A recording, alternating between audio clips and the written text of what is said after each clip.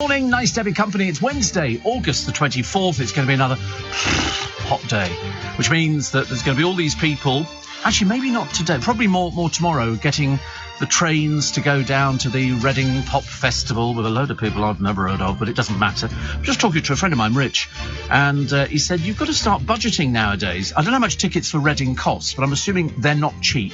Then you've got to pay for your booze, you've got to put petrol in the car, and everything. I mean, it just must be an absolute nightmare for people having to sort of think, can we afford to go down there? And I know that Waterloo Station, it's the only one I can talk about, is going to be heaving with people in their patent Wellington boots, young people, where their money comes from. I've got no idea. Mumsy and Dadsy, I assume. It can't come from anywhere else, can it? And it was interesting. So many of you, I re-interested you in the Geology Museum the other day.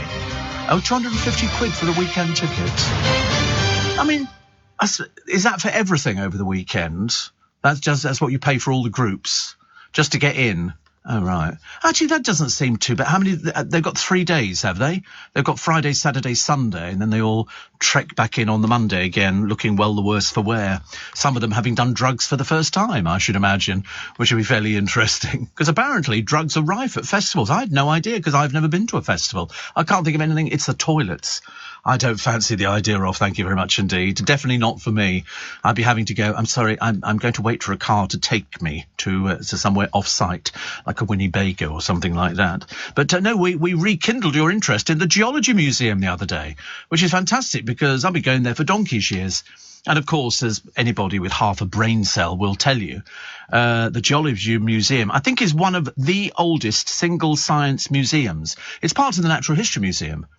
From 1835, believe it or not. So anybody who sort of goes, oh, where's the Geology Museum? It's on the Cromwell Road, thicko. I mean, surely you can't be that stupid that you've never seen it before. That's why, because I was recommending, I mean, nobody would be that stupid and not know, would they? Because I said, as opposed to queuing for the Natural History Museum, go round the corner, okay, to the Geology Museum, walk through there, and you're straight into the Natural History Museum. You haven't had to queue or anything. It's been known for years. Everybody knows that one. Everybody knows that one. But yeah, 1835, it's now part of the Natural History Museum. And it's great. Kids love it because it's got earth and it's got all the gems and it's got all these sort of rocks. It's lovely. It's really great, actually. Yeah, Holly Willoughby would love it because she's into rocks. That's why her popularity is failing at the moment, because she's gone barking mad, basically. Once people start talking about crystals and healing and all this kind of stuff, it's doolally time. It is doolally time. But I did... somebody passed it on to me, actually. I can't remember where it came from. Anyway, so somebody passed on and said, you're going to love this one, Steve. Remember we were talking the other day about those fabulous police officers? They were at Pride and they were doing the Macarena, which was really good. And I noticed Tom Swarbrick didn't like that. But there again, he has to take the opposing view. Otherwise, it doesn't make for a good program. So, because somebody said, oh, do you think he's anti-gay or something? I shouldn't think so. He just happens to take an opposing view. Somebody said, oh, so not the same as you. No, not the same as me at all. But this one, absolutely, we died laughing on this one. This was the funniest ever. Your comments, I read it verbatim for you, about police officers dancing at Pride bloody parade is infuriating. So immediately they're homophobic. If they call it the Pride bloody parade, they've been going on for years, saying they are within their rights. Never said that. It's not a phrase that I would ever use. And having fun whilst the lowlife are burgling houses whilst they dance, while street robberies occur whilst they dance, children abused and killed whilst they dance. This person's really got serious issues. Children are abused and killed. Local shops have above quotas of shoplifters whilst they're dancing. Bikes, cars and motorbikes occur whilst they dance, apparently. I don't know, perhaps they're just invented. Anybody who's out to commit crime whilst they dance must be laughing their socks off whilst they dance. They are police officers, capital letters. You know we're talking about somebody with a serious mental issue. I was a police officer. No, you weren't. Don't be so stupid. Somebody with all the chips on the shoulder that you've got would never be allowed in the police force. And I'm totally ashamed by their behaviour. Total disgrace to the uniform. I would never have stood alongside them. No, the truth is they kicked you out of the police force. They don't want bigots like you there. Ashamed of them. If you want to dance, do it in your own time. What this person fails to understand, because they're obviously a bit doolally in the upstairs department, is that they didn't just turn up at Pride. They're police officers assigned to doing Pride. We have it in London, they have it in Brighton, they have it in Manchester, and police officers dance and take their helmets off and do everything else. Of course, we wouldn't put a bigot like you anywhere near them, because that would just be too much. You can't have somebody who is professing to be a police officer. I love the way you go, I was a police officer. I should imagine they sussed you out fairly quickly and kicked your ass out. Because you can't have people like that. They go there and they're making sure that everybody has a good time, and that's why it was absolutely brilliant. I love the idea that, you know, while they're having fun, the lowlife are burgling houses. Well, they've got other police officers who do that. These were assigned to Pride. I mean, quite clearly, you're a bit dim. That's why, I mean, I laughed and laughed and laughed when I read it, because I thought, I can't believe somebody's as stupid as you are. I mean, really, small wonder that the police force, I mean, luckily we find out people like you and get you kicked out as soon as possible. But unfortunately, we all put it to a vote and we decided that you were never a police officer. In your drunken dreams, probably. But mind you, talking of drunk, did you see that fan at Wimbledon who was kicked out because they were talking to the player on the court whilst he was trying to play? They were being very irritating and they were a bit of a pain. And so he said to the umpire, he said, why is this person still here? She was talking to him, and she quite clearly, I mean, I appreciate the fact that some people don't handle their booze very well. This one claims to be a lawyer, but then Nancy Delusional claims to be a lawyer as well. And so she eventually gets escorted out. So she thinks about it for about 5 minutes and decides she's going to sue him for distress caused, embarrassment. Millions of people around the world saw it. Well, you know, I don't know how this is going to end up. I've got no idea. But she wants an apology, and she quite clearly wants money, which she's going to give to charity. As yet, she hasn't named the charity. And I'm thinking, well, wait a minute. If you go to Wimbledon and people are playing on the court, have you never heard the umpire going, shh, quiet, please? Have you never heard that, dear? I mean, I don't want to be rude about you, but you're not the brightest penny in the box, are you? And you kept talking to him while he's trying to play. You know, something the matter. We've obviously found a few people. There's something the matter with them, actually. Can't wait to see it. It should be an interesting one. Lovely Noreen says, back to yesterday, I'm reliably informed the Harvester breakfast is good. Brian's checked it out, and he knows a good breakfast. He knows a good breakfast. Yesterday, talking about Pret, and I have what I think is a funny story. I was meeting the gang one Friday and was early at St Pancras, so I went to Pret for a coffee. On the counter was a covered salver of egg mayo sandwiches at one end, and salmon the other end, but they had those little cocktail sticks with a flag on what the sandwiches were, but they were the wrong way round. Egg labelled salmon and Vicky Verka. The customer in front of me pointed out to the lady behind the counter. The lady behind the counter proceeded to get a plate, put the salmon sandwiches on the plate, and I can't read the next bit. How can I read the next bit? There's a bit more on it. How do I see that? Wait a minute. Click preview. Oh, wait a minute. That's it. So wait a minute, ladies and gentlemen. I have to learn different things here. And they were the wrong way round.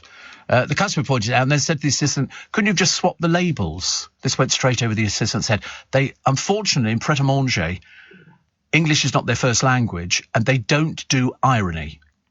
They really don't do irony. You know, they don't do comedic lines. They don't understand that. They don't understand sarcasm. It goes over. I remember saying to one, you know, when I went into one, and she said, so, how's your day? And I went, oh, don't even ask. And she went, what? And I went, well, on Monday I got run over by a lorry. And she went, no. And I thought, you really don't get it, do you, love? You really don't get it. But that's what happens. So the lady behind the counter put the salmon sandwiches on the plate one by one, then the egg sandwiches on the right. Why did you just swap the labels around? You're quite right, Noreen. That's all it takes. But they don't get that. They would, I mean, you couldn't take them to a pantomime and understand that. Because that's what happens in pantomime. Do you remember it was tried years ago? Lionel Blair did a pantomime where the men were men and the women were women. It's as simple as that. And it turns out that that's why pantomime doesn't work in America. They don't understand it. Only here. It started at Commedia dell'arte, where men dressed as women. And, of course, in Shakespeare's time, all the female parts were played by boys. That was how they did it. And it sort of just went on. But Lionel Blair decided to do a pantomime at Richmond, I believe, where the principal boy was a boy. The old ladies, the ugly sisters, were ugly women. They weren't men playing the parts. He decided to died on its arse. Seriously, just people like the idea, you know, to do ugly sister is quite an art form. Women can't do it. You know, the whole idea is we're supposed to watch them and we laugh at them because, I mean, if you've ever seen Biggins or anybody else doing drag, I mean, some of them, it's just amazing, quite amazing. And I think, remember, on The Witches, some of them were men. Yes, you could see that they were men, actually. You could see that they were men. That's Roald Dahl's The Witches, by the way, filmed down in Brighton. But, yeah, there was a lot of that. And also, you could also see when they did the Wizard of Oz, some of the Munchkins were, in fact, children dressed up to look like old men and ladies because they didn't quite have enough. Didn't quite have enough people. But to take people to Panto, they wouldn't get it now. They absolutely wouldn't get it at all. But, you know, kids get it because it's their first time that they've actually been to theatre, and it seems to work for them. But we've always done it like that, always done it. But I remember seeing somebody I told you years ago, who was Dame Anna Neagle, and she appeared in the Adelphi Theatre in the Strand. And what was it? Was it My Fair Lady? She was playing Freddie Eynsford Hill's mother, who doesn't really have a big part, but Dame Anna Neagle was a big deal, and I think it was produced by Lionel Blair. Again, up comes Lionel Blair. Over there, Lionel Blair. And she comes through a doorway and she pauses for the applause. Well, of course, most of the audience were tourists. They had no idea who she was at all. So she stood there acknowledging the applause which didn't happen, and then they just moved on with it. It was very embarrassing. You know, there were a few sort of die-hard people in the audience going, yeah, and all this kind of stuff, but the rest of the audience sat there looking stunned. Apparently, Reading Festival, says Roger, the tickets start £196 per person. Actually, for 3 days, you can't complain. You can pay that for a West End show. Per seat. I would complain about it. I wouldn't be going. Because it's just basically, it's too expensive for me, and also I wouldn't enjoy it.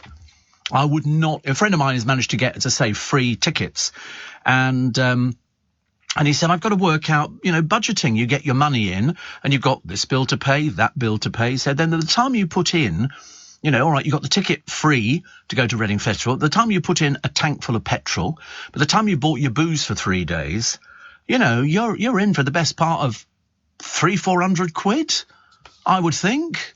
It's very easy.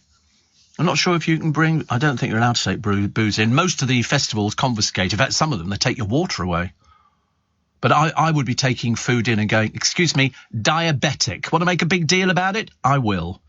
And I can. Morning, nice to have your company. 17... No, it's not. It's 18 minutes past 4. I knew we'd get it right eventually. So good luck to all those police officers who are put on detachment to the Pride festivals, and boo to the peculiar one who pretended that they were a police officer. As I say, you do wonder, actually, why they were kicked out. And then you read what they wrote, and you suddenly realise, that's why you were out, dear. That's why you were out. Jake, my favourite Methodist minister, says, hope all is well. A busy day. Now relaxing and watching Only Murders in the Building with Brie, who sends you her greetings. Greetings. I love that. Thank you. I'm into greetings. Another favourite mystery show of ours is The Old Poirots. Did David Suchet and you ever cross paths? Only the once. Long time ago. I mean, at least 25 years ago. At least 25 years ago. But I forget what we were talking about. It actually could have been all sorts of things. But I'm glad you are both well. And I don't know whether you've got the same. A friend of mine lives in Dallas, and they've got floods like you've never seen. I mean, seriously, their main roads are down in, like, you know, foot and a half of water. And even in his building, they've got water down in their reception area. It's come in. It's so bad. I didn't really, as a place, I mean, one person's dead. This is the most water they've ever had. It's been hit by 1 in 1,000-year floods. And this is it. And it's just really, it's gone completely berserk. Cars driving through it. I mean, I've seen this kind of thing before. And it's just... I mean, I'm surprised their engines don't give up, because my engine's fairly low down in my car. It's a sealed engine. I mean, obviously, it doesn't have seals all the time. It's got, you know, other animals as well. Steve, I go to the Download Festival each other without fail, and I choose this over a holiday abroad, partly because I love it. It cost me $260 for a ticket, and then you got campsite, food, drink. Cost me about £600 to £800 each year, and I choose to ignore it because the cost can be depressing, and so are the loos. The music, though, says Brendan in St Anne's, makes up for it. See, the loos, it's rock, is it? Oh right, so you've got Iron Maiden, Biffy Clyro, Skindred, Kiss. I ask you, they must have been in the 90s by now. Steel Panther, Frank Carter and the Rattlesnakes. Ooh. Funeral for a Friend, The Ghost Inside, Descendants. Loads of Paul. Loads and loads of different people. Most of it. I mean, I've heard of a few of those, but I haven't heard of many of them. So I wouldn't be going to anything like that. It's all right for all the groups appearing on stage because they can all look grungy, can't they? And yet they're going backstage. There'll be champagne. There'll be specially cooked gourmet meals and everything else. They're only pretending to be rock stars. The rest of the time they're a bit like Ozzy Osbourne. Poor old soul, honestly. He did say that he decided to give up certain drugs because he spent an hour once talking to a horse. Acid. I remember that years ago. And another one says, look, I mean, it's all just pretty balloons that bounce around on stage, and all these old rockers, they are sort of, heading towards the end of their lives from either one direction or the other. They're also, well, of course they're old. They've been around for a long, long time. But I love the way that Kiss still put all the stage makeup on. I mean, that must take them forever and a day. And then the lead singer sticks his tongue out and then like that. And you think, oh, very scary. It's like when you see Ozzy Osbourne, the Prince of Darkness. I don't think so. The Wimp of Darkness. And they all get out there. It was like when we watched Lordi win the Eurovision Song Contest. Hard rock, hallelujah. And that was very good. I mean, to be honest with you, I loved the song. I did think the song was great. Ian says, popped into Pret in Holborn for a smoothie yesterday, asked for berries and cherries, and got berries and cherries slush puppy. What, in Pret? They do slush puppies? Oh, they're not actual slush puppies. It's just basically they put some ice in the thing and then, I quite like the sound of that. Berries and cherries, but you got asked for berries and cherries and got a berries and cherries slush. Oh, it looks very nice. It's a smoothie. So it's strawberry, cherry, mango, banana, raspberry and blackcurrant pieces with apple juice in our blenders, freshly blended by our baristas. That'll be our cheap staff. Okay. And so the ingredient, I mean, I quite like the look of that. Berries and it's a posh slush puppy. I love the way they go strawberry, as if they put all these ingredients in there, as opposed to they've taken a carton out of their little fridge, poured it out, and it's got all these ingredients in there. It's already in the actual carton thing. But I quite like the idea, actually. Berries and cherries slush puppy thing with sort of ice in and everything else. You can get that with a subscription, yeah. Yes, you can get anything, coffees, teas, and you can get that 5 a day of those slush puppies. You'd be off your rocker. Absolutely off your trolley. Being diabetic and doing that. Can you imagine? Wow. Alexander says, I usually listen to your show on my bedside radio. Good God, Alexander. Who has bedside radios? This morning, listening on Hi-Fi. Yee, sounds like a new man. A Hi-Fi. God, blimey. And Kim says, too warm last night, Steve. Kicked off the duvet, back on with just the sheet. Anyhow, at least I never slept in this morning. All present and correct. Morning to you as well. It's going to be very hot this week. It's going to be a bit hot and none of us function. I don't care who you are. Most of us do not function in this heat. I mean, unless you're really immune to it, but it's not for me at all. I just get grumpy with it, which is highly unlike me. Isn't it? Only? Yes, tomorrow goes down to 23, but then Friday we're up to 25, and then Saturday 24, and then Sunday 23, 23, 20. Oh, good. Let's stick with the 23s. Thursday, light rain and breeze. I wish it was today. I've got to go to my brother's because I told you we're sorting out the pension, and should come back with a cheque with a bit of luck. But anyway, and I was thinking, have I got time to go and get the car washed before I head down there? I thought, no, who's going to notice? My car looks clean anyway because of the colour. It's not like one of these cars that looks dirty. It does look clean all the time. I sometimes sort of get out of it and look at it and go, no, it looks clean. Black and white ones look dirty, don't they? Yeah, and we've got a lot of black cars around our way, which is okay. I've never had a black car, although I did look at one the other day, strangely. Not that I'm changing mine. So I've had the one I wouldn't have again, red. Absolutely never in a million years. Never have a red car because they fade in sunlight. And I remember buying red tea-cut, to put it on a red polish. It was a nightmare. I should have had the whole thing resprayed again in another colour. Best one I had, I think, was Aurora, and I like granite, and I like fountain blue at the moment. I think it's quite nice. It goes well with the chrome trim. I quite like it. But I love this thing at the moment. I do it every so often just to see what it's like. I must drive down the motorway with it. I can raise the car up. I push a button and on the screen there's a picture of the car, and you move it to the right-hand side, it's touch screen, and then you push the button and the car lifts up. And I remember thinking, and then somebody said, oh, that's for, well, it goes up, well, a little way. Yeah. Somebody said it's for the terrain. And I said, well, it doesn't matter if it rains, does it? And they said, no, terrain. If you're going over terrain, it sort of bounces over the things. If you have it fairly low down, because my car is a fairly low car, but if I push this button, up it goes. I remember looking at it thinking, it looks like another car. So I might drive down the motorway with it up, as they say, and see how it go. Yeah, first time for everything. Yeah, why not? Goodness sake. I've just got the bus at Waterloo this morning, Stephen. Once again, says Ashley, the very suspicious people on the Boris bikes eyeing up people for mobiles. Absolutely shocking. Just a heads up. Oh, we warn people every day about it. If ever I see or hear people being noisy, I tuck my phone into my shirt, or failing that, put it in my bag. You know, so I'm not standing there. Because if you stand by the side of the road and you're holding your phone and you're waiting for a car or whatever it happens to be, somebody will cycle past, grab it and cycle off. And there's nothing you can do about it. So watch thefts, which are also very prevalent at the moment. People see a watch. A bit difficult, actually, because I haven't worn a jacket for weeks and weeks and weeks. But there was the other day, some woman was trying to hang on to her watch, and she was being attacked. So they could get, somebody filmed it. They'll find these people, peasants. I'll say they ended up, I don't know if they actually ended up getting the watch, but they then stupidly get into a car, and you could see their number plate quite clearly. So the police will be after them again. So they attack people. Another Knightsbridge watch attack. You know, be careful. I know it's ridiculous to have to say things like that, but don't you wish you had superpowers like Mr. Spock, and you could literally just look at them and go like that, and they collapse in front of you? A bit like people being tasered. I like the idea of people being tasered. I've seen quite a few, but there was some dreadful woman in a department store. She was screaming about God and the devil and everything else. She was quite clearly somebody who needed to go back into hospital as quick as possible. And the police came in and said, do this. No, you're doing it. And she was screaming off at it. And they tasered her. She went down like a little sack of potatoes. Bloop, like that.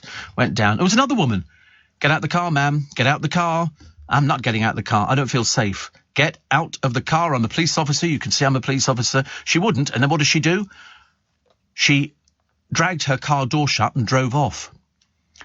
Big mistake. He then gets to the other end. She said, I told you I wasn't getting out of the car. He said, you're getting out of the car now. No, I'm not. He opens the door. He drags her out. She's kicking off and everything else. She kicks him in his lower bits. So he tases her. All the screams. It was fabulous. It was like, well, it's your own fault. Don't mess with American cops. Admittedly, there's a lot of bent American cops, but I mean, you know, same as we got here. We've got different people. Well, we found one earlier on, a homophobe. Somebody who wasn't sure about Pride and didn't think that, you know, thinks that people's houses are being burgled while people are doing Pride. I've never heard anything so stupid in my entire life. And to say, obviously, it's somebody who sort of slipped through the system. Thank God. Steve, your listener who mentioned bedside radio, says Kevin in Luton, reminds me of the Teasmaids. Oh, I love them. No, the trouble is it didn't wake you up with a cup of tea. It woke you up when the thing started boiling the water. Oh, God, were they ever noisy? Because you put the water in one side and the teapot was on the other side with a little hose thing that went over, a little metal hose thing. And so as the water boiled and then it puts it into the teapot, the noise... I used to lie there with earplugs in. My Auntie Ivy used to have one. I thought it was flash. I thought it was really flash, and I always wanted one, you know. Steve, the lorry driver, says, don't drive with your suspension raised. Car may lose stability if you have to swerve. Oh, don't worry. I never have to swerve, and B, I never lose stability. My car is like rock solid on the road. It's 2.5 ton of car. Believe you me, you don't mess with 2.5 ton of car. It clings to the road like a limpet. I have to tell you, but, you know, that's the way it goes. We've got an estate, as in, you know, an estate full of houses that went to war with Virgin Radio, and they're still waiting. Virgin Media, they're still waiting for an outcome. What else? Storm Neeson's column today, we've got that coming up. Robbie Williams has gone past his promiscuous phase. I think most of it was in his imagination, really. And of course, he's not the king of pop anymore. Robbie Williams' crown has dropped off. It's gone to Harry Styles. But now a cousin of Michael Jackson is complaining, saying that how on earth can Harry Styles be the king of pop because Michael Jackson was? And I went, yes, but he's dead. You don't hang on to the title forever and a day, I'm afraid, and it's gone to somebody else. The man who's been storing water for decades, which is okay. All the papers now full of who's going to be the new host of Love Island. My answer? Who cares? Who cares? It'll be another, 3-syllable bimbo who sits there and attempts to hold the whole thing together, but in fact, they hardly feature. And then somebody was saying, oh, maybe Ian Sterling will quit as well. I thought, why? What else has he got to do? Well, apart from that dreadful quiz. Oh, my godfathers, it's one of the worst quizzes ever. And then yesterday, I spoke to a friend of mine, very close friend of mine, who said that they watched This Morning. Are you receiving tax credits? If so, this message is for you. Tax credits are coming to an end, and most people will be asked to apply for universal credit instead. The Department for Work and Pensions is writing to tax credit claimants. You won't be moved automatically, so look out for your letter explaining what you'll need to do and by when. And there's also lots of support to help you make the move. Get ready for your universal credit switchover. Search Understanding Universal Credit today. Eligibility criteria apply. Morning, nice to have your company. Steve, I've just read Miriam Margolyes' autobiography. When was your interview with her? I bet it was hilarious. I can't remember, actually. I can't remember. It was... No, we can't find it. It was a long time ago, but it was brilliant. Always do a very good interview together. Thomas says, Steve, festival season here is drawing to a close, but for next year, I'll be in touch when we have artists at a festival. Do you remember we had an artist the other day we were talking about, who I'd never heard of, where the music is up your Strasse. Up my Strasse? How Germanic. And we will arrange your first festival experience as my guest. VIP, clean toilets and some nice food. Do you know, the funny thing is, I'm never bothered about the food. In fact, really, my food taste is fairly eclectic. It's the toilets. I mean, you could pay more for a posh experience. I could be in a yurt or something like that. But Thomas, as you know, handles people. There you go. That's the best it's going to get for this morning for you. But if it's up my Strasse, I'd love to know what sort of other things there are. But he says you can have your festival experience as my guest. Oh, Godfathers. New badge. VIP. But it's the clean toilets bit. I've seen some of the people queuing for the toilet. I mean, can you imagine? It's my worst nightmare. It really is. I don't know why. I'm very funny about things like that. No, they're not. No, they're not all right. No, they're not. Look at them. Look. I wouldn't want to go. Person in the next cubicle could probably hear you or something. Oh, no. That looks absolutely... And they're all metal.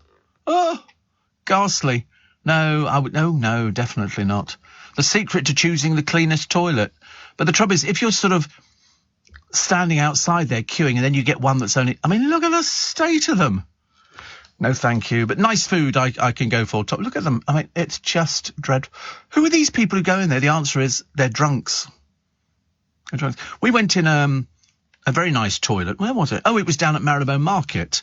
And they had one of these toilets because, there's a load of people out there and it was sort of, people were buying bits and pieces, overpriced vegetables, mainly. And the toilet was very nice. It was clean. It was obviously inspected on a very, very regular basis. We went to Scary Spice's house years ago. Me, Dale, Barbara and Scott. And they had toilets in an outside barn, and they were deluxe toilets, flowers and stuff like that, soft paper. Makes a change, doesn't it, from that Izal, now please wash your hands stuff. I mean, you can tell how nice the restaurant is by the toilet. If it's got a bit of a grotty toilet and it's down up by the kitchens, get the hell out as quick as possible. Yeah, remember what the kitchens are like.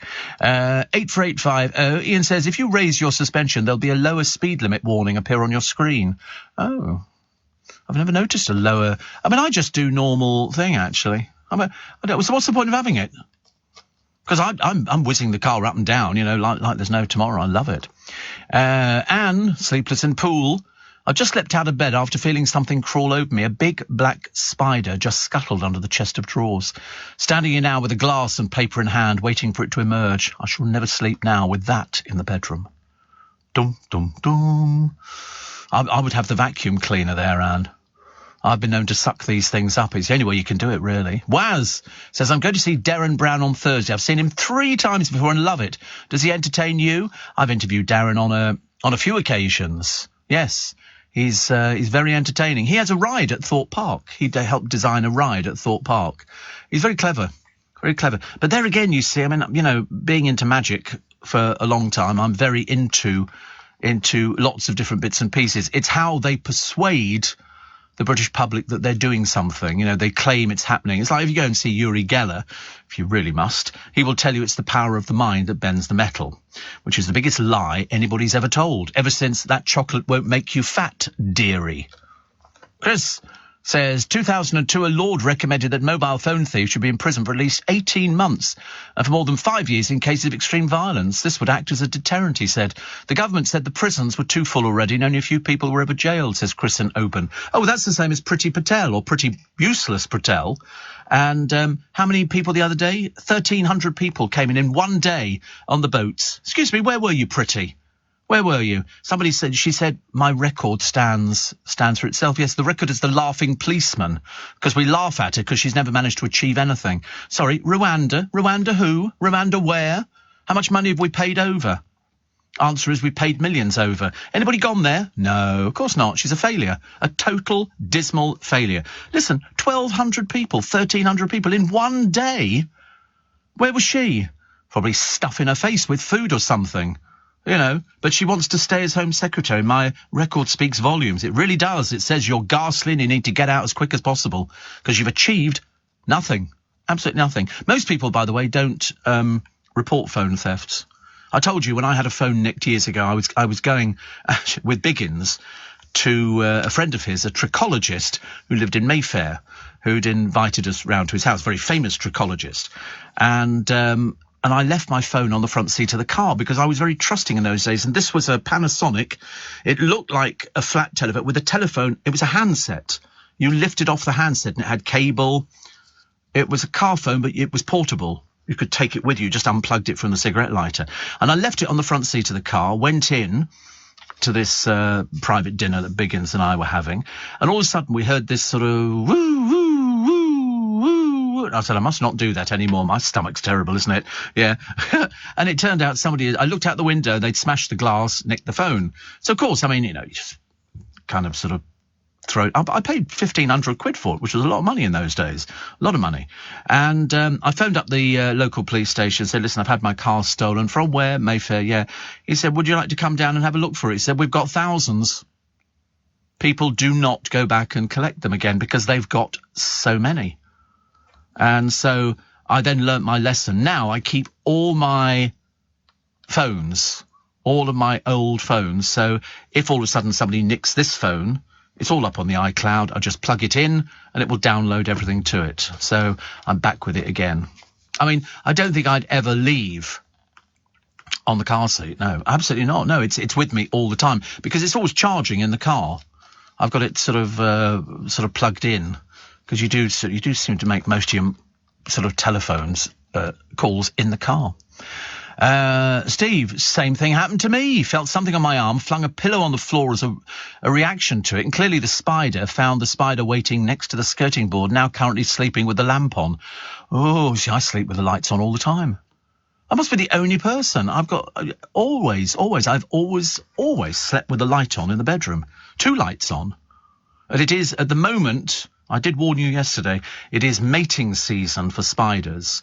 Male spiders are looking out for a little bit of the old how's your father. And there's a false widow warning. Surge of poisonous spiders now creeping into homes after the summer heat wave has encouraged them to breed. The only bit of encouragement they're going to get from me will be a very hard slipper on its back. And it'll be it's as simple as that. I'm not messing around, I tell you. Definitely not. Steve, listening to you reading out Anne's text about the spider, exactly the same happened to me at 3 a.m. I will not rest till I got it. Well, as I say, they are mating at the moment. They are mating. I used to keep a handy can of hairspray, extra hard, and so if I saw it go like that, and the thing would freeze, you know, which was always sort of. Then you hoover it up. I'm not messing around with spiders. They're not coming into my place. Don't let. It's bad enough around lights. You know, if I'm watering the plants on the patio, and which I was this morning, actually. The last time I should be able to use the hose, but that's all right, because the hose pipe ban comes in today, and I was watering them yesterday, 10:30. And so I gave them a good drenching, filled up the water butt, filled up all the watering cans, so I can keep going, I reckon, for about another week watering, which is fine. You know, it doesn't matter. Everybody sort of I mean, I did say to you years ago, if you want to really, you know, make sure you've always got water in the garden, buy a water butt and a little stand to put it on, get a down pipe that goes, you know, probably into a drain, cut it off with a hacksaw, put the water butt underneath, and all the water that comes off our roof, within less than 20 minutes, I can fill the water butt up.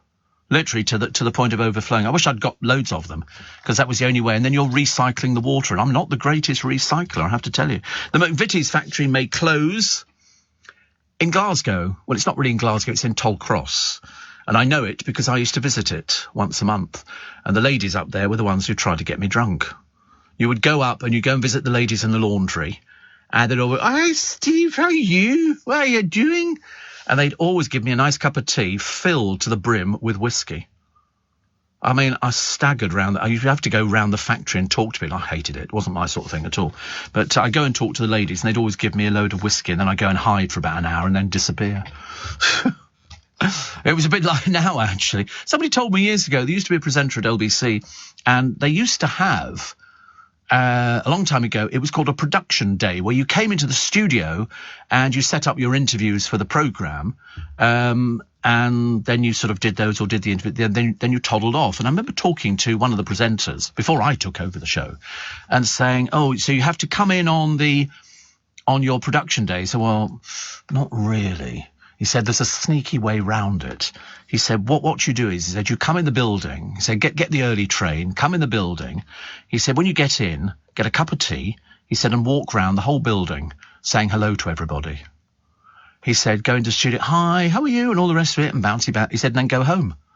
He said, and then if anybody asks, "So has anybody seen Steve Allen?" So, "Yeah, we saw him earlier on." So that's what I did. Seriously, it was really bizarre. Because the odd thing was, because we were the first commercial radio station in existence in this country, it was mainly staffed by journalists from Fleet Street. They didn't have the faintest idea how to do radio programmes, but they did know one thing: expenses. You could effectively double your salary on expenses. Seriously. I can remember there used to be one reporter we had, I won't tell you his name because it spoils a confidence, but he would spend a whole shift working, and he'd be saying to people, "How much do you think a taxi would cost from here to Heathrow Airport or here to Gatwick or something?" Yes. And he'd write it all down. The manager would look at it and throw it back, and he'd spend another shift rearranging the orders of money. It was quite normal, actually. Alexander says, if a spider's in the bath, hang some toilet tissue in the bath so it can escape. I don't want it escaping. I flush them down the plug hole. But you know what they do? They go down the plug hole and come up the overflow, and they look at you through that thing when you're naked in the bath. That's what they do. They peer at you. I remember them doing it on the television. It was amazing. Steve, good God, you're not helping. Black Widows. I still can't find it. It'll be there somewhere. Do, do, do. Get some luminous paint, then you better see it when it emerges. Ghastly, isn't it? Morning, nice to be company. Welcome to Wednesday, which is nice. Steve, all new phones should be built with a device that, except for a small mushroom cloud, makes the thief disappear. Oh, wouldn't that be brilliant if we had the power of that? You just point at somebody, you go, vanish. Who was that very gay man who walked? He was with the Royal Ballet, and I can't remember if it was Freddie Aston or not, but anyway, he was in New York. He was appearing over there with the Royal Ballet and all the rest of it, and he was very eccentric, very camp. He was a bit Quentin Crisp, and he walks past this builder on Fifth Avenue or something, and he's sort of mincing along, and this builder, you have to pardon the language, he says to him, "Poof," as he walks past, and Freddie Ashton takes his walking stick, taps the man on the shoulder and goes, "Vanish." I remember thinking, God, sadly he didn't, no, but I think it kind of it threw him a little bit. I don't think he knew really what to say. He wasn't quite intelligent enough for it. But, yes, Dale was called that, yes. We got that in Sheffield. We walked out of a hotel. We were staying in a hotel I don't know why we'd gone to Sheffield. We used to do weekends away, so we did Glasgow and Edinburgh. And for some reason we ended up in Sheffield, mainly because he had family up there. which I hadn't seen for ages. And so we drive all the way up to Edinburgh, we're in this hotel, and of course it was all non-smoking, but they said he could smoke if he opened the windows. So again, he opened the windows and he had his cigarette, because he loved his cigarettes. He was a bit of an addict for his cigarette. He even went on a television programme to try and give it up, and he couldn't give it up at all. He was obsessed with it. But anyway, so we get ready, we're going out for an evening on the town. And as we walk out of the front of the hotel, and I can picture it in my mind's eye, because we'd only just seen Errol Brown, the lead singer of Hot Chocolate. He was coming in because he was on tour in the area, and they were doing a show the following night, I think. But anyway, we walk out, and there's 2 blokes and 2 women, and they're about 45, 50, something like that. And as we walked past them, the bloke said, and I heard it, but I hope Dale hadn't, he went, "Poof." And so we get as far as Dale's car, and Dale stopped with, "Oh, God, he heard him. I know he's going to give him a mouthful of grief." And so he went, "Won't be a minute, Steve." And turned round, he went back to the bloke, and he went, "And very rich too." And completely demoralised him and made him look very stupid. And then we got back in the car. I said, "I was hoping you hadn't heard him." He said, "You know me." He said, "I've got ears like a lynx." He said, "I can hear everything." He said, even before he'd said anything, he said, "I knew he was going to say something." And I thought to myself, fancy being that bigoted, like that person who claimed to be a police officer. You know, I mean, you knew damn well that they weren't. I know, it just seemed a bit pointless, really. They just made themselves look a bit stupid. Just made themselves look very stupid. There you go. Chris says, "I have lots of the most delicate thin leg spiders in the house. There's not a lot to them if you get close to them. They run fast. I don't know what type of spider they are, but on Google they're called cellar spiders. They create big webs, and if you get close to them while in the web, they spin furiously as a mean to repel any predators." Oh no, my favourite thing... Oh, I've seen those ones. Ugh, horrible. My favourite thing is to get a web outside, get a little bit of grass, you know, and a little tiny bit of grass, roll it up, throw it onto the web, little tiny bit. The spider will immediately whoosh down to it, work out what it is in about 2 seconds, and pick it off the web and throw it away. I mean, you do that 3 times and the spider is exhausted. But they will always do that, get a little thing, because they don't know what it is. They think it's food if it's gone into the web. They don't imagine that somebody's going to be winding them up. And they literally shoot down from where they've hidden, pick it off the web and throw it away, and then they go back into the hiding space. I mean, it's very clever when you look at it. Very, very clever. But I'm just not big into spiders at all. And especially when yesterday we discovered these bird-eating spiders.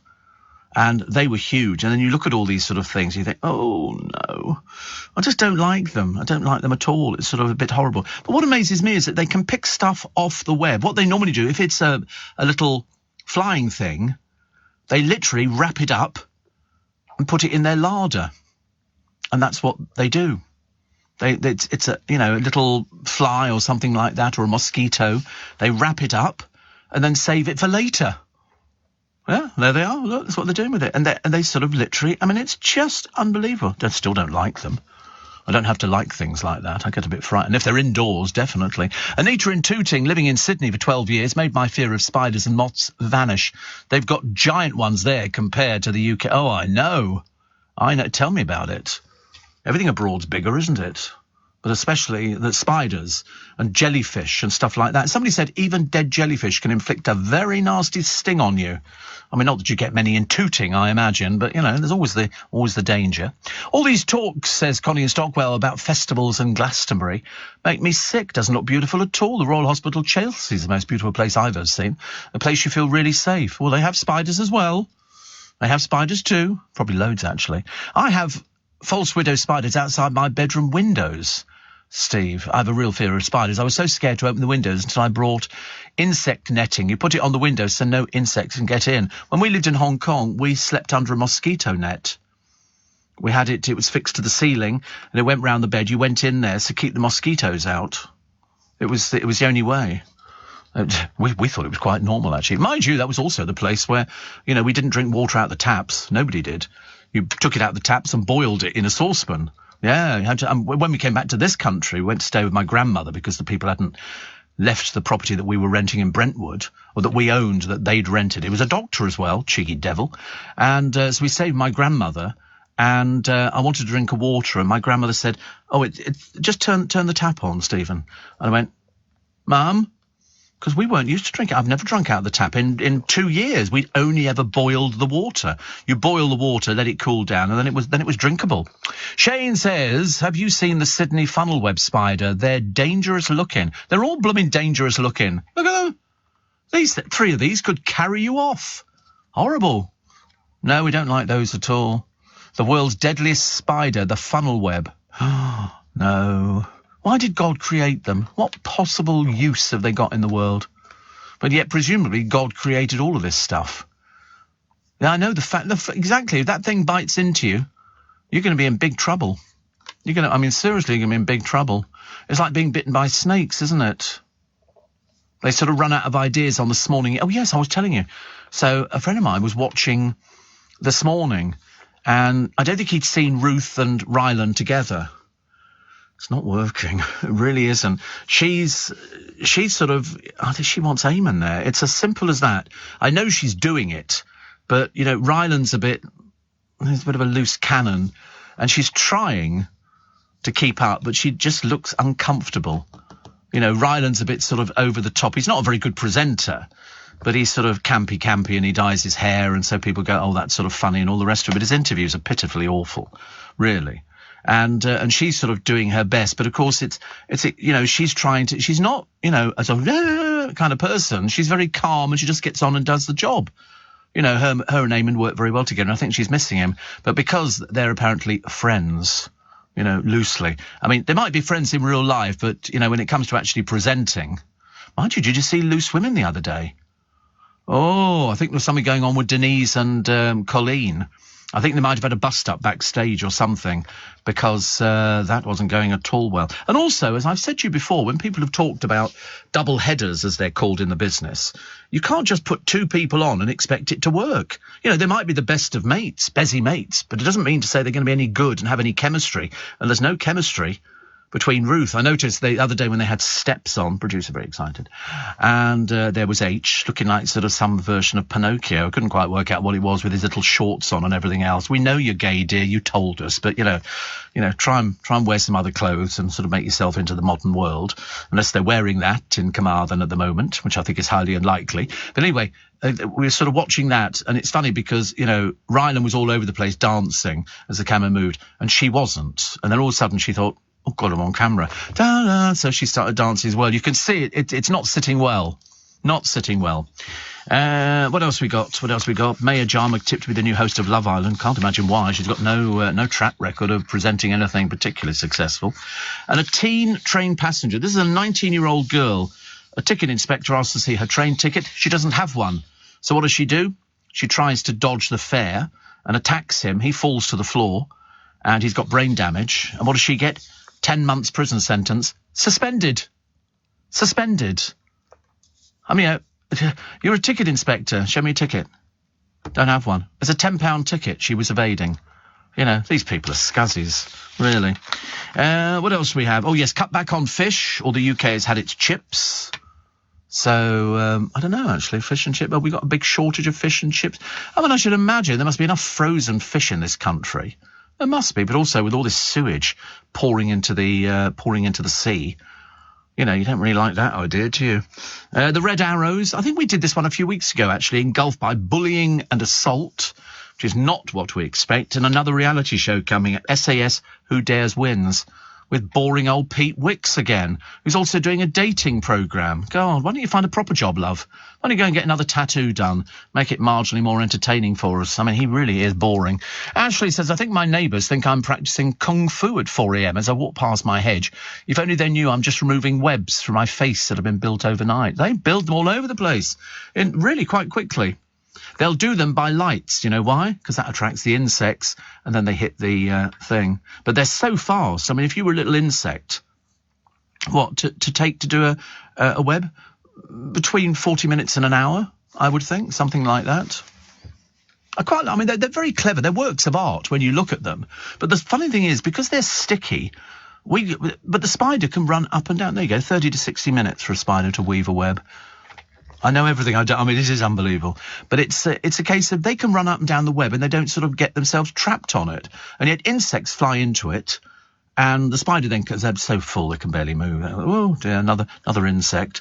And so they get them, they wrap them all up, and then we come round. I've got like a duster type thing, and I just literally wipe around the lights to keep all the spiders away. Sometimes I get them on the windscreen. And Sue says, there's a slug in my hallway. I put a bowl over it till my husband gets up. I shall then throw the bowl away. Yeah, I used to get slugs. If it rained, you'd go outside and you would sort of, unfortunately, I used to be a bit naughty. I would take a little bag out with some salt in it and a pair of chopsticks so I could throw it all away. I didn't have to touch anything and pick them, because they would decimate my plants. And I thought, I've not spent money. Well, in some countries, they probably would eat them. I literally pick them off, put them in the bag of salt, and they're not happy, put it that way. And a couple of snails. But I think what they've done is they've arrived upstairs because birds have picked them up and then they've dropped them. And so they end up, and they crawl over all sorts of it. And again, they eat everything, which is not very good. Tim. Is it Tim Neese? Tim Neese? Spiders, he said, spring's around the corner in South Africa. Spiders are our daily visits to our homes. Luckily, they're not dangerous, but just looking at them, you just fear that. I know. You and me together on that one. Whew. Look at the legs. I mean, seriously, I couldn't bear it. Makes me cringe. I mean, I'm sitting in a studio. As far as I know, there's no spiders in here. Yes, it's behind you. I do hope not. Let's take the news at 5, shall we? Here it comes. Are you receiving tax credits? If so, this message is for you. Tax credits are coming to an end, and most people will be asked to apply for universal credit instead. The Department for Work and Pensions is writing to tax credit claimants. You won't be moved automatically, so look out for your letter explaining what you'll need to do and by when. And there's also lots of support to help you make the move. Get ready for your universal credit switchover. Search Understanding Universal Credit today. Eligibility criteria apply. This is LBC from Global, leading Britain's conversation with Steve Allen.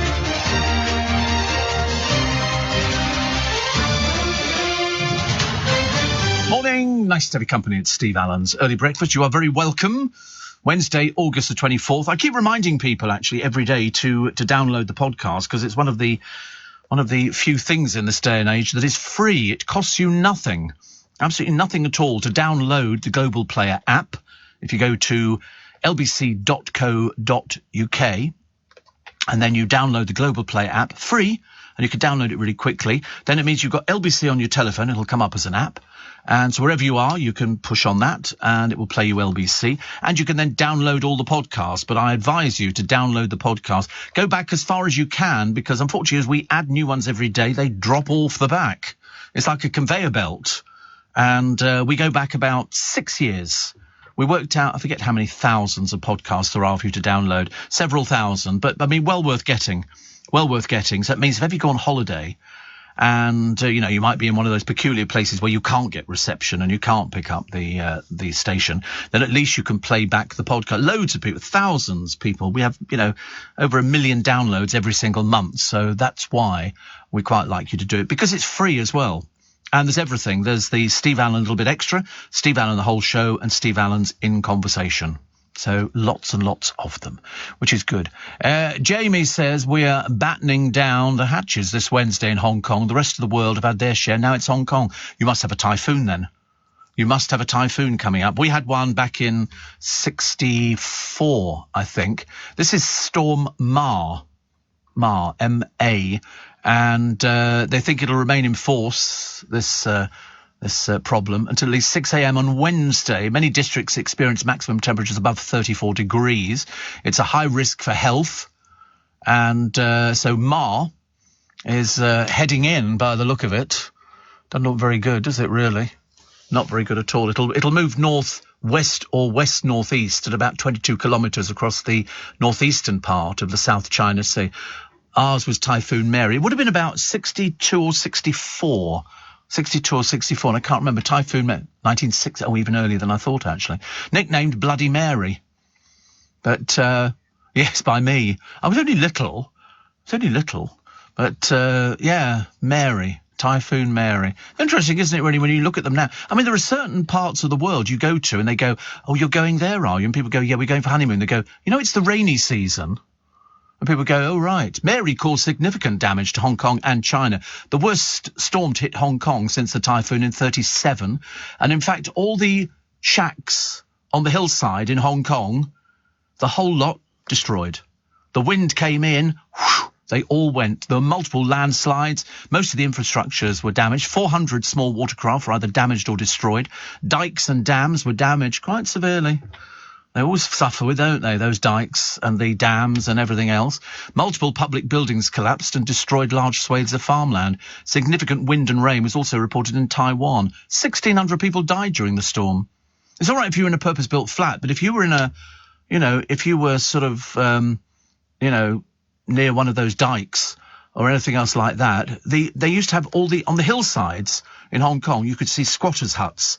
There'd be thousands of them. And I remember we saw them one day, and they were just little, you know, put up with rattan and all sorts of bamboo and things like that. They'd all gone, whole lot gone, because the winds were so strong. And so Jamie is quite right. Battening down the hatches would be a very good idea. We weren't affected. No, we stayed exactly where we were. The only thing that was affected were the flights coming into Kai Tak Airport. You know, obviously, with the wind and the rain battling down. It's like, you know, when we were showing you the pictures the other day of Dallas and the water floods that they've got there and the levels that were rising. I mean, you just can't do certain things. And in fact, when we went to see Father Christmas, yeah, don't laugh, we thought it was great. And no, not in Hong Kong. We did have Father Christmas in Hong Kong, but they call him St. Nicholas over there. He's called St. Nicholas, and he arrived on a boat. Where he got that from, I've got no idea. But I've got him on Cinefilm. My dad took Cinefilm of everything because we were based on Hong Kong, up above Happy Valley. And we used to go to the Royal Yacht Club. I mean, to be honest, I didn't know. I mean, I can't remember going there, but I've seen pictures of us and Cinefilm of us at the Royal Yacht Club. Me with little sandals on, shorts, a pair of socks. Right, little Lord Fauntleroy. And I remember St. Nicholas came in on a boat, a launch, and we used to go to the Royal Yacht Club because I think Dad was a member or something. And but I don't remember it because it didn't mean anything to us. We just used to get a fizzy drink, and that would be it. We didn't care where we were. I couldn't care less. I didn't know anything about the Royal Yacht Club, and but my parents entertained loads. I think probably about 3 times a week there'd be a dinner party in our flat. You know, RAF families did particularly well in Hong Kong. And I've got loads of pictures. Princess Margaret arrived over there, so I've got pictures and Cinefilm. Yeah, she didn't come to our place exactly, but she was there on a visit, and my father was introduced to her and all the rest of it. It's considered quite a big deal in there, not to us. We didn't, you know, I just used to go to school like normal and didn't think anything of it, you know. Whatever your dad did for a living, you really didn't know, actually. I lived in Honkers on the typhoon season. If there's a number 8 on top of the television screen, you don't leave the house, says Alexander. Oh, dear. Somebody says, it's a shame there are not good presenters anymore now that Bruce, Sillett and Dale have gone. Oh, no, there's loads of great presenters. It's just that nowadays, any old person who's been on a reality show is laughingly considered a presenter. And then they wonder why the audience figures drop, you know, and they do. And it's the same thing, you know, nowadays when they're looking for a celebrity version, they can't find any celebrities. The only people they can find is people who want to be celebrities who've been on a reality show. You know, I mean, what was I watching the other day? Made in Chelsea. Oh, my God, it's like a cat fight. Seriously, it's exactly the same as sort of, you know, Kicking Out Friday Night in Glasgow, only they're doing it with a posh accent. You know, it's okay, Lydia. So, yeah, okay, you know, why do you not like me? I mean, why didn't you tell me you didn't want to go out with me? And it goes like this, and I'm looking at them and I'm thinking, what a boring bunch of talentless people. It really is. All they want to be is famous, because if you had any self-respect, you'd have gone, be on a reality show. I don't think so. I have a career to make, you know, and it's like on Essex. I mean, dear God, have you heard Chloe Sims talking? Luckily, she's not on the programme anymore. I mean, it was like listening to a 5-year-old. Gemma Collins, like listening to a 3-year-old. And Amy Childs. Why? And that was one of the more intelligent conversations. It's ghastly. But it's always who's having a relationship with who, you know, and it appears that most of them have relationships with each other. ridiculous. Steve, Kai Tak, is that where the planes flew in between the skyscrapers? No, they flew in from the sea. You flew in from the sea and then you landed. It was a bit of a short runway, actually, Kai Tak. We used to laugh, hoping he wouldn't sort of come off the other end of it. But I can't remember which one where the planes flew in between the skyscrapers. Oh, it might be, actually. But the hair-raising landing, it's all built up since we were there. We were back in the 60s, as I say. But you look at them now. I just like the name, Kai Tak. I just like the name. I just thought it was sort of great. But the one thing I remember about Hong Kong, and you never forget, the smells. You never forget all the different smells. If you go to the fish markets at Wan Chai or any of the beaches or anything like that, you just remember the smells of cooking, the smells of food, the smells of everything. Everything was different. Floating restaurants at Aberdeen, all these sort of places, the smells. But I said to you before, I can't remember what food we ate at home. I've no idea. I don't think I really couldn't tell you. I could hazard a guess at what we were eating, and I'm assuming it was all good. When we had a Chinese armour who did cooking, cleaning, and they're called armours. I think it's another name for maid. I think, or something like that. Supplied by the RAF. Everybody had them, and she looked after the place, kept it clean, would serve at dinner parties and things like that. But she sort of became one of the family. And I told you she got pregnant, and that normally that meant you lose your job instantly. But my dad said, no, you can stay. So she stayed throughout her whole pregnancy, gave birth, came back to work again. Yeah, and then we got rid of her. We said, your food's definitely gone off, No, she was lovely. She was lovely. I've got a great story, actually, which is apart from the fact that Buddy Holly fans, the songwriter and drummer, has died at the age of 82. Buddy Holly, of course, died at the age of 22. Had he not got in that plane with the Big Bopper and Richie Valens on that ill-fated night, they might have done it. With an inexperienced pilot in driving snow, they couldn't take the vehicles to where they were going, so they decided, and the plane came down and they were all killed. Can't remember what the year was that.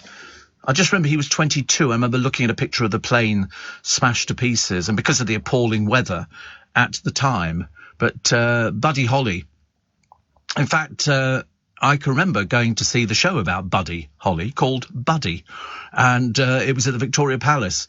And at the end, when he died in the plane crash, they'd say the Big Bopper, Richie Valens, and Buddy Holly were killed today. And members of the audience got out and knelt down in the aisles on one knee. I've never seen anything like it. They were sort of all the teddy boys and things like that who went into the audience, and they all, paid due respect to him. I thought, after all this time, 1959 that was. 1959, and they all did it. I thought it was very moving. I love shows. There's a new one, actually, isn't there? Isn't it about, it's got Les Dennis in it, and it's about Guy Fawkes. Because most people only remember the Gunpowder Plot and Guy Fawkes. And do you know what came up for auction a short while ago? Guy Fawkes' lantern. Now, whether he used it for the Gunpowder Plot, we've got no idea, but Guy Fawkes' lantern came up for sale the other day, and I can't remember what they were looking for, but I remember thinking, blimey, that's famous, because I think Guy Fawkes, he was executed, wasn't he? I think, but I can't remember who the other people were in the plot. And unfortunately, the Undercroft, where they stored their barrels of gunpowder, it's all long since gone, actually. There you go, it's gone grime. Treason the Musical, Theatre Royal, Drury Lane. Apparently it's sold out. It's sold out, and it's got Les Dennis in and some really good... I mean, it should be very good, actually. We seem to like these sort of things. We like Les Miserables. We like all of this stuff, actually.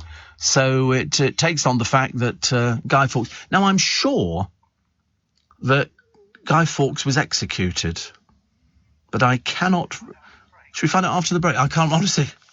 Steve Allen, the execution years, because I can't remember what happened to him, but I know that there were lots of people in the time. They went round to people's houses and they had to hide in the priest holes, which are very famous in this country. There was a man who built houses with priest holes in, so if the soldiers came a-calling to find out what your religious affiliation was, you could hide. One of them, the whole staircase lifted up. You lift up the staircase, they could hide underneath, and it was clipped in underneath. Very clever, isn't it? That's we should do that now. Actually, the interesting thing about Guy Fawkes, and he was executed, the date I remember very well because it was the 31st of January, cold. It was always cold in London. Dickens always wrote about how cold London was and the winter fairs and all the rest of it. And this was in 1606, a date that goes down in history, because Guy Fawkes died aged 35. Now, they were due to hang him, draw him and quarter him. But luckily for him, he fell off the scaffold and broke his neck. So they didn't do it. It was a bit pointless. The whole idea was that they would half hang you, so you weren't completely dead. Then they would tie you to a ladder kind of thing. No, sorry, the executioner was on the ladder with a knife. You're sure to be taken off, and they would open up your stomach. Hence the drawn and quartered.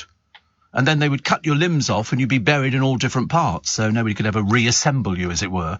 But it was fairly popular. But because he fell off the scaffold where he was to be hanged, he broke his neck. But isn't it funny? We always think just Guy Fawkes, and we celebrate, with him being burnt on a bonfire, although they're rather pitiful nowadays, and commonly accompanied by fireworks. I don't know why, because they didn't actually get the chance to blow it up. And I don't know why fireworks, but people seem to like it, don't they? So Guy Fawkes, a member of the gunpowder plot. There were a few of them. There were a few. But Windsor Castle hasn't changed in donkey's years. But it's like lots of buildings. That's why people come to London. They come to London because we've still got buildings. I know we've got loads of flats and all the rest of it, which is very disappointing because, people just don't look after them. I mean, they just look horrible. I was saying to somebody the other day, if you come out of Waterloo Station on the train, what do you see on the right-hand side and the left-hand side? Blooming tower blocks going up. Huge. Who buys them? Who buys these ghastly, horrible places? Awful. The glass ones as well, so people could see. I mean, I'd walk around naked all the time just to annoy people. Desi Ray says, thank you for keeping me entertained this morning. Steve the Beard, Guy Fawkes was executed. Sadly not. Sadly not. He avoided it. He broke his neck, so it would have been a bit pointless. They'd have to have held him up, so they didn't do it. He was just, I don't know where he was buried, actually. I don't know whether or not he ever made it. I don't know if he ever made it into anywhere special, or if they just sort of chucked him in a plague pit or something like that. Would have been the time, doesn't it? They used to have all these people who'd been beheaded, and they used to put them onto the bridges in London on spikes. The head would be placed on a spike, and they would cover it with tar. They would pour liquid tar over the head. And the reason being, don't ask me why they thought this was interesting, is to stop the seagulls pecking the person to death. So his lifeless body was quartered, as was the custom. His body parts were then distributed, there you go, to the four corners of the kingdom to be displayed as a warning, about any other would-be traitors. That'd be a lesson to you. I mean, I suppose nowadays they'd have put him on a sort of a theatre tour, wouldn't they, or something like that? Yeah, suspended sentence. Actually, there's all sorts of people getting suspended sentences.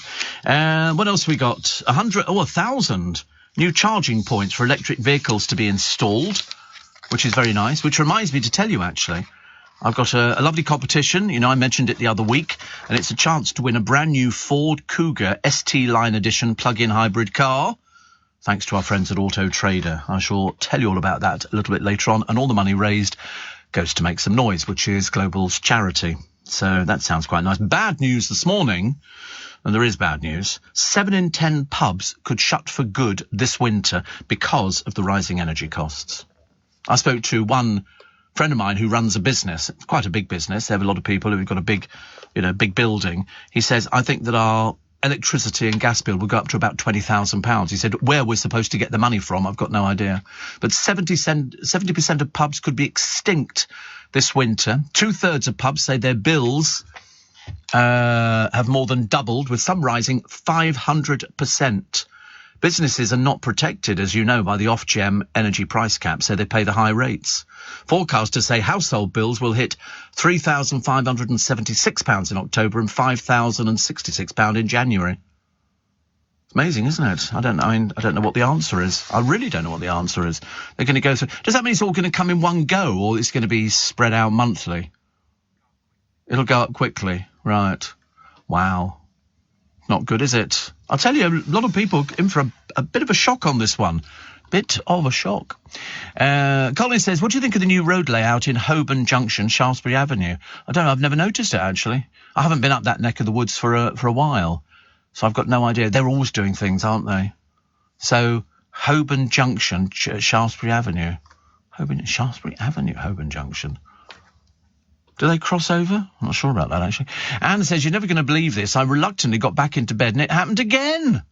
This is the spider. I leapt out and I've got the bloody thing in a glass and flung it out the window. Oh, makes no difference. They float. They float down, they throw a lifeline up, and they climb back in again. It'll be back. She says, I'm now thinking there are 2 of them. 2 of them? 22 of them? There'll be loads of them. Mating season. What did I tell you? Roger says, if Guy Fawkes was a bit of a villain, why have kids been asking penny for the guy for hundreds of years? I don't know. It's so they could... Well, in fact, it was supposed to be to buy fireworks, but they never did.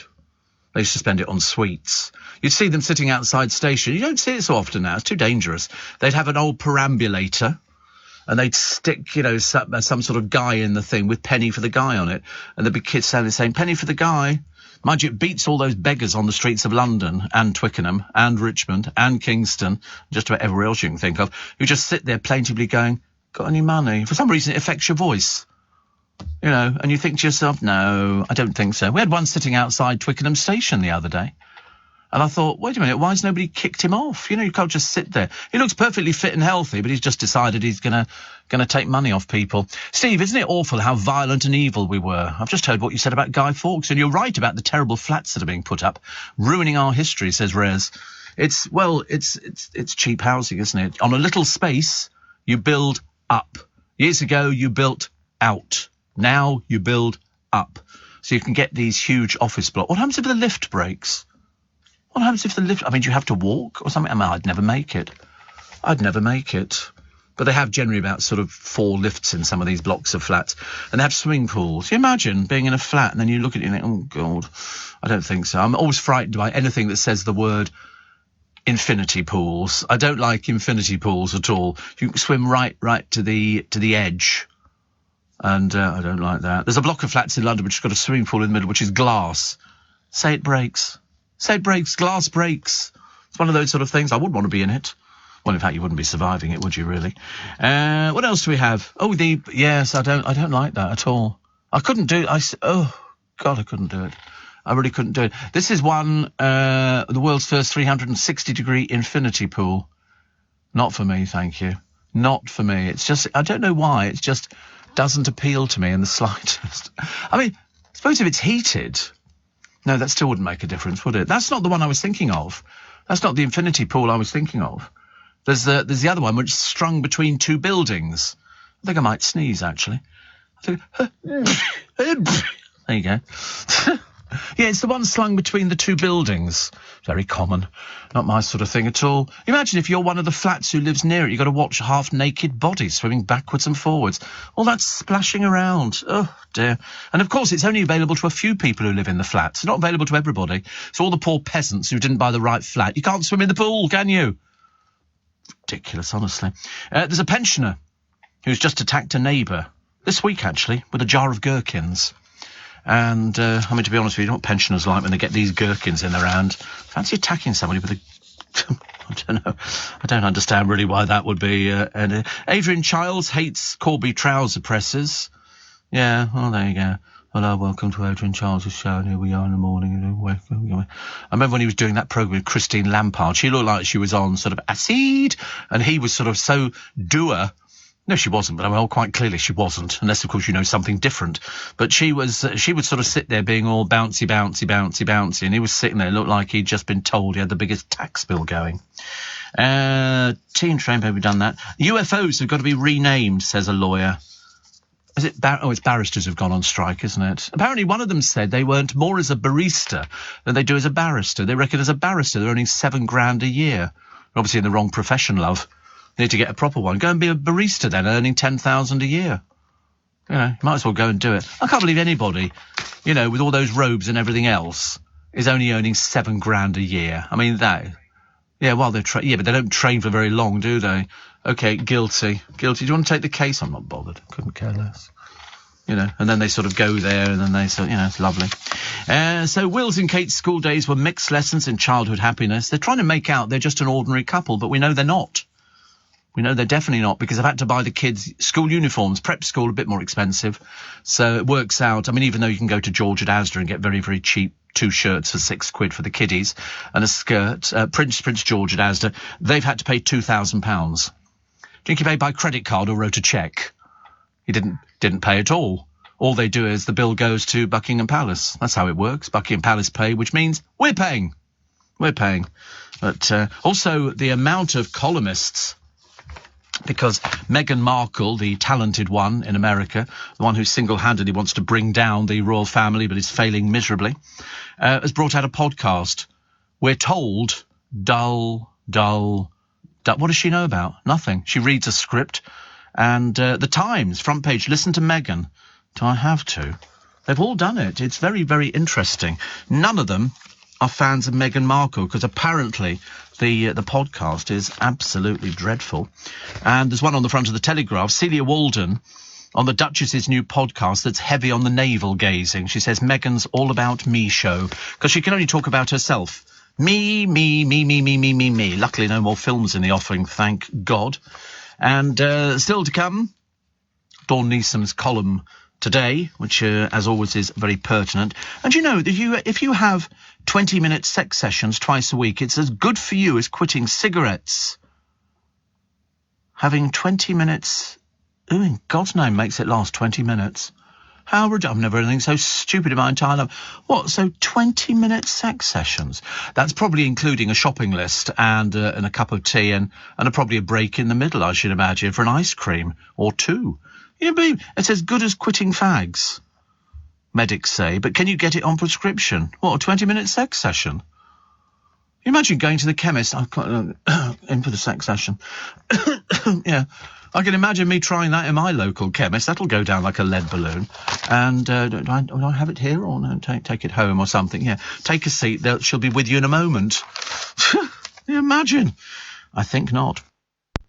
What do you get when you mix fashion designers, financial advisors, and dance studio? No, not a catwalk of strutting accountants. No, not a ballet piece about balance sheets. I'm actually just talking about Workspace. With 4,000 of London's most original businesses already calling Workspace home, whatever it is you do, there's a space for you here. It all happens at Workspace. Search workspace.co.uk. Morning, Ron says, if they're earning £7,000 a year, that's £19 a day. Doesn't sound right. No, it doesn't sound right to me either, but apparently it's while they're training. What, to be something like a barrister, you get £7,000 a year? Somebody's taking the mic, aren't they? And Kim says, you mentioned the McVitie's factory up at Toll Cross, Steve. Sadly, it's either closed or will be closing this year. It's a real shame. A lot of good folk employed there over the years. Yeah, I used to go there every month. Every month I would visit McVitie's in Manchester, McVitie's in Liverpool, and the only ones we missed out were Osterley and Harlesden for some reason, and I would go to Toll Cross and then fly back from Toll Cross to London. And I remember we used to go through some rough areas in Glasgow, I tell you, Kim. There used to be people queuing on a Monday morning outside the pawn shop. People were stuff that they'd bought over the weekend and through the week they would take in and pawn so that they could live for the week. And that was quite a common sight. And in fact, actually, as you sort of went through, you saw the Gaubles and everything else. And out at Toll Cross, you'd see all these empty properties and, God, it looked like a war-torn area, which it wasn't. But I mean, it certainly looked like it. What else we got? What else we got in the papers today? We got this is not a good story at all, actually. This is the teen train passenger who left a ticket inspector with brain damage after she tried to dodge a £10 fare. Vera Stidworthy, 19, barged into the rail worker as she tried to squeeze through station barriers. She's a right sort, this one. A court heard he fell to the floor, hitting his head with a sickening thud. The inspector told the court he'd lost his sense of taste and smell since the fall in December last year and struggled to walk long distances. Stidworthy of Cardiff admitted inflicting grievous bodily harm and was handed a 10-month suspended sentence at Swansea Crown Court. That's the place to go to if you want to get off things. Isn't that disgraceful? What a piece of vermin she turns out to be. Vera Stidworthy, 19. She must be the oldest 19-year-old with the name Vera. Named after Vera, I should imagine. Megan Thee Stallion. She's cropped up a lot on our programme, our favourite. is suing her record label for £1 million in damages. She's claiming her latest LP, Traumazine, should legally complete her contract with 1501 Certified Entertainment. She should be freed. But they're saying, no, you haven't.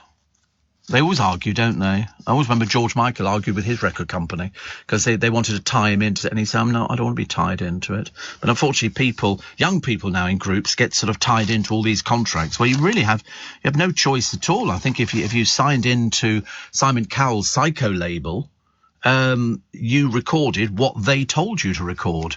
You couldn't go in there. Mind you, but I told you it's been like that for years.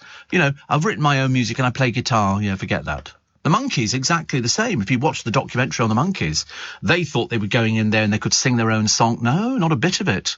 Not a bit of it. The songs had already been recorded, most of them, and it was a case of we just need you to sort of lay down a little bit of vocals, but we've already got the backing vocals sorted and everything else. So, of course, people were furious. And so, you know, that's why a lot of people didn't make it, you know, past their first Christmas with Psycho, because they were just doing the songs that Simon Cowell wanted them to record. He would say, this is the song you're going to be doing. There was one song that they did do. I think it was one of those sort of the group around the same time as Hearsay, and they had to sing Sacred Trust, which I loved. It's a Bee Gees song. And it died. It died. One True Voice. Poor souls, honestly. They lost to Girls Aloud, didn't they? Who was sort of, you know, Sound of the Underground. Yeah, that was a good song. That was the only good one they had.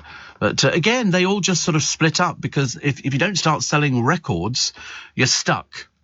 And there's been lots of groups over the years. You've seen them and you've heard them on the television. And then they go, we're going to do a comeback. And you think, oh, God, please don't. Please don't. And it sort of gives people false hope because the fans go, oh, good, one last time. And that's it. And then they go, one last time. One more last time, and so they tend to do it like Bros. Really, we're coming back. Yeah, Bros are coming at you. Unfortunately, they didn't do as many concerts or shows as they were scheduled to do, and a lot of the venues weren't sold out. But you know, it looked fairly impressive, and they did it. But it gives them false hope. It must be very difficult. You've been in a little boysy band or a little girlsy band, something like that. Then all of a sudden, the fans aren't buying your music. What are you supposed to do? The record company can't afford to keep you. So they just lose people, which is really bad. And then people go, oh, I think I'll go into musical theatre. And you go, there's no chance. No chance. Jane in Brighton says, conkers are the way to go. Put in each corner of all rooms and all windowsills. They'll keep away most of the little critters. An old wives' tale, but works a treat. The other one was, what were the plants that we're supposed to be putting in? They don't like the smell of. Was it mint was one of them? There was something else, wasn't there? Which you put on your windowsill and that will keep them away. So eucalyptus, move the bins, keep spiders away, use conkers. Well, I mean, where are you supposed to find those, honestly? I can't find conker. Yeah, but I don't know where they are. Deter the creepy... That's right, cinnamon. Cinnamon you've got to put down as well. Lemon peel and vinegar. Also get a cat.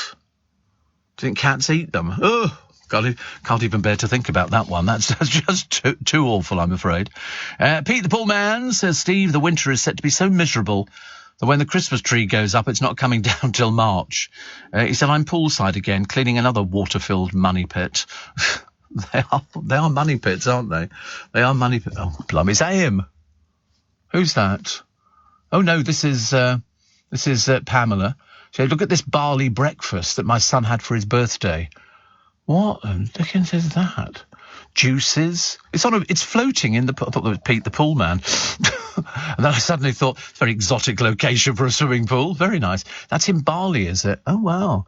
What do you actually get?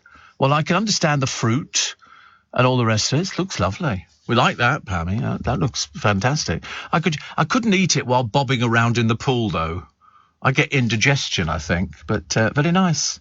But for a birthday treat, fantastic. Congratulations, as they say. Congratulations. Other stories, Tony Adams has said his Swedish former Arsenal teammate, Freddie Lundberg, had a better bottom than his ex-Caprice Borette. Oh. Whatever happened to poor Caprice? Whatever happened to her? She went out with somebody once. She used their house on a television programme. Because in the kitchen, you pushed a button, the floor slid apart, there was a swimming pool. In the kitchen. Not a huge pool, but enough to sort of paddle around in and all the rest of it.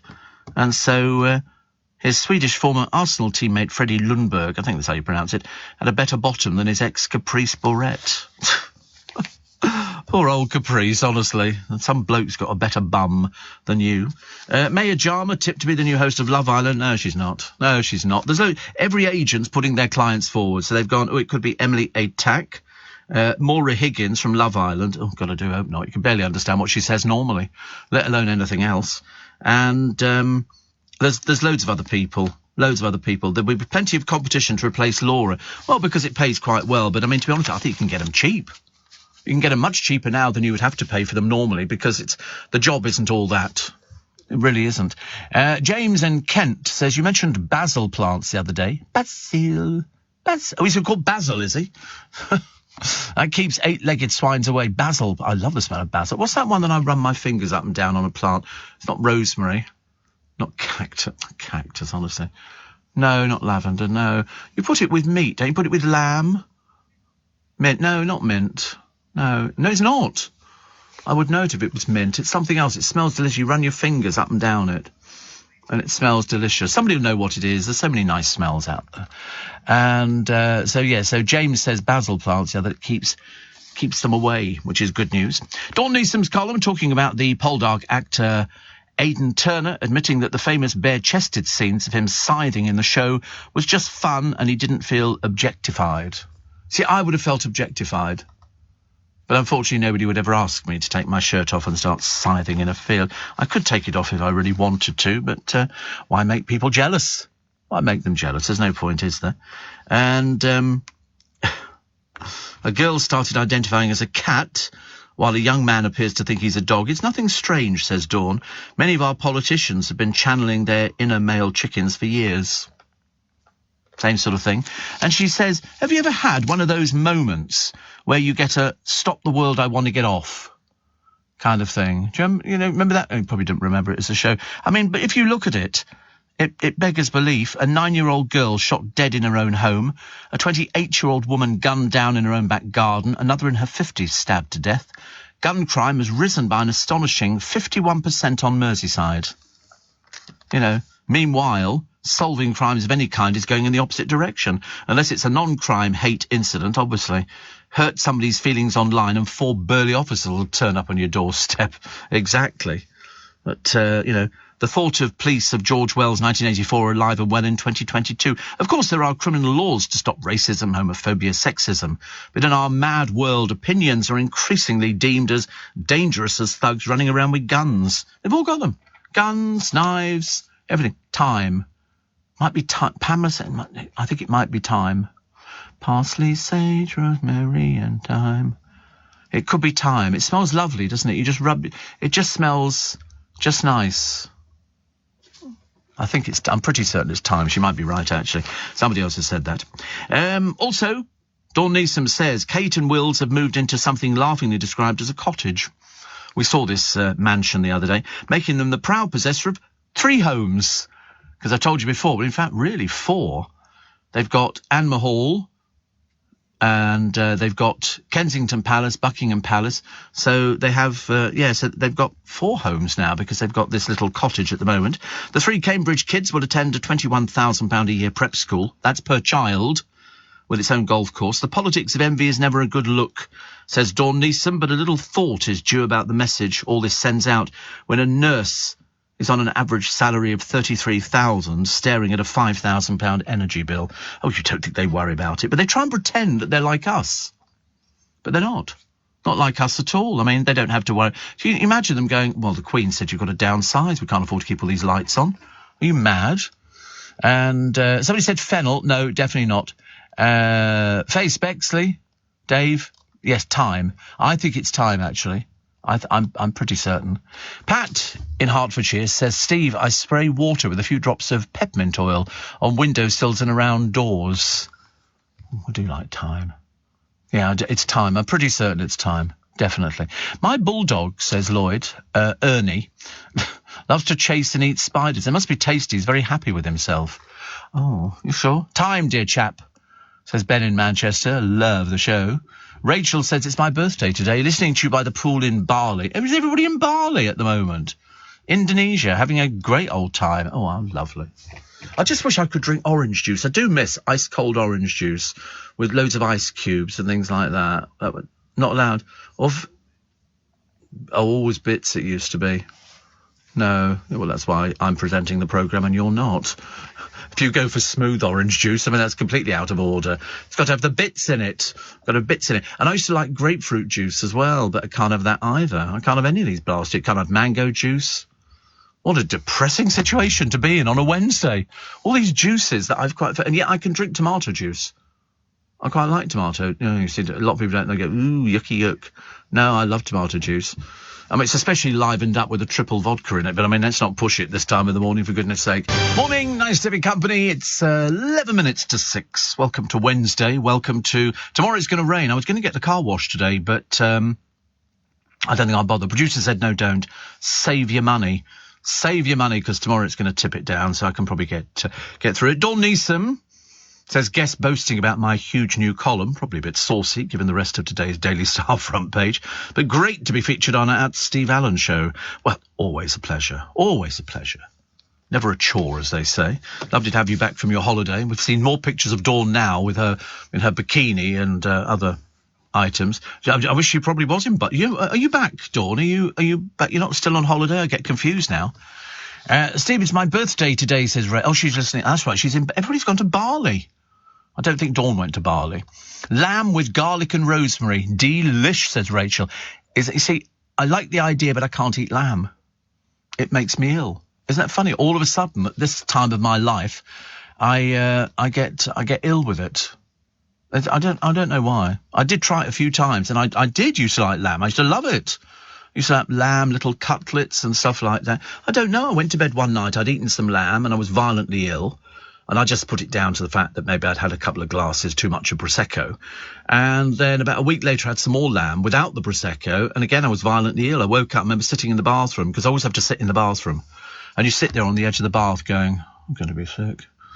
I don't want to be sick. I'll do anything not to be sick. You drink water, you do anything at all. I've been known to stand naked outside, outside the bathroom, and not outside. I'm not that stupid, and so it just doesn't work for me, which is a shame, because I wish I did like it. But Steve, it's definitely rosemary, mate. Little cuts in the lamb and put slivers of garlic and rosemary in it.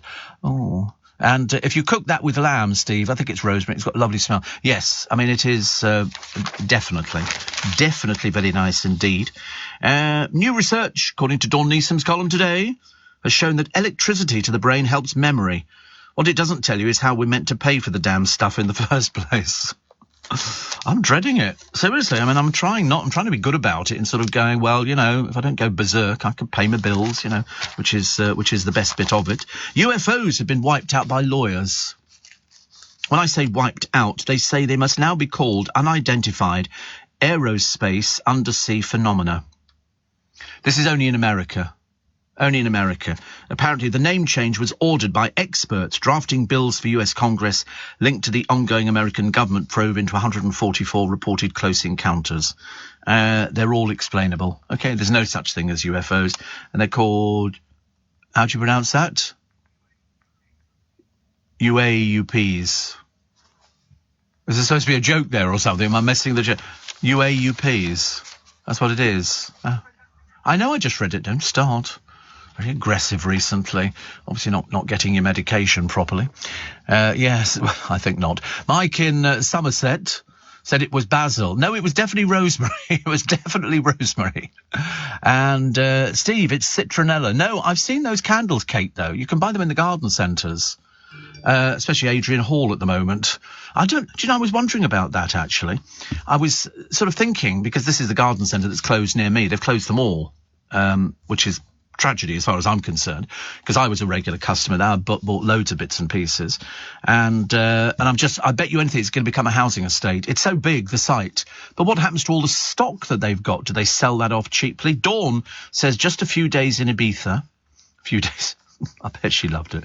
I bet she loved it. Definitely back now, presenting Jeremy Vine tomorrow.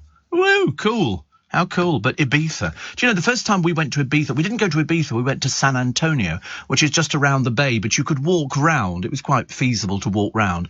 And we'd go to Ibiza before it became full of people who would say, yeah, party on down, all that kind of stuff. And, we didn't clubbing, no, we didn't do any clubbing at all. You go and have the nearest thing to clubbing in our hotel was you could get a milkshake. I mean, we didn't have milkshakes. We thought it was quite the height of luxury in those halcyon days. Because what they used to do is they put a saucer of milk out, and then they would dip the mug, so the glass, in it, and then put sugar around it as well. So but we just had strawberry milkshakes. We didn't seem to have too many of these fizzy drinks and everything. Did you go to Ibiza and you had a milkshake? Oh, right. That's me going to Ibiza. Yeah, I had a milkshake. I was young. I was 15, I think. And I didn't drink alcohol till I was 18. Boy, have I caught up. You know, the idea of, I mean, my brother was drinking wine before I was. It never interested me. What did I drink at 18? I think I had a Bacardi and Coke. See, I was more interested in going into the pubs, and I would queue outside them to go in there to play the fruit machine. I only wanted to play a fruit machine in a pub. So, in fact, the drink was sort of no interest to me whatsoever. I would have sort of a Bacardi and Coke. Horrid. Never had a pint in my life. And I worked in pubs. I've worked in bars. I've never had a pint. I've never drunk cider. Never drunk bitter. I've been bitter, but I've never actually drunk it. Never had a baby sham. Never had a snowball. Never had any of those sort of stuff. I just went straight into the hard stuff. So I did Southern Comfort and lemonade. Whiskey and Canada Dry. That was fairly popular. And wine took me ages. We used to have Sunday lunch at home, and they would have a bottle of wine on the table. I used to have a Coca-Cola. I didn't like the wine. Didn't like the taste of it. Jaeger, no, don't be silly. A Jaeger bomb. I'm way too old for things like that. A Jaeger bomb. No, I didn't have anything at all. No. I mean, the nearest that we got, and I've told people before, Mars Bar vodka. Mars Bar vodka was great. We made it in the bar. And what you do is you get a Mars bar, quite clearly, and you melt it in a saucepan. You melt it, so it's all gone. You've got to keep going because it's got bits of whatever it is in a Mars bar in it. You keep melting it and melting it.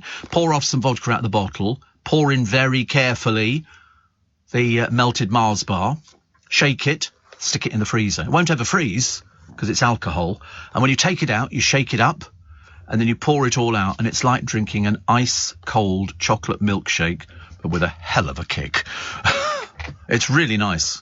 I mean, I've recommended it to everybody. People said, say it again. Get a Mars bar, melt it. Okay, keep stirring it. Pour off a bit of vodka. Pour in the Mars bar. Put the lid back on, shake it up, stick it in your freezer. It won't freeze because of the alcohol content with the vodka.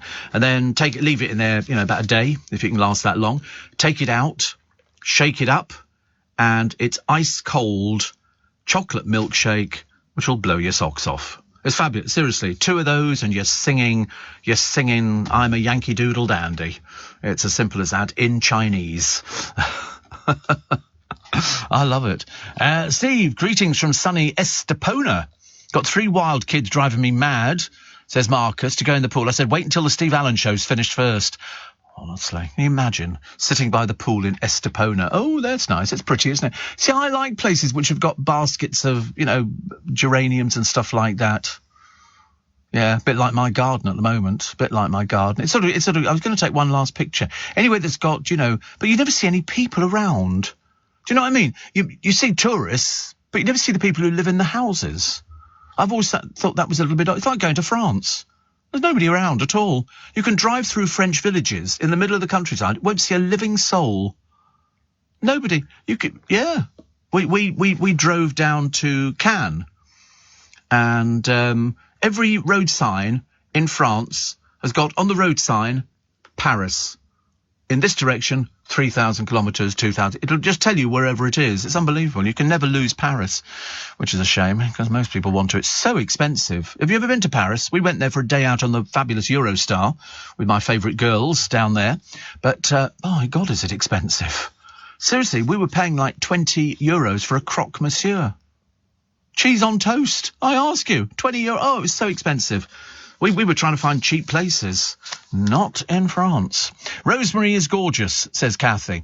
It's beautiful smell and taste, which you can rub your hands against, but it's also the herb for remembrance. I sometimes get a bunch of off my bush in the garden, take it to my dad's grave instead of flowers.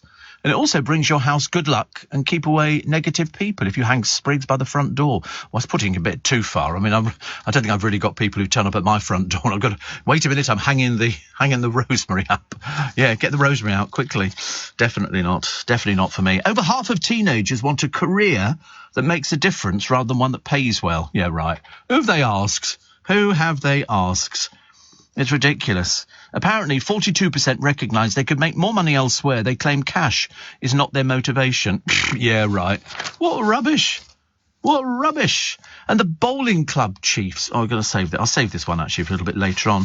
Because it's a case of, wait a minute, this is a bit stupid, isn't it? All the police turn up because there was a club, a bowling club. You know what bowling clubs are like? All different age groups and people bowl there. The grass is beautiful, but they were getting a lot of vandalism. So they decided to install, bowls, some spy cams. And the police came and told them to take it down. You haven't got permission to film these young people. And yet the police thrive themselves on showing all the CCTV images that they've got. How many times have you watched police interceptors and they go, okay, this is the shoplifter here. And they say, wait a minute, you haven't got those people's permission to film them. I mean, literally in a statement, the bowling club in Leeds says we literally did their job for them because they caught them. They were actually able to sort of see them. The club chairman, Laura, says the police took them home and made them write an apology because they were two 13-year-olds. But it doesn't matter what age they are, they're still vandals. They destroyed, literally, this. They've had break-ins and everything. Two 13-year-olds. They go, oh, poor little loves. Not me. Not me, thank you very much. Youth detention. Straight away. Feltham Young Offenders Institute for you two. But of course, what they're doing there, they learn more ways. Look at that young lad, 13 years old, robbing hotels in London with the help of his brother. I mean, it's just ridiculous. And the police go, oh, you can't put them on spy cam, can you? I bloody well can. News. What do you get when you mix fashion designers, financial advisors, and dance studio? No, not a catwalk of strutting accountants. No, not a ballet piece about balance sheets. I'm actually just talking about Workspace. With 4,000 of London's most original businesses already calling Workspace home, whatever it is you do, there's a space for you here. It all happens at Workspace. Search workspace.co.uk. This is LBC from Global, leading Britain's conversation with Steve Allen.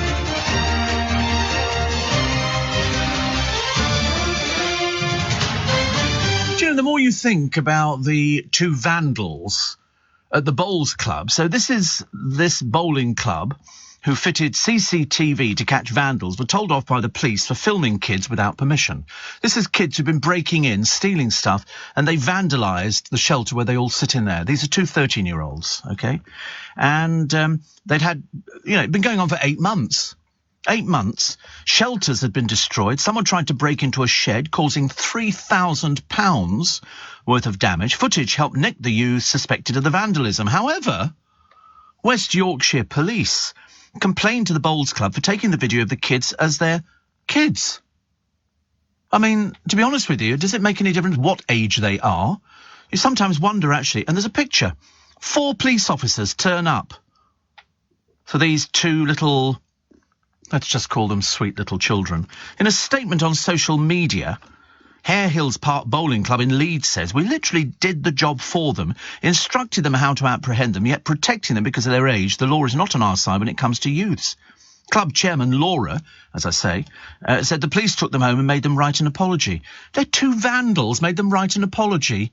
Dear Bowls Clubs, we're so sorry we broke in over 8 months and thieved from you. You think they're remotely bothered by what planet are the police in West Yorkshire on to make them write an apology? It's like writing a letter to Father Christmas when you're 65. Dear Father Christmas, thank you very much indeed for the tie and underpants you got me for Christmas. West Yorkshire Police confirmed 2 13-year-old males received community resolutions after they admitted to being involved. You look at the vandalism that they did. What a disgust! Where were the parents? What sort of parents are they? They've got 2 thugs for children. They've been doing it for 8 months, and all they get is, can you write a little letter to them? We're sorry we broke your bus shelter thing. That's it. What else are you going to write? Lots of love, Darren. Whatever their names are. The long-lost mystical Atlantis seas, hidden by rising waters. There's a place here, Lion City in China, which was sunk on purpose. And they've got statues and everything else, which are taken. There's all sorts of places which are underwater, which flooded over the years. And in the Netherlands, they've got them. In Italy, there was an ancient Roman spa town, famous for debauchery. Debauchery again. We're back to the debauchery. We quite like that, actually. Sorry? What kind of debauchery? Well, you know, just debauchery. They just do that. Somebody visited and described it, a Roman writer, as a harbour of vice. There's a place to go to on a wet weekend, eh? How about that one? Apparently, in Italy, the Roman emperors, Julius Caesar and Nero, had villas there. Hadrian died there. Cleopatra is said to have visited. But the same volcanic activity which brought hot water to the surface and made it a balmy party paradise caused its downfall, sending the entire land falling like a plate into the sea. Today, tourists can dive down and see the ruins of villas, statues and baths. See, I like that idea. I like that idea a lot. In Egypt, there was a port over there, which is Herculeion something. It was forgotten until it was discovered by an archaeologist in 1999, and colossal statues were among treasures, some shown at the British Museum in 2016. They're all over the place. Sinking a city on purpose sounds off the wall, but that's what happened in 1959 in China as part of a plan to create hydroelectric power for the area, believed to be around 1400 years old and sometimes referred to as the Atlantis of the East. Well-preserved temples and structures were found during a diving excursion in 2001. They've got a picture of it. It's just unbelievable. They flood all these places. There's one in Germany, Greece, Israel, Jamaica. All sorts of different places. I think we should go and live under the earth, under the sea. We got some here. Well, we had something in Wales, didn't we? We had something that they uncovered the other day in Wales, and I remember thinking that's actually quite nice. Another dreary celebrity-based programme. Unfortunately, when you sort of see the lineup of the celebrities, you kind of despair. And they're joining the SAS Challenge, so you've got a huge bunch of huge celebrities. Pete Wicks from Towie, yawn. You've also got boxer Shannon Courtney, not a clue. Reality TV's Callum Best. Oh, not for ages, for God's sake. What do they put him on? Pensioner's Day Out or something now? Blimey. Jennifer Ellison from Brookside from years ago. Blimey, it gets worse. Ex on the Beach hunk Ashley Kane. Who? Who are these people? Reality star Fern McCann. Hello, am I on the same planet? And these are called celebrities, are they? EastEnders actress Maisie Smith. Oh, God, we know about her, don't we? I mean, they're all from other reality shows. The new series, which was filmed in Middle Eastern country Jordan, starts on September the 4th. I think I'll wash the cat that day. I think I'll stay in. I mean, Pete Wicks on another thing, honestly. What earth is that? He's also appearing on a dating programme. Shouldn't the researchers check on these things and go, listen, you can't put him on there. He's already on another dating programme. And it's the second time he's been on the dating programme. He's such a failure. Ridiculous. So people from reality shows appearing on a reality show. It really is ridiculous. Really is quite ridiculous. They've run out of celebrities. They absolutely have. Sylvester Stallone. Was he the one who said, I'll be back? Oh, that was Arnie, was it? What did Sylvester Stallone say? Did he could string two words together or something like that? I'm never too sure. Apparently he's sparked rumours his marriage is on the ropes after getting a tattoo of his wife inked over the face of a dog, because that's what they used to do. Did you see that tattoo programme on the television, which had these people, and they would go and they go, hello, and they go, yeah, and they go, I've got a tattoo here, but I'm not going out with them anymore. Can you make it to something else? And they'd look at this tattoo, you know, of sort of mum, dad, or whatever it happened to be, and they would sort of ink over it and turn it into something else. It was the most peculiar programme. But anyway, the Hollywood star had a big artwork of Jennifer Flavin on his right upper arm, but he was pictured visiting a tattoo parlour where it was covered over with a dog. So, in turn, his wife is no longer following on Instagram and posted a picture of her with their 3 daughters, saying, "These girls are my priority. Nothing else matters. The 4 of us forever." Which is interesting because they're filming, I believe, a programme about the family. Can't be much of one if they're arguing already. The daughter's very beautiful, and the wife looks very beautiful. There's loads of work on that one. He has a press agent, and they say Mr. Stallone loves his family. They're presently filming a reality show together, which will debut on Paramount. Well, obviously not. Somebody's telling fibs, aren't they? I would, to be honest with his mum. Jackie, she's not with us anymore, is she? She was mad as a broom. Absolutely stark, staring. She turned up in Big Brother, didn't she?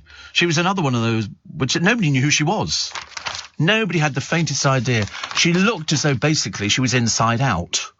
That was it. If you ever see pictures of Jackie Stallone, she was sort of one of these people. I mean, I don't know whether he gave her money to get cosmetic surgery, but she just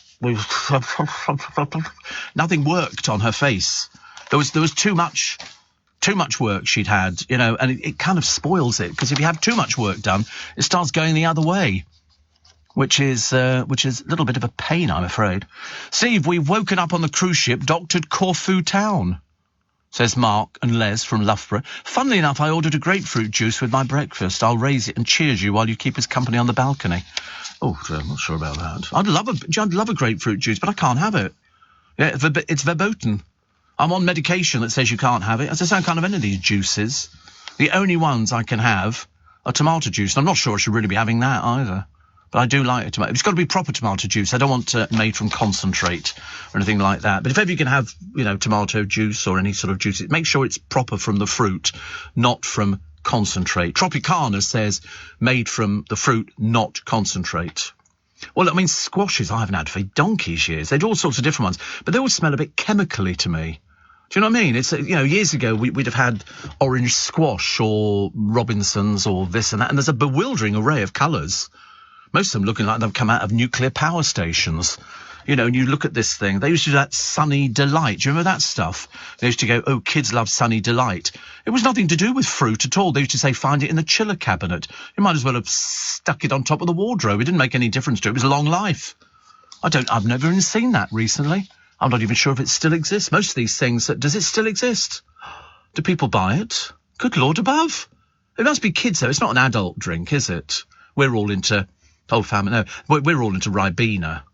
I used to like Ribena. They do one that's ready mixed. In other words, they've actually put it in a bottle and added water. Something you could probably manage yourself if you, went on a course or something like that. A little bit worrying, isn't it? I think so. Bosses of a restaurant described by Hollywood star Ryan Reynolds as the best Indian in Europe had no idea who he was. I wouldn't know who he was either. I looked at a picture and it still didn't help. But apparently it's called Light of India. Ryan was in nearby Wrexham to see his club beat Maidstone United 5-0, posted a flyer. Raja Raman and husband Raman Batan were on duty at the restaurant in Ellesmere Port. Son Shah says mum and dad were like, who's he? Since the post, the Light of India's phone has not stopped ringing. They might have to name a dish in his honour. They've been in the family of this restaurant for 42 years. Yeah, but perhaps he hasn't had Indian food before. I mean, ridiculous. He's in Deadpool. It's a comic book film. Means nothing to me. Absolutely nothing. Isn't that funny? Steve, and hi to all the delivery drivers in the queue to get into Selfridges, says Ian, the ice cream man. Woo. Yeah, where are you? Why, wait a minute. Hi to all the delivery drivers in the queue to get into Selfridges. Why are they queuing to get into Selfridges, Ian? Do tell. We're intrigued. On my way up to Aberdeen, says Lee. Nice to have you with me in the truck. Oh, listen, I can go to Bali. I can go all over that. I'm in Corfu at the moment. Nowhere exciting for me today at Watford Gap, says trucker Chris, having my break. Wall driver's mate, been sleeping for the last 2 hours. Steve, I was awarded £10 for going on a Ribena tasting session. Do you remember when they used to? You don't see it so often now. You'd be sort of walking through the town and there'd be a lady with a clipboard. She'd say, sorry, would you like to taste nuts? And you sort of go, do you know, I think I might. I don't know. I'll have a think about it. And they would then take you round the corner. There'd be a room in a pub or something like that. And you'd be asked to taste different nuts to see which ones you like. And then they would mark it off and they'd go, thank you very much indeed. And then you sort of disappear off. You were sort of part of the guinea pigging, which I thought was quite nice.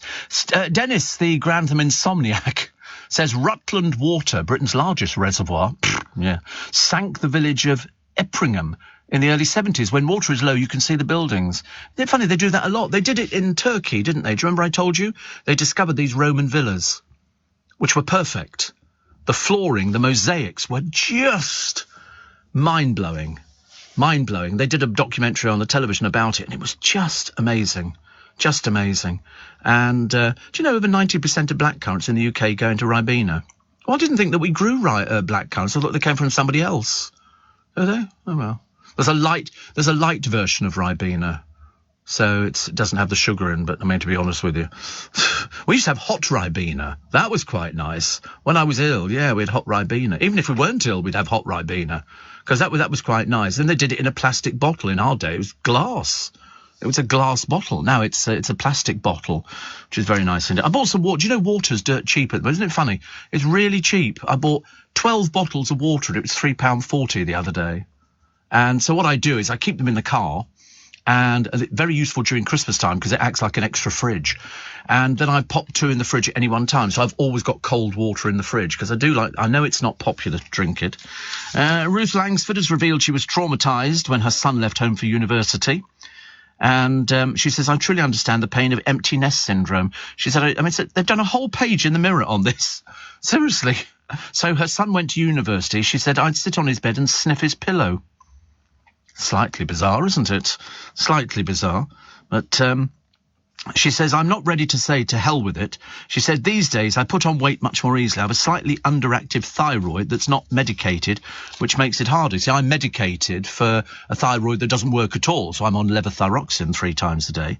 She says, I tried to take my breakfast green cereal and my lunch to work, otherwise I end up eating rubbish all day. It's very easy to do. Very easy to get to a certain age. Well, as the old man has proved to you, it's very easy to just put weight on. You know, you don't. I mean, some people. Oh, apparently, Selfridges Goods Inn, says Ian, opens at 6 a.m. So we all do it first. Oh, right. Things you learn, honestly. Things you learn.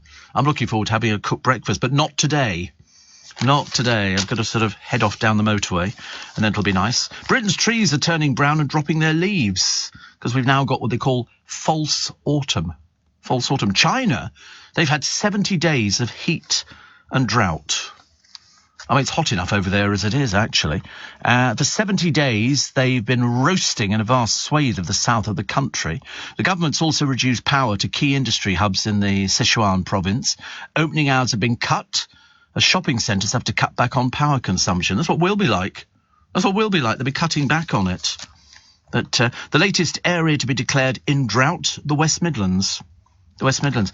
We need a lot of water. We need a lot of water. And we've got a bit more rain on the way here, which I think we will probably get on Thursday. I think how much, I've got no idea. I feel like rushing out and buying loads of buckets and just filling up. But they've said Thursday, 23 degrees, light rain and light winds. It's always light winds. Every day. I don't think we've had a day where we haven't had some light wind. It's normally a gentle breeze, which we quite like. And then next week, you're going into the 23s again, which is okay. I could do 22 on next Saturday. See, 23 I think is about right. I don't want it too hot, thank you very much indeed. I really don't. I want it so I can move. And they were saying, the weatherman the other day, and I don't know which one it was, I can't remember, but he was sort of saying it's going to be difficult for breathing. I was like, oh, God. It's all we need. So, but it's all right for me, because once I get the stuff done in the morning, I get back home, get me bits and pieces, stay in. Don't go out anywhere. Sit there waiting for the spiders to appear. I don't think so. So here they are. They've now discovered, this is the latest story to sort of drag a million quotes out of. And it's who's going to be taking over Love Island from Laura Whitmore. Who cares? I really couldn't care less. They're not the vital part of the programme. The part of the programme that people want to watch is the contestant. They couldn't care less about who's sort of presenting or coming up with the dumbest questions. Martin says, I like Perrier water, still fizzy but far less gassy than the cheaper stuff. Well, interestingly enough, Perrier completely scuppered themselves when people discovered that the fizz was artificially put in there. I remember we didn't have bottled water. Perrier was one of the, you'd go into a restaurant and you'd have a meal with a bottle of Perrier. Nowadays, people more often ask for tap water. I'm not wild about sparkling water. I've had it a few times. We've had it in some of the fridges here at Global. But then people discovered, and I remember, I think, Perrier almost collapsed overnight when people were saying, so the fizz isn't natural. I thought, well, you can't be that stupid, surely. But I don't know, probably are. But no, it was a case of, no, the fizz is artificially put in. Like with all these things. They put the fizz in there, and so sales plummeted. Now, and also you couldn't buy lots of bottled water. There were expensive bottled waters. I used to buy something called Tynant, which was a Welsh water, and the bottle was blue. But it was only a coating on the bottle that was blue, but it was really quite nice. Welsh water. There you go, Tynant. And there's the blue bottles. Sorted. I thought it was really nice. And I thought I could put a candle in there and then it would drip down the blue bottle. But, of course, it was just a coating on the bottle. The bottle was actually clear, and then they put this spray on to turn it blue. Because I thought originally the water was blue. I thought that was slightly bizarre, but I didn't. Yes, it would just sort of melt. But I remember being a bit disappointed. But that was, but we spent a lot of money on water. Now you can buy a case of it for like £3.50 for a whole case of water. In the Middle East, I don't think anybody drinks out the taps. In fact, I haven't drunk out of the tap for ages. I've drunk bottled water for a long, long time. And if I don't have any, I have to go out and get some. Because I'm not drinking out the tap. I don't mind putting it into... I've got a water machine that you fill up with water. It's heats. And you push the button on the top, and within 2 seconds, it delivers boiling hot water. That I don't mind using the tap water in. But I don't. I still pour bottled water into it. But if ever I ran out of the bottled water, then I would put tap water in it because it's boiling it, so it's any sort of impurities or anything like that. Do you know, they keep coming up with stupid stories in the papers today. Here's a fruit machine, which was given to somebody, and he's taken it to the repair shop.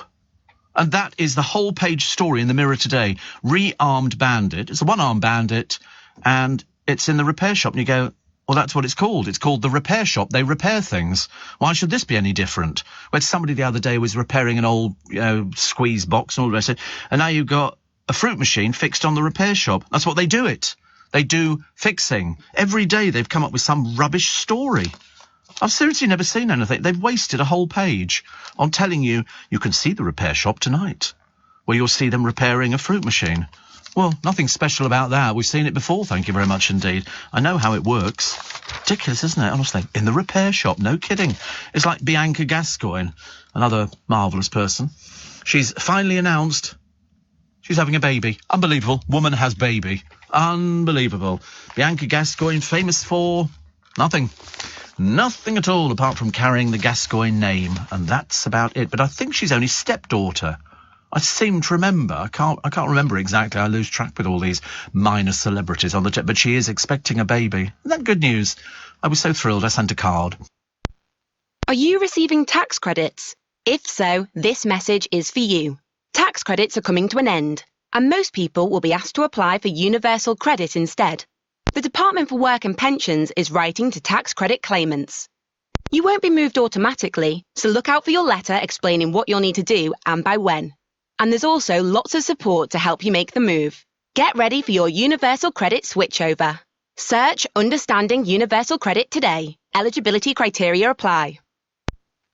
More ice cream. The ice cream's arrived. We're very excited. We don't know what flavours it is. It's always a bit of a treat, actually. It's a bit like Christmas. It's like unwrapping a present and going, hurrah, it's strawberry or something like that. Somebody was asking me about hot water machines. The one I've got is a Breville hot cup hot water dispenser. They're about 50 quid, 52 quid, something like that, which I bought on Amazon. Have a look at them, though. I mean, they're all much of a muchness.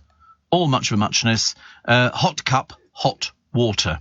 And you literally just plug it in, and then you fill it with water at the back, and you probably get about four cups out of it before you need to fill it up again. And you just push the button on the top. It's so much easier than sit there waiting for a kettle to boil.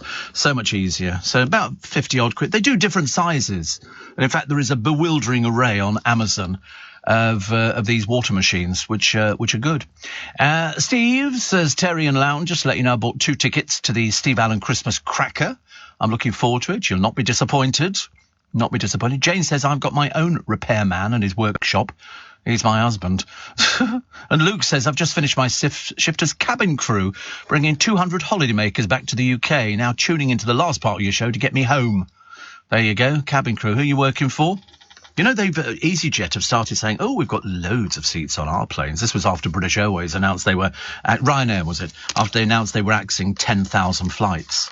Phenomenal, isn't it, really? I see that Gwyneth Paltrow has shown she's not scared to bear all. Now Kate Moss has done the same thing. How dreary, how boring. Woman takes clothes off. How do you have showers? You know, presumably the same way. Civil servant says I was sacked for not being a feminist. And lawyer sues Nasty Nick for saying she was drunk out of her mind at Southwest 19. I mean, quite clearly she hadn't had 700 drinks, but I mean, it's another one of these silly cases. Anna Palus was briefly kicked out of centre court. You don't talk to the players, dear, when they're playing tennis. I mean, have a little bit of manners. Goodness sake. She says the global broadcast of his allegations about having 700 drinks, I mean, apparently caused her substantial distress. I mean, when you say that, that's like a throwaway line. 700 drinks. Might as well sell 1 million drinks. It doesn't mean that. But again, I'm not too sure. Steve, says Dawn in Welsh Wales, the Welsh water in the blue bottle is pronounced Tynant, not Tynant. They also do it in a red bottle, which is sparkling. I didn't know they did a red bottle. What flavour? What flavour's that? That's vanilla. Thank you. What were the other flavours? Vanilla. All vanilla. Lovely. Like a vanilla. Now, how long will it take me to eat it? About 3 seconds. 3 seconds to meet my Haagen-Dazs. We love this. I tell you why. It appears to be really good for my throat. Really good for my throat. And I tell you, because it's the only time we ever get anything that's rock. I've seen Ian's van. I mean, it must be like a freezer sitting in the back of it. I mean, you could probably lose your life, I should imagine. But it produces absolutely ice cold. I suppose it should be the same because he's delivering, as you know, Ian delivers to all the theatres in London. So when you order your ice cream, somebody comes round, in the interval. It's this. Oh, delicious. And Selfridges. Because there's something nice. Because I years ago would have thought, and Ian will probably bear me out on this one, I should imagine you need a bigger tub. But you've found what this has done, it's probably worked out quite carefully that this is the right size portion that you need. But we can't get enough of it. Seriously, it's like sort of waiting a double sausage McMuffin to turn up or something. Mind you, we've had that before now, which is very nice. So anyway, we'll see what happens with Nick. Is it Kyrgios? Kyrgios? I don't know how you pronounce his name. I'm not very good on things like that. Polish medical lawyer Anna Palus says she was left with no alternative but to begin defamation. Well, you shouldn't have gone there in the first place, dear. If you're talking when somebody's trying to concentrate, it'd be like me sitting here in the studio and somebody's sitting in the corner going, oh, yes, sir, shut up. I'm trying to play tennis. But there you go. You've had your 5 minutes of fame. Thank you very much indeed. Good night. Why do big windows, make you feel happier? I didn't know this one either. Apparently, those looking to buy a house usually take note of features like the decor, but having large windows could be the real key to happiness. Well, it just means bigger curtains, doesn't it, if you've got large windows? I mean, you don't want people peering in, or perhaps you do, actually. And the missing nurse found safe and well took the police 7 weeks. They had the wrong picture. I mean, you can't believe the incompetence. You really can't. So, Awami leaves her home in Essex, July the 4th. July the 6th, she's reported missing. And officers are called to Croydon over concerns for a young woman in a doorway. The woman is Awami. Police speak to her, but she refuses help and leaves. July the 7th, she's captured on CCTV crossing the road with a man. July the 13th, Scotland Yard realises its officers spoke to her on July the 6th. August the 2nd and 3rd, 3 men are arrested in Croydon on suspicion of murder. August the 3rd, Scotland Yard publishes incorrect images of a different woman in a shop on a missing person appeal. August the 4th, a 4th man is arrested on suspicion of murder. August the 6th, a man is arrested on suspicion of kidnap. August the 9th, police say all 5 suspects have been released on bail. August the 20th, police watchdog says it's assessing handling of the investigation. August the 23rd, Awami is found safe and well in Hampshire after the 118th reported sighting of her at 10:30 in the morning. Shit, mind you, it was the same with the Yorkshire Ripper, Peter Sutcliffe. He'd been questioned on numerous occasions, and each time they let him go. Total incompetence. I mean, I don't quite understand, how it could be like that. The Duchess is spotted. She's not a Duchess. This is Meghan, the ex-actress. Promised to explore sexist double standards, but to Belle Mooney's dismay, she says the only first episode was the confection of giggling, gushing and old grievances. Yes, dreary old Meghan Markle presenting this long-awaited episode. The critics have been unanimous. It's boring. It's very dull, very dreary. She obviously thinks she's a force to be reckoned with. She was on this podcast with Serena Williams, and that's why it was just naff. She's not a broadcaster. She doesn't know how to do a podcast, and as I say, it didn't get the review maybe she was hoping. Perhaps she thinks she's fantastic. Unfortunately, she's the only one. Here's a vicar. This is at Grays in Essex. 30 people disrupted morning rush hour in Grays in Essex, with 10 staging a sit-down protest next to the M25. Others occupied a nearby oil terminal. Protest organiser Just Stop Oil said 9 people were occupying tunnels. Among those at the Grays protest, where some glued their hands to the ground, were regular protest retired vicar. I mean, to be honest with you, what a waste of space he turns out to be. Mark Coleman of Rochdale. Police made more than 20 arrests, but because it was so hot for the little babies, the police were holding the water bottles up to their mouth. As far as I'm concerned, I'd be going, I'm terribly sorry, love, you can't. You should have glued your hands to the road. You know, self-inflicted. Stay there all day. Stay there all day. We couldn't really care less. A retired vicar at 63. But you were a huge success, weren't you, really? Also, blonde model boogies with Finnish PM in new party clip. Oh, my goodness, honestly. It's all going on around the world. And pregnant women will be able to permanently access early medical abortions at home when the law changes next week. Did you know that? I did not know that. Nicole Kidman is helping to redefine femininity. She's obviously plugging something. Nicole Kidman, was she married to Tom Cruise at some point in their brief marriage? And what else do we have? Ukraine braced for fresh bloodshed on Independence Day because Russia has blamed the Ukraine for that car bomb that went off. Do you know, 6 months since the invasion today, 6 months today. And did anti-Putin Russian group plant the bomb blamed on Kiev? Of course it did. What, you mean there are Ukrainians in Russia who haven't been arrested by the security forces and they seriously went out there and set this car bomb off? No, this would be an anti-Putin Russian group. Of course it would be. And they'd have to be a bit silly not to even realise that. Ridiculous. Non-binary pupils. Don't ask me to explain it to you. I really have no idea. Will get their own exam category. Now, I don't know why. They may record GCSE and A-level results for the first time. After talks with Stonewall, the JCQ, which represents exam boards, is looking at adding a new non-binary category beyond male and female. Well, does that mean that they don't know enough information? So they currently report boys' results and girls' results. So now they're going to report non-binary results. How many are there? I mean, are there thousands, hundreds and thousands? Apparently, a Stonewall spokesman, they've changed over the years, said the new category would help a broader spectrum of people feel recognised and respected. I've never thought of anything else, actually, but obviously Stonewall seem to know best. Bin strike residents told keep your rubbish inside, which is interesting. I didn't know about this one. This is Edinburgh residents, because I think they've got strikes up there. So the rubbish is piling up. I remember it years and years ago. In Leicester Square, I mean, it was chock-a-block. We had rubbish, rats, everything. And Edinburgh's Grass Market, the waste has been piling up. They were offered 5% uplift. They said they want more. And the body representing local government said it had a productive meeting with trade unions. But the union said no agreement's been reached and called for more funding from the Scottish government. Well, you know, I mean, I don't know what you do, really. They say this much, they say no. They say this much, they say no. And I don't really know what you do about it. I really don't know. I mean, there seems to be no answer to this. It's the unions, you know, these old dinosaurs that they've dragged out of cemeteries to sort of try and start stirring up something and sort of going back to those dark old ages, which I thought we'd got rid of, frankly, some time ago. Maggie says, I've got a Breville 1 cup as well. It's brilliant. Oh, it's so much quicker, actually. It looks nice. It lights up in blue, you know, and it's good. Steve, raining in South Wales. Yeah, unfortunately not much use to me here. Paul is from Bell Cleaning Services, says, get a Brita water filter jug. No, I don't like it, actually. I did have one. I've had quite a few over the years. They get dirty after a while. They get very dirty. And then you can't really clean them after a while, and it's sort of, you have to keep changing the filter. It's too expensive. It's cheaper to buy bottled water. £3.40 for 12 bottles of water.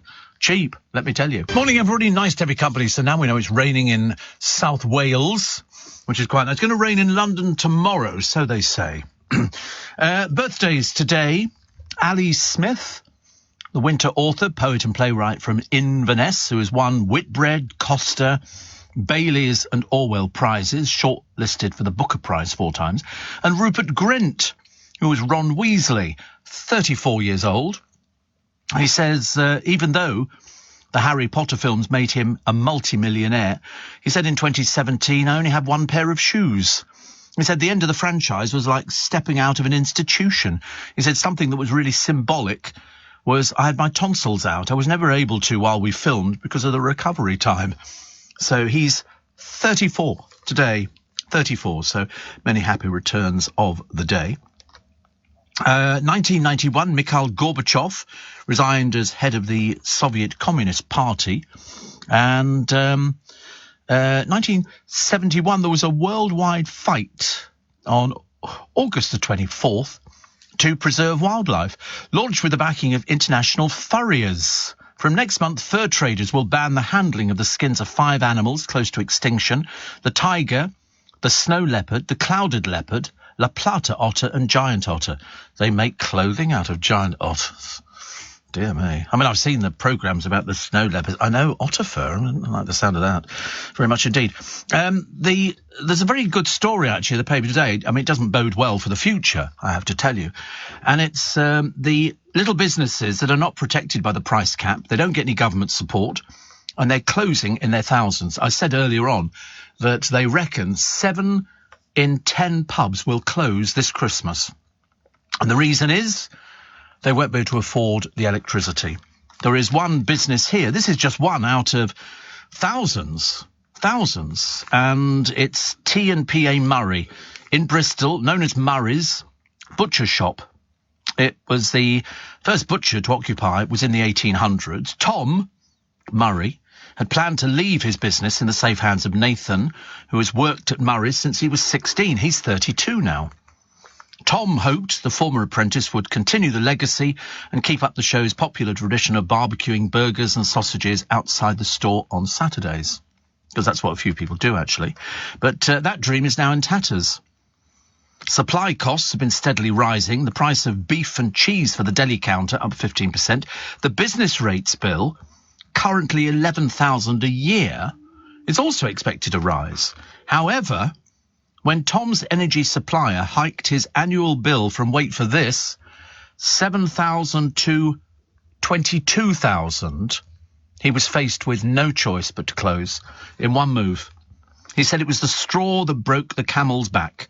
He said, we made a £30,000 profit in a good year, but those energy bills would have left us with a loss. So it went from £7,000 to £22,000, and you're going to be seeing thousands of other businesses who must be dreading these bills coming in. You know, but he's far from unique. Thousands of small enterprises. I mean, to be honest with you, it's the coffee shops that I look at and I think, you got to sell a lot of coffee to start paying these increases. If he was, I mean, to be honest with you, I mean, obviously wasn't doing great if he only made £30,000 profit in a year, and that was selling stuff outside. But to go from £7,000 to £22,000, what's going to be the answer to this? Just supposing it's in a family and it goes up from, you know, say £400 or £500 to £3,000. What are they going to do to people? They're going to put them in prison for not paying it, or they're going to disconnect them. What are they? I mean, I just don't understand where it's all heading. It is absolutely terrible. There's all sorts of people here. There's going to be pubs, shops, restaurants, every place. You can think little sandwich shops that you're going to get. We got loads of little places like this. Hairdressers. You know, using electricity because you've got to blow dry people's hair and you've got to do all sorts of things. Are they going to be afforded? Or are we going to see the closed sign up, or business for sale, all over the place? That's what I think we're going to be seeing when you actually look at it. I mean, firms are not entitled to government support. I mean, where it goes from here, when you look at Tom's tale, you know, I think, as they say, we're going to lose 7 in 10 pubs because you've got to sell an awful lot of stuff. I mean, look at that just down the road from us, Adrian Hall, the garden centre. Been there donkey's years. 3 branches closed down. Never busy, but always a steady little trade going in there on a Saturday and stuff like that. But obviously not enough.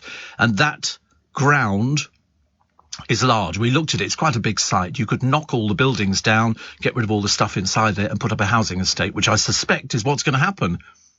There's one of these DIY superstores in Richmond. That's going to close down. It's going to be housing. everywhere they go, it's housing. How people afford the bills, I've got no idea. But when you actually look at, all these things here, there's one here. This is a woman who's considering closing the holiday let business. They've got 4 self-catering cottages, 4 apartments in Somerset. They rely solely on electricity. In January, their energy bills increased from £10,000 to £17,000. And, it could spiral further when their fixed deal ends at the beginning of next year.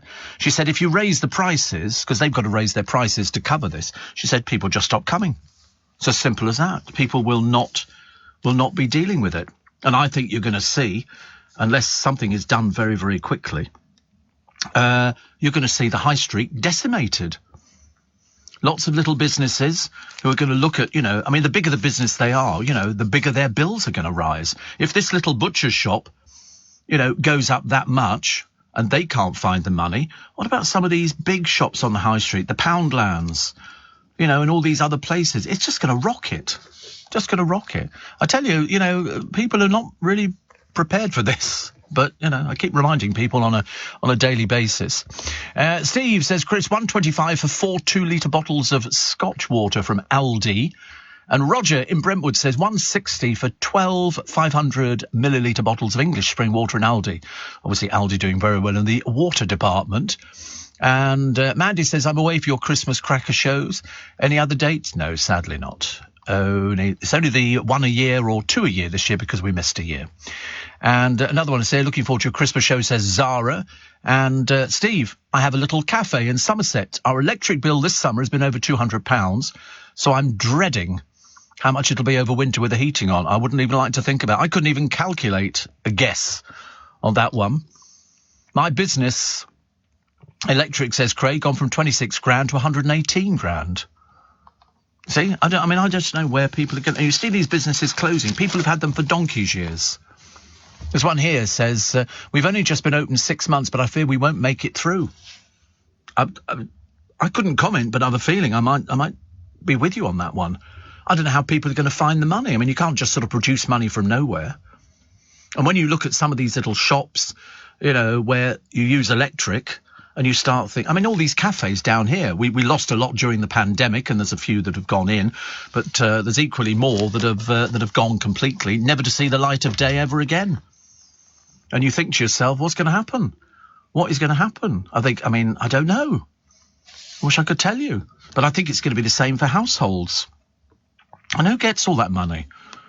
Is it the electric companies who are sort of enjoying, our misery? Because it is misery. It'll be people who've had family businesses for donkey's years and just not going to be happening. Kevin the Milkman says, we've just had the new electricity prices in at the dairy. Our monthly bill is going from 4 grand a month to over 10 grand a month. Most of that running the fridges and charging the electric floats. That's an increase of £6,000 a month. A month. It's frightening, isn't it? It's frightening. I don't know where people are going to go. You wait till they start getting that. I can't wait, really, in a sort of sadomasochistic type of interest, to find out how people are going to be coping with their electricity bills at home. Is it going to go? Because I couldn't tell you. I think my last electricity bill was probably about, 300 to 500, something like that. I can't remember because it goes out on a standing order and you just ignore it. I don't want to get yourself into a state of depression. But lots of people are going to be worrying about it. But it's the businesses that worry me. The businesses that might not be here come Christmas. 7 in 10 pubs going under. It's bad enough as it is at the moment. Round our way, we've got 2 pubs. They've been turned into mini supermarkets. They put flats upstairs and mini supermarket downstairs. But it's all the lights, isn't it? Morning, welcome to It's Raining. We're so excited. I never thought, it's almost like monsoon season, isn't it? And somebody goes, wonder what it's going to be like. Wonder what it's going to be like. Strange enough, my friend Ant, he must be psychic. He's in Highgate. He works one of our sister stations, Capital, Ant Payne. We were talking about him literally 5 minutes ago. 5 minutes ago, I was talking about Ant Payne to Adam, who is the Capital newsreader in the mornings on the breakfast show. And Ant says, heavy thunder in Highgate. I'm listening. The storms woke me. The storms. Isn't that funny, though? Are we psychic or what? We were talking about him in the office, and then blow me down, he sends me a text. because it has my personal number.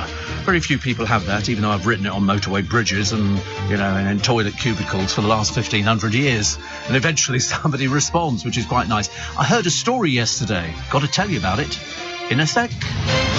Always try and hit that bit of music. It makes it sound a bit more sophisticated if you sound as if you can talk to the vocals. And I try and do that. Can you get that story up, about the bloke and the tip and the money and all the rest of it? Because I was listening to the radio. I went down to my brother's yesterday, and it was a nice drive down. It's so easy to put your foot down on the motorway, I've discovered, actually. It really is. It's ridiculous. And especially when you get cars coming right up behind you and tailgating, and you think to yourself, go away. All I've got to do is put my foot down and I could leave you standing. But I don't want to get hit by another speeding thing. I don't want to do another one of those speed awareness courses. Thank you very much indeed. So I go down. We've sorted out the pensions, because I told you that over the years, being at the ripe old age that I am, 37 3/4, is that I had 2 private pensions. So I get the state pension, for what it's worth, and I get the 2 private pensions, and we had to decide what to do with them. So I thought, well, I know that if you combine them, because I've got 2 with 2 separate companies, you combine them, and it's a case of you can take 25% tax-free. So I looked at what they were worth, and they're not huge. They're not huge amounts of money, but nevertheless, 25% tax-free I'm going for. So I've engaged somebody who looks after my finances, and he's going to be reinvesting the money. I'm going to get my 25%, but the good news is, because I was slightly worried that if you've got property and things like that and you want to leave it in your will, there's only so much you get tax-free before they tax you 40%. Well, if you've got a pension and you've got this, you won't have to worry about things like that. And I can also invest in my own pension pot. So we'll have a lump sum of money in there, and then I can add to it. So I'm going to put a lump sum in, because I've saved up over the years. I've been quite good. And the government will add 25% to it, free of charge. So I've decided that every month I'm going to put in a sum of money, and I will get an extra 25% from the government. So, I mean, it seems to be a win-win-win situation. One of the companies I was with are very slow. I mean, they're unbelievably slow, but it doesn't matter. I'm not in any great rush. But I was on the way down, I was listening to the radio. In fact, I listened to quite a lot of radio on the way down. And strangely enough, I'm not a radio person. I don't sort of rush home. I mean, I have the radio at home, in the bathroom, tuned to LBC, in the car, it's tuned to LBC. It's as simple as that. I don't really listen to anything else, but occasionally, if I'm sort of pootling down, I feel like it's, something a bit different, so I'll try something else just to see how LBC stand up against it. And they were doing an interview with a guy. They were telling you the story. He's a Welshman, and he claims that he accidentally threw a fortune away into a landfill. And this story started off with him claiming that he's been battling for a decade, 10 years, to be allowed to dig up a landfill site. It's about 29 acres, and he says he wants to hand it because he lost his USB drive from the computer, which he claims, there's no evidence to suggest this, absolutely nothing at all. It's just purely based on hearsay. And so he threw away, he had the USB drive in a drawer with other ones, and he threw away the wrong one. Obviously incredibly naive. Okay, so he throws them away. On this hard drive, he claims there were 7,500 units of the cryptocurrency in 2013. So he relays this fantastic story. I was shouting Jackanory into the radio. He said that while the Bitcoin was only worth a few £1,000s back then, its value is now ballooned to 200 million, which of course is just purely fantasy. He claims that he spent 8 years battling Newport City Council to allow him to dig up the tip to find the hard drive. They've said basically, do one. They're not remotely interested. He's an early adopter of Bitcoin. He's assembled a new team. He claims that he's got venture capitalists. They're offering him 10 million. The whole thing is so fantastic, you couldn't make it up. You couldn't make it up. He says that he's put together the best possible plan as an individual in a bid to persuade the council to let him dig up the site. And they said no. They've said absolutely not. It's been there for God knows how many years. It's a landfill. And he's looking for something the size of a telephone, quite clearly an idiot. Listen, they couldn't even find the body of that missing airman, if you remember. Do you remember the one who went missing on the night out and they thought he'd been picked up by they couldn't even find that. You think they're going to find a telephone? As somebody said, when you get people who say, oh, it's like looking for a needle in a haystack, in this case, there's no needle. He has no evidence at all, and he can't produce any evidence. And the interviewer didn't even bother asking him, why are you such a fantasist? Why have you made this story up? You know, and when did you realise that you threw away the wrong thing? Why was it not marked? And then they had experts on who were saying, listen, if this hard drive has been in a landfill for 10 years, there's no chance there'd be anything on it. It would have dissolved by now. The magnet in there would have worn out and the components and everything else. But of course, this bloke, you listen to him and he's about as believable as, you know, as me singing Waltzing Matilda in Mandarin. You know, it just didn't come over as believable at all. And yet nobody challenged him, so he's been allowed to perpetuate this myth. It's almost like the drunk in the pub going, you know, I'm having a garden wall built. I'll build it for you. Sorry? I build the house and the garage as well for you, if you like. And he's like that. He didn't come over as believable. He didn't come over as actually anything at all. He didn't come over, apart from, I was waiting for the interviewer to challenge him and say, you've just made this up, haven't you? You have no evidence to suggest that this is on the landfill. There's no evidence to suggest you ever had any bitcoins. And this fantasy about it's worth £200 million. And then he came up with this other claptrap, which was even funnier, where he said, of course, I'm going to be giving, when I get it, a last percentage to all the local communities so that they can... I'm thinking, what rubbish are you talking? What drivel are you talking? It's like saying, when I win the lottery in America, the fact that he's never done the lottery in America is neither here nor there. And so the more I listened to this interview, the more I thought, I don't believe a word you're saying. I do not believe a word you're saying. In fact, he came over not only as a fantasist, but at one point the interviewer had to stop him because he was talking about, and I want to tell you about the council and what they're putting in these dumps and all. And she said, well, listen, they haven't got the right to reply on it, so you can't say that. Legally, you've got to be very careful. They'll sue you. But I suspect he hasn't got diddly squat. This is his only claim to fame. He's made up a story about, I've got £200 million on a hard drive. Of course you have, sweet cheeks. And he says he's assembled a top team of people, including robotic dogs, who will dig for... I mean, it's just the stupidest... He obviously reads fantasy books. The fantasy being, I live in Wales and I've got nothing going on in my life. But somewhere on a landfill site, in a land far, far away, is this hard drive. And on it, details of how he can get his £200 million. I mean, if I was a cynical person, I might say...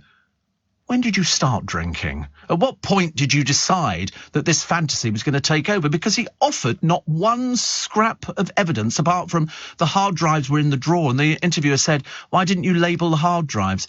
And I'm thinking, are you really that stupid? And I thought, yeah, and we're even more stupid for giving you airtime. I've never heard, and also, I couldn't believe this particular radio station, which shall remain nameless, was interviewing him. The story is donkey's years old. And then somebody said to me, they have a habit of running really old stories. But I was waiting for the interviewer to challenge him. You know, it's like me saying, and of course, I know that in the pyramid of Giza, there is a secret room, and only I know where it is. And if you push the button, it is, it's like finding Tutankhamun's tomb again, but everything covered in gold. It's like Indiana Jones and the Temple of Doom. Somewhere in this temple, there's all this gold and you can get it. And that's what he was living on. He was living on fantasies because he said, I've assembled all these top people. They're the top people in the world who could do the encryption and everything else. I'm thinking, what are their names? Let's get them on the phone, shall we? Let's find out how many of them are your friends who you drink with in the local. Because I just thought, we shouldn't indulge these people because it doesn't really help them. They need medical help. They need a bit more than 2 aspirins to get them through the day. And he's obviously touted this garbage around for years. And the council has said, we've already told him, it's an environmental hazard. You're not digging around on anything at all. There's 29 acres. What's he going to do? Sift through it all until he finds it and go, oh, look, here it is. We're going to go, yeah, right, you just pocketed that, didn't you? And then popped it in there. Do we look that stupid? Answer, this particular radio station was that stupid because they indulged this donkey's year old story in 2013. And he thinks he's sitting, and then he came up, obviously he thought, and then a couple of people phoned up. Even more hilarious, the terminally stupid. You know what they're like? I would like to say I feel really sorry for him, and I hope that he finds... Oh, shut up. Don't be so stupid. There is no hard drive. There is no 200 million. There is no nothing. It's the ramblings of a deluded person. Otherwise, he'd be saying, listen, I can prove it because I made a mental note of this, and here's the evidence, and he hasn't got anything. Got nothing at all apart from his rather shallow words, which fell, I'm afraid, on deaf ears in my case. But I was so interested in it, and so angry at the same time that somebody had given this bloke airtime. But I remember thinking, the council have told him over the years, and she read out a statement, the person, read out a statement saying basically the council said, we're absolutely not going to let him go digging around. The man's, not in the real world. It's like saying, give me some money and I'll go and find another treasure ship at the bottom of the ocean. Because I reckon somewhere, do you remember on the Titanic, they found a safe in one of the cabins and they couldn't wait to open it to find out what was in it. And in it, water. Water, just water. There was nothing else in the safe, and they were hoping it was going to be sort of full of money or something. But after all those years, it would have rotted. And in the hard drives case, all the experts said, I don't know who he's assembled, but these people are just leading him on. More stupid fantasists, because there is no hard drive. There was no landfill with it hidden in there. After 13, you imagine how deep down it would be after 13 years. Have you seen the amount of rubbish there is in the world? Have you been to Edinburgh recently? Have you been to Birmingham? Have you been to Manchester? Have you seen the rubbish piling up? And imagine after 13 years what it's going to look like. I mean, I'm almost tempted to say, let him go there, the idiot. He won't find anything. Never could do, never will do. But it was a sort of a semi-interesting story, but I got the feeling he was living on cloud cuckoo land, which is probably one of the best places for him. Morning, nice to be company. Thursday, August the 25th. Good story, though, isn't it, about the bloke, but a total fantasy, I'm afraid, and a fantasist. So Ant Payne must have... it's still tipping down, apparently. Who was it came in a minute ago and said it's still tipping down? It was... oh, yes, I got that one. Yes, thank you. And Warren says, did you see the programme last night on Channel 4 about the three accused treasures of the UK, Cliff Richard, Paul Gambaccini and Neil Fox? They went, yes, I did. I didn't see all of it. I caught bits of it because I knew about the programme anyway. And I know because I'd spoken to Cliff before. And it was a case, it upset him greatly. As indeed, it upset all of them. Paul Gambaccini. In fact, I sat with Paul Gambaccini in a box at the Royal Albert Hall, and I wanted to talk to him about it, but I think it was still very raw at the time. But Cliff had said how terrible it was and how it had affected him. It's like somebody coming along to you and saying, you murdered my son or you murdered my daughter, and you think, I don't even know who you are. Who are you? Why do these people tell lies? They're sick, ill people. There was that fantasist, wasn't there? Another fantasist who claimed that he'd seen people being murdered, children being murdered. I mean, why in God's name anybody ever believed him? I can't imagine. I find it absolutely unbelievable that the police take the people, seriously. Warren says I was there. Tim Rice was there too. Yeah. Yes. And Gloria. We're all in the same piece, Warren, weren't we? We were all in the same piece. But I mean, what a dreadful, dreadful time.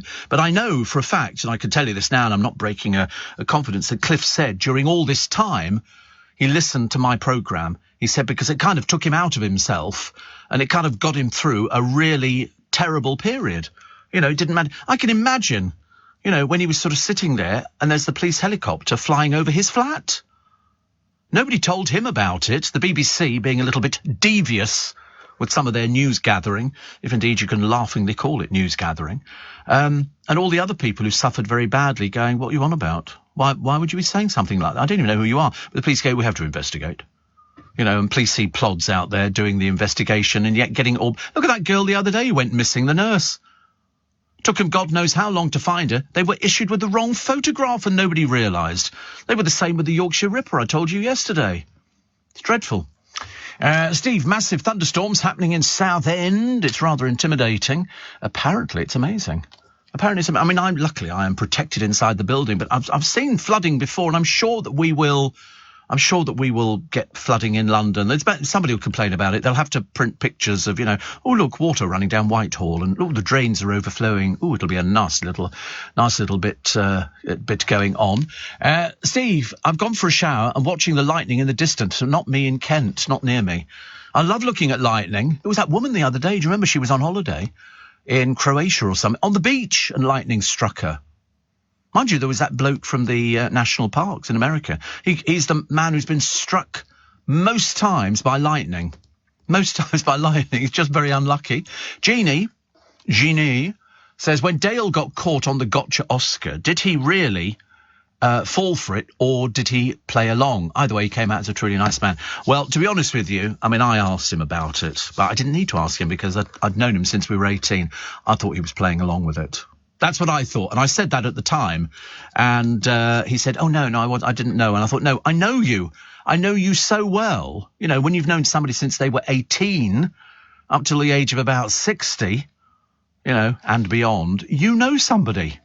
You know, that's not how he would have reacted at all. So I thought he was playing along with it. But there we go. Listen, loads of people do that. Loads of people do it. Read your mentions. Last week, Steve says, Brian of Charity Shops. I myself delivered some items to an Oxfam shop and received a barely audible, put them there. There being no eye contact and certainly no interaction. They sought to express more gratitude, as currently they come across as very ungrateful. They couldn't care less. I told you I've stopped giving to charity shops. I know it's an awful thing to say, because I'm big into my charity. I like my charity. But I took in loads of clothes, sackfuls of really, really nice clothes. And again, you just put them there. Nothing at all. They're just so nonplussed by the whole thing that I got a little bit disappointed. Yes, it was you and your programme, Steve, says Warren, that kept Cliff sane. He would feel lonely in the middle of the night, feeling the world was against him, and you kept him sane because he told you that. Yes, he did. He told me on numerous occasions. He said, you kept me sane. In fact, he came in. We had a lovely chat before Christmas a couple of years ago, and it was really nice. But he said that the program, mainly because he thought nothing could be as suffering as Steve Allen on a bad mood. But he said, Cliff will be coming back to the UK soon, and let's meet for a drink. Absolutely. A small Vimto for me. A small Vimto. Getting ready for the 0501, 0412 Brighton, Steve. And this is Mark. Says, last night I was parked in the Sainsbury's car park shortly after dark. Lady came running out with a big rucksack, followed by a security guard. She'd stolen a whole rucksack full of goods. The security guard was well overweight, didn't stand a chance, and he stopped and she got away. People just thieve for the thrill of nicking. She didn't look poor or desperate. Strange enough, Mark, the survey shows that the majority of people who thieve have got ample funds on them to pay for it. It's the thrill of nicking. And not only do they nick themselves, but they teach their children to thieve. That's the problem. I've seen it before. I told you I saw it in Marks and Spencer, a bloke giving his daughter, who could have been no more than 6 or 7, food to hold, and then she followed him out the store. What are they going to do, prosecute a child? Of course not. These people are professional thieves. They use their children. They don't just sort of wander in there and think, oh, nick a packet of biscuits. They don't. I've had to sort of look the other way. I'm strangely drawn to people who shoplift. I can't help it. You just look at somebody and I can tell straight away you're thieving. You're thieving. Crunching through the autumn leaves to get home tonight on my home from night shift. I had Radio 4 on. Oh, dear, it's not still going, is it, Craig? I can't believe it. And Suggs from Madness was on Gardener's Question Time, saying how he'd planted potatoes and becoming self-sufficient. Makes his own cider now. Top advice. Well, the one thing that you can do, if you've got an allotment, you can carry on watering. If you've got an allotment. I can't water all my flowers I've spent a small fortune on, but if you've got an allotment, you can water. Makes his own cider. My neighbours made their own wine. They're growing grapes outside their place, and the other year they made wine. Imagine, I've never even thought about making wine. But no, it doesn't. I mean, to be honest with you, it's going to be an awful lot cheaper to go out and sort of buy the stuff, isn't it, really? What was the other? Oh, very sad. The Olympic cyclist desperate battle to save a boyfriend as he died in bed. He just had a heart attack at the age of 37. Will Harry's tell-all book be delayed? Who cares? Nobody's going to buy the blooming thing. I mean, it'll be just bought by the newspapers so they can sort of praise it down, going, what a bitter, ungrateful little bloke he is. And as for that dreary old wife of his, goodness sake, I mean, Piers Morgan said the other day, you can tell quite clearly she wasn't fit for purpose in the royal family because she's done nothing but sort of bring them down or try to bring them down in her own shallow little way. And yet, really, she's still milking it because I'm a duchess. No, you're not, love. We know what you are. You're a failed actress. You had to marry Harry. It was all contrived. He's got no idea. He doesn't know that she knew everything about him. She was looking for an inroad into something, and she's milking it. Take away the title, and who is she? Just another failed actress. Very sad, isn't it? But apparently every single paper has talked about her latest podcast, which has cost God knows how many million. It's taken her years to get round to it because she's not articulate at all. And she does she could only talk about herself. She's become that self-centred. It's very sad, and you feel a bit sorry for Harry because he's been duped. He's been duped. I mean, she moaned about, Archie's bedroom was set on fire, or they had a leaky whatever, I can't remember what it was. I mean, the fact that the child wasn't even in the room at the time, it was out with the nurse, because obviously Meghan's far too busy to do menial jobs like that. And she likes having servants, even though she tries to proclaim that she's in for women's rights and all the rest of it. It's a load of old codswallop, I'm afraid. And she said, and then we had to go out and do an appearance. You think, yeah, well, the kid wasn't in the bedroom. The fire was put out. What are you moaning about? It's like moan, dreary moan. What with her and Harry? We always remember him when he was drunk, kicking out at the photographers and all the rest of it, just basically behaving like a very spoilt little child. I don't think he's changed at all, which is a bit of a shame. Asda scraps the best before. Do you look? I look at them all the time. I spend my entire days looking at sell-by dates. I just really do. Very odd. Colleen Rooney's signed for Disney. I know, I thought perhaps they're making the Little Princess again, but it turns out not to be. No, Disney want to make the film about her and, what's that old baggage's name? Oh, Vardy, the one who's a little bit economical with the truth. And they've paid Colleen Rooney untold squillions to talk about the Vardy case. Vardy, of course, has disappeared completely. Thank God. And well-known bully Katie Price has had to take down another posting. Always taking down postings. You know why? Because somebody says to her, hey, listen, thicko, you can't put this up there. And she picked on some poor woman who is known in the country for having the biggest eyebrows. I don't know who this woman is. I've got no idea at all. But strangely enough, bully girl Price put up about these eyebrows and all the rest of it until this woman said, wait a minute, I thought you went into Parliament talking about, being anti-bullying, and here you are bullying. She got that post down within the hour. It was taken down very, very quickly because she came off media for a while. I think she was having more boob enlargements or surgery or something. I mean, let's face it, whenever she opens her mouth, it's drivel. And we're still waiting, as I'll probably say on my free podcast, available a little bit later on today. We're still waiting for her to get married to the boyfriend. Apparently he's a car dealer. He must be the car dealer with the stupidest looking teeth I've ever seen. But there you go. I mean, that's the way it goes nowadays. They all want to look a little bit balmy.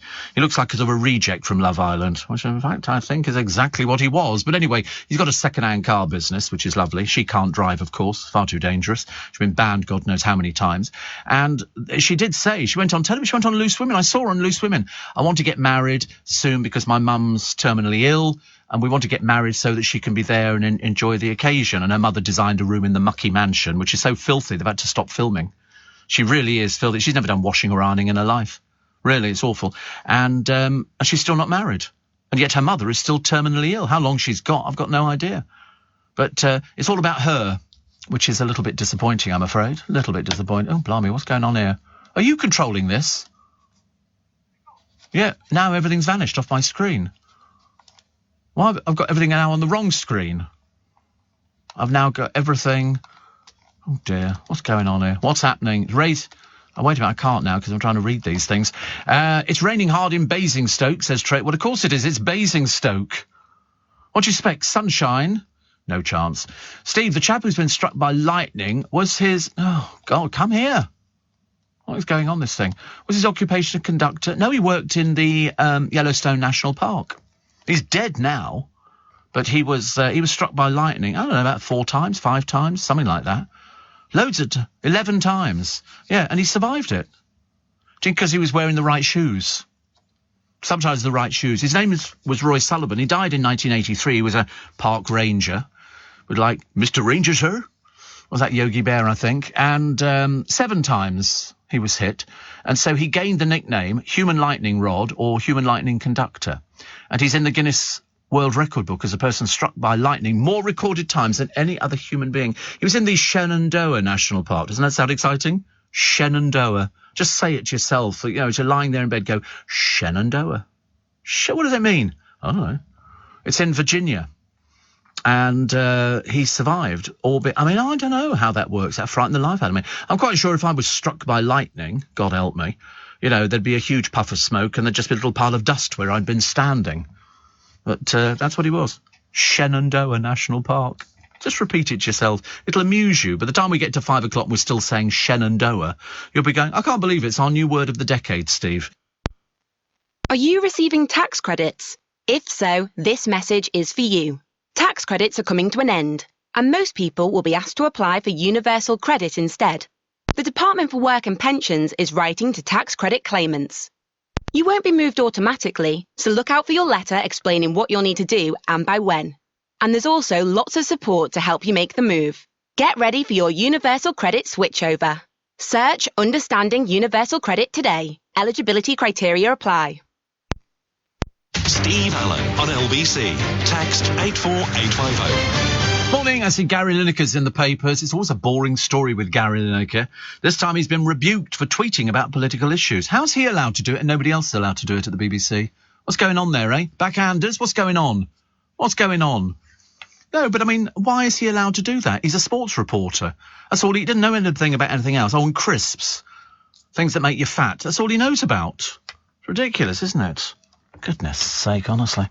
What have we got here? Oh, the woman who found Richard III's grave. Was that the one in the car park? Actually finding him in a car park. I wonder how they knew it was Richard. I mean, was he known for something? You know, sometimes they're known for different bits and pieces. And believe it or not, after the attack on Salman Rushdie, book sales have gone up of satanic verses. Nobody's read it. Nobody's read it. Sales have gone up of Salman Rushdie's satanic verse. Nobody cares about it. I've seen people, you know, eminent people who say, I tried to read it once and I had to go back to it and no, absolutely not. It's drivel. It's drivel, but it's made him famous for all the wrong reasons, I should imagine. What was the other one that I quite liked, actually? Blur are making a comeback, or preparing to make a comeback. They're always, I mean, somebody said, when did they say that to Lily Savage? This comeback. It's not a comeback, she said. It's a return. It's not a comeback. What was the other one? One reporter walked Hadrian's Wall and found her in a Roman. It doesn't look very big, Hadrian's Wall, but it's amazing when we had that thing to keep out whoever it was we kept out, but it seemed to work, which is very good. Dreary old Dan Walker, Mr. Beige, as they've issued the press release on this dreary programme. The professional on it is Michaela Strachan. Unfortunately, Dan is the I can read an auto cue and looks bland. It's a little bit embarrassing, but there you go. I'm sure he'll be wonderful. And we found an Elvis impersonator, aged 9 years old. Who's the one for the money? And he's giving me, here's the one for the money, two for the show. Sweet to get ready now, go cat go, and don't you step on my blue suede shoes. You know, because he's 9. Let's face it, his little Watsits won't have dropped by now, will they? So, you know, you have to, you know, Elvis Presley. I mean, I've seen no end of them. There's a Sikh version of Elvis Presley. There's so many. We had them. He's got a funny name, and I can't remember what it is. And in fact, you know, and you have to go and look at it. On YouTube, Steve Allen's Elvis quiz with Elvis impersonators. There were 4. And I don't want to spoil it for you, but let's say I don't really know enough about Elvis Presley to qualify for the quiz. So, you know, have a check. It's on there. It's very funny, actually, for Five's company. I was just amazed, actually, that we managed to find 4 Elvis impersonators. We're very good, but they didn't know anything about Elvis. Nothing at all, which is great. Steve, can we have another Yogi Bear impression, says Nick in Kent. No, you can't. Boo-boo. And Waj says, locked into the spike as always, thank you. And Dale says, it was truly awful what Cliff and several other celebrities had to go through. I think in total it was about 13 people, you know. And I think Cliff and Paul found who their true friends were at the time. Yeah, absolutely. Absolutely. People who knew them better than anybody else. But then, as I say, that bloke who made all the allegations about seeing people being murdered by Edward Heath and all this kind, I've never heard such rubbish about how anybody with half a brain cell could ever have believed this man. He even looked dodgy. You know, and you sort of think to yourself, what's the matter with these people? Are they just really not trying anymore? The Prime Minister, yes, we're still in that situation, says Ukraine will win the war. Well, I have to be honest. I mean, they've survived 6 months and a little tiny bit. You know, they're still there. Still there. Putin, of course, still there, getting very angry as a Russian. I'm very angry as leader because they seem to be he doesn't know where he is. He's got no idea, not a clue. Sometimes he stumbles over his words. Other times he's you know, I mean, where's he going from here? He might as well just give up. Because 6 months on, they've had huge casualties. The Russian soldiers are filthy, disgusting animals who murder, rape and kill children.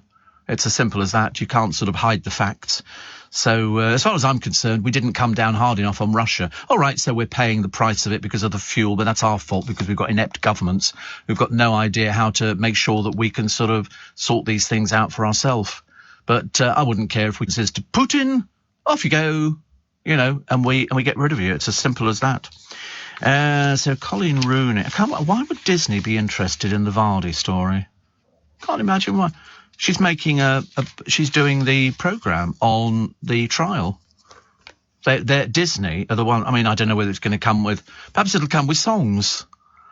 You know, I could have danced into prison. I could have paid my £10 million. You know, we can get all sorts of things. I mean, who they're going to find to play Vardy, I don't know. Cruella de Vil, I always thought. That'd be a fairly accurate one. That's about the face, isn't it, really? Because it always looks a bit like it's one of those faces that's been bitten by a wasp or something. Like that. We all remember her sitting at Wimbledon behind Colleen Rooney trying to jump on the bandwagon. And then it turns out, as if proof were needed, that Rebecca Vardy is not a nice person. Her parents didn't even go to her wedding. Simple as that. Dame Deborah's book tops the bestsellers list, you know, Bowel Babe. So that's very good. We're very pleased about that. And the man fleeing the killer was in the drugs gang where that little girl got killed. It always makes me feel somewhat sad that people get caught up in drugs. And this particular bloke is a drug dealer. He was the intended target. You don't have to look at them to realise these are lowlifes.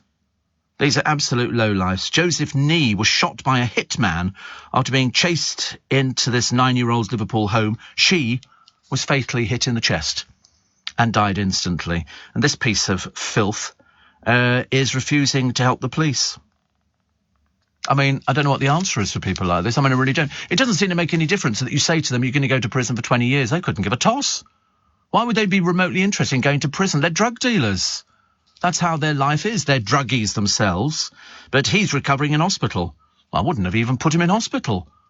You imagine being on a ward and they go, by the way, this was the person the gang were chasing and he's a drug dealer as well. I'd have started a campaign to get him out the hospital ward. Why are you being treated in here on the NHS? Where's your money, pal? Where's your money? Despite the crime sickening the nation, he's been unwilling to give information to the police. Well, put it this way, he was chased into the house. He will be shot. You can almost guarantee drug dealers in all these different cities, they have a code. And the code is, if they're chasing you into a house, they're not going to sit back and go, OK, let's let him get away with that one. It's not going to happen. Not going to happen. I can almost predict the headlines now. I can predict the headlines. You know, and then he says he won't help the police. Well, he must know who these people are. So he says he's not going to help them. And we go, what, you think we're just going to sit back and let this? No. At some point, you're going to be out of hospital. And where are you going to go? Where are you going to go? If he's not helping the police, I don't know, you just give up half the time, don't you, really? It's pathetic. Apparently in Dorset, they've got a dolphin. Can we just advise anybody down at Weymouth, in the waters there, stay away from it, OK? We get some extremely thick, stupid people who go out there and go, oh, I could swim with a dolphin. They're wild animals. OK, just thought I'd tell you that, you know, just in case somebody goes, oh, my little girl was attacked by it. Of course she was. It's a wild animal. OK. Shamed ex-minister Matt Hancock has a muscle-bound hunk as his new online avatar. He quit when the Sun exposed his lockdown-busting affair and had the icon made as the first MP to join the metaverse. Whatever that, I've got no idea what I'm talking about here. I mean, it's something to do with computers. He said he was flattered by the avatar. Well, of course, because it doesn't look anything like you. Doesn't look anything like you at all. It looks like sort of somebody out of sort of one of those gay modelling magazines, which I'm sure you'll have seen over the years. The career crook. Here he is. He refuses to talk to the police. What does I say? At some point, the doctors are going to say to you, matey, OK, bye-bye. And you're going to have to walk out the hospital. What do you think? You're going to walk out with a police escort? Think again. Think again. Police have now got to reclaim the streets because it's taken over by drug dealers wherever you go now. It's just absolutely dreadful. Steve, ladies and gentlemen, boys and girls, this is your captain speaking, a.k.a. Jake, a.k.a. your favourite 5'10" airline pilot. Have you missed me? And did we miss him? No, apparently not, says the producer. He says, off to the airport, flying to Corfu this morning. It's also payday. It is. It is payday. You're quite right. It is payday. Hopefully. Heading down to your neck of the woods over the weekend to view a car after 3 days off. Lovely to hear your dulcet tones. You see, I'm big into the payday. I like payday. It's something I said to my brother. I said, it comes in about midnight. He said, well, I'm not waking up at midnight. I thought, oh, all right, be mean. Be mean. Put your brother into sort of, rehab yet again. Trolley Dolly Mark says, leaving Lancing right now as I'm on standby at Heathrow Airport from 6 a.m. Chucking it down outside. Thunder and lightning every minute or so. Wish me luck on my 90-minute journey, as I think it's going to be tricky. Maybe a boat could be quicker. I know, but it's making it, isn't it? By the side of the road. A little bit difficult. My next door neighbours have just bought a boat, which is very nice. And they're fitting it out with a fridge and bits and pieces. Not huge. It's not huge. I think they paid about 6,000 quid for it. But it looks very nice. And although I have heard from people who have boats that the best time to buy a boat is when you buy it. And the second best time is when you sell it. Because you never use it as much as you think you're going to use it. But they might actually. And they might be, the people who rocked the boat. They're going to take the dog with them. They've already got photographs of the dog on the boat. Seems to quite like it. So, Trolley Dolly Mark, you have a nice time. Thunder and lightning. Well, you're not going to be taking off anywhere, are you? Are you watching the programme on Heathrow? There's a programme on Heathrow Airport at the moment, and it was showing the interior of one of these big planes and how they sort of put... But the trouble is people are avoiding these sort of things. They're too expensive. People are going to start finding a different way. I bet you there's no end of people listening to this programme this morning that have just literally, the moment it started raining, they're out there in the garden in their swimwear with a sponge and some shower gel, having a good old go and standing outside because it's cheaper than putting the actual boiler on, isn't it? You've no idea how much money you can save. I've got, not a watering can thing. It's a water thing, and you fill it up with water, and then you pump the handle, and then it's got like a shower head at the other end of it. Which I bought years and years ago, and I remember thinking, that's nice. When am I going to use that? Today. And I just sort of fill it up with water, and then you could sort of shower yourself with it. Although, to be honest, I'm going to look a bit ridiculous standing outside, aren't I, in this weather? But it doesn't matter. Doesn't matter. Vic Hopes, pictured in a bikini, and she was on the Spanish island of Formentera. I don't even know where that is, but it sounds very exotic. She was soaking up the sun with her photographer. She's vying with Maya Jama to become the next host of Love Island. Listen, I don't think Vic Hope needs to worry about things like that. And Maya Jama, yawn, boring, dull. They all do it, don't they? Every time you got another picture of Rihanna or somebody like that. Oh, look at this. What does she do? Answer, nothing. Nothing at all. Nothing at all. Cristiano Ronaldo is doing what we all want to do. He wants to buy a posh golf clubhouse, which is next to his £17 million Portuguese super home, and then demolish it. The reason being, it spoils the view. And I've seen people do that before. They buy a house and it's got big trees in front, and they go, we're taking those down. The council go, what are you doing? I say, we're just taking the trees down. Well, you're going to be fined £1 million because these are listed. Can't just cut trees down willy-nilly. There was that bloke, do you remember? He built a mansion, but he hid it behind straw bales so that the council would think it was straw bales in a barn, and it wasn't. It was his house, the other side. They made him demolish it. Ha, ha, ha, ha, ha. That's what I think. Morning, nice to be company. 12 minutes to 5. I only mention the time just in case you're sort of thinking, what should we do? And then you look out the window and you go, let's stay in bed. Let's not bother doing anything. So much easier. So Meghan's podcast is about as dull as she is, I'm afraid. And let's face it, the only reason she's got this podcast is because she's married to him. By herself, she would get nothing. She would barely scraped into Suits. And they've said basically she's got nothing to talk about. What seeps out is that her main gripe is clearly with the royals, whereas in fact she's desperate, but screamingly desperate, to hang on to the Duchess title. And that's unfortunately where Harry comes in. And the poor sap, all she has to do is sleep with him, get married to him, which cost us a small fortune, and then try and convince him that she really does love him. Really does love him, so she hangs on to him. It's no difficult thing if you're an average actress, and God knows she's average, and all she can talk about is herself. She's got nothing else to talk about. She comes up with the most useless phrases. I mean, Sir David Frost, she is not. She, it's just painful to watch. But there again, a nobody from nowhere with a family who are more dysfunctional than you can ever shake a stick at, droning on in a podcast that has cost the best part of 18 million. She's about as interesting as Brooklyn Beckham, and you wouldn't give him a podcast, would you? God knows, what could he talk about? I don't think he's got a podcast. But he might have something to do with cooking, because he thinks he's a chef. He's also very delusional, poor soul. Kevin Lygo, who's the ITV boss, says the only way to make risk-free versions of shows like Love Island is to stop the public appearing on them. Yep. Absolutely. That's it. Well, do us a favour then and cancel them all, because I've seen another one. They were sort of trailing some other cookery programme with celebrities. I didn't know any of them were. Not one person, which is a bit of a shame, actually. Gina says, now retired, treating myself to Sister Act with a patchwork tour. Oh, lovely. You'll love Sister Act. Oh, you'll love Sister Act.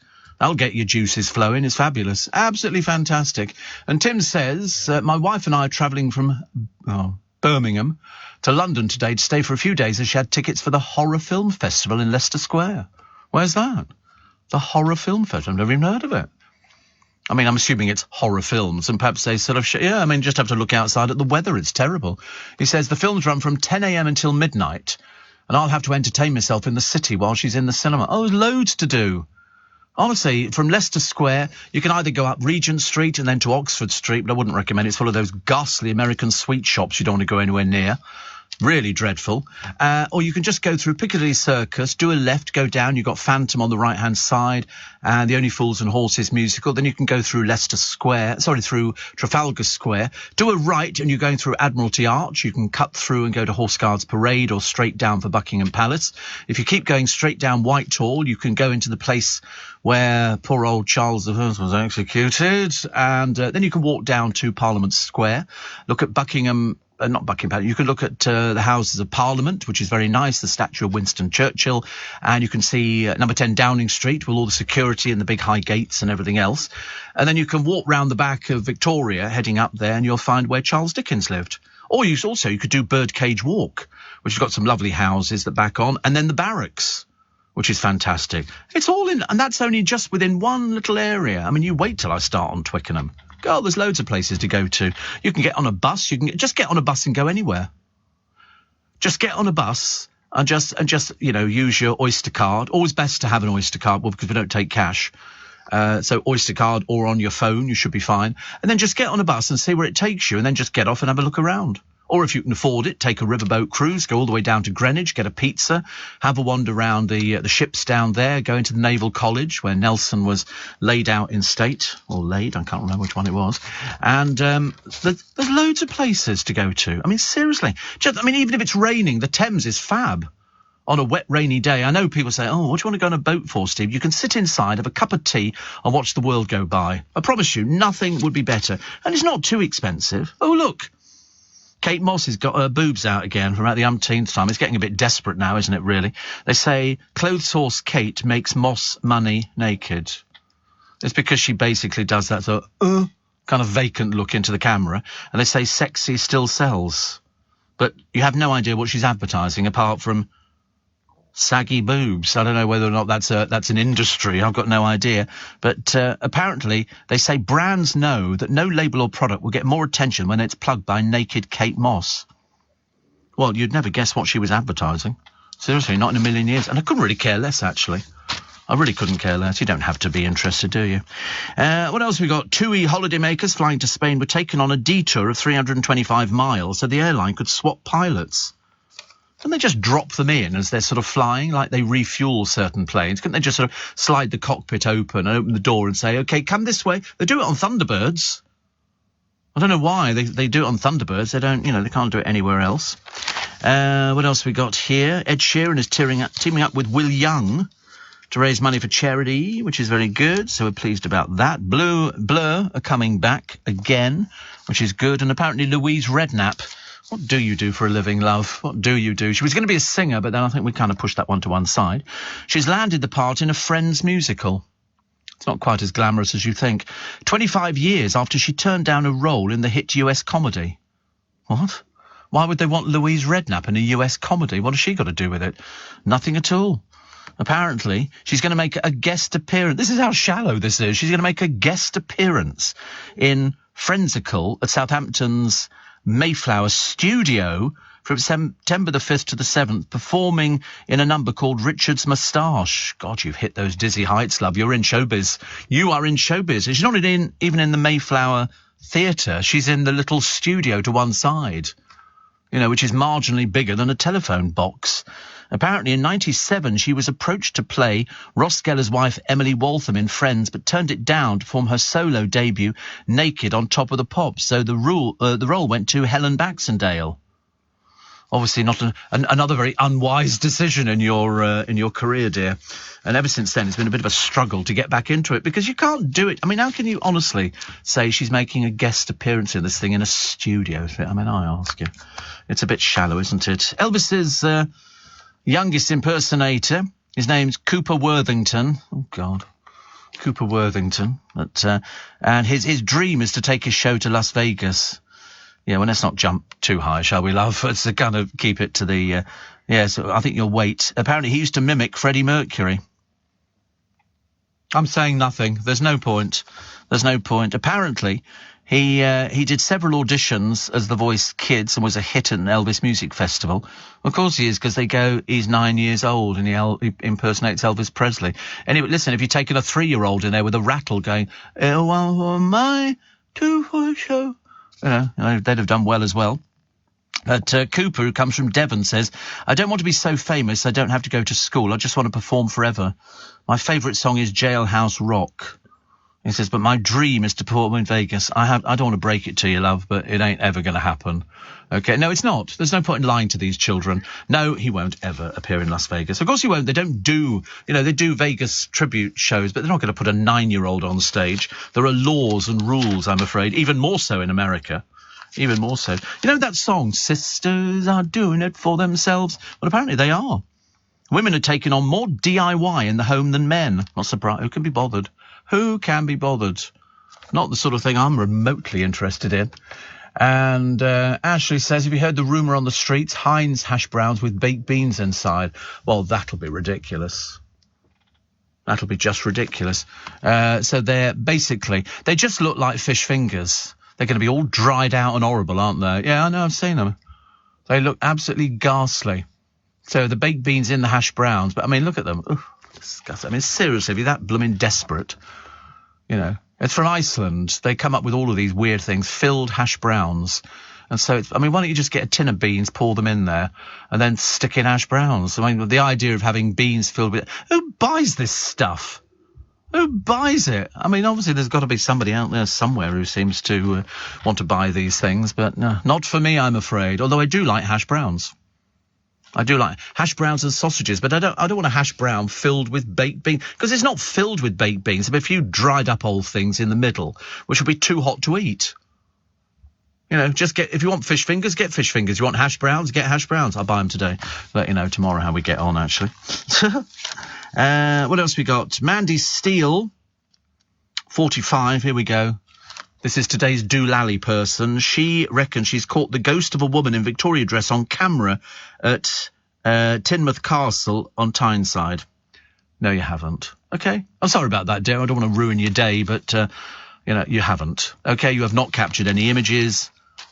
Really nothing at all, okay? Not in Victorian dress, not in Eastern garb, not in anything at all, because you've just made it up, okay? But the one thing we didn't make up is dinosaur tracks uncovered in a drought-hit river. These footprints are from a 60-foot tallest dinosaur. One belongs to the two-legged predator, which is from 113 million years ago. They were exposed at Dinosaur Valley State Park, Texas. They're expected to cover them again when the rain comes down, but they should escape erosion. A spokesman said, under normal river conditions, these newer tracks are underwater and filled with sediment. I mean, it's very interesting to see them. Very interesting. Unless, of course, they're fake, which, of course, they might. I mean, they're in a place called Dinosaur Valley State Park. They are a bit too perfect. I mean, these things sort of, lolloped along. They had the two little arms at the front, and they weighed about 60 tons. But surely the river bed is it's going to be filled with silt and all the rest of it. But, having looked at them, it's very interesting. But whether they're to be believed, I don't know.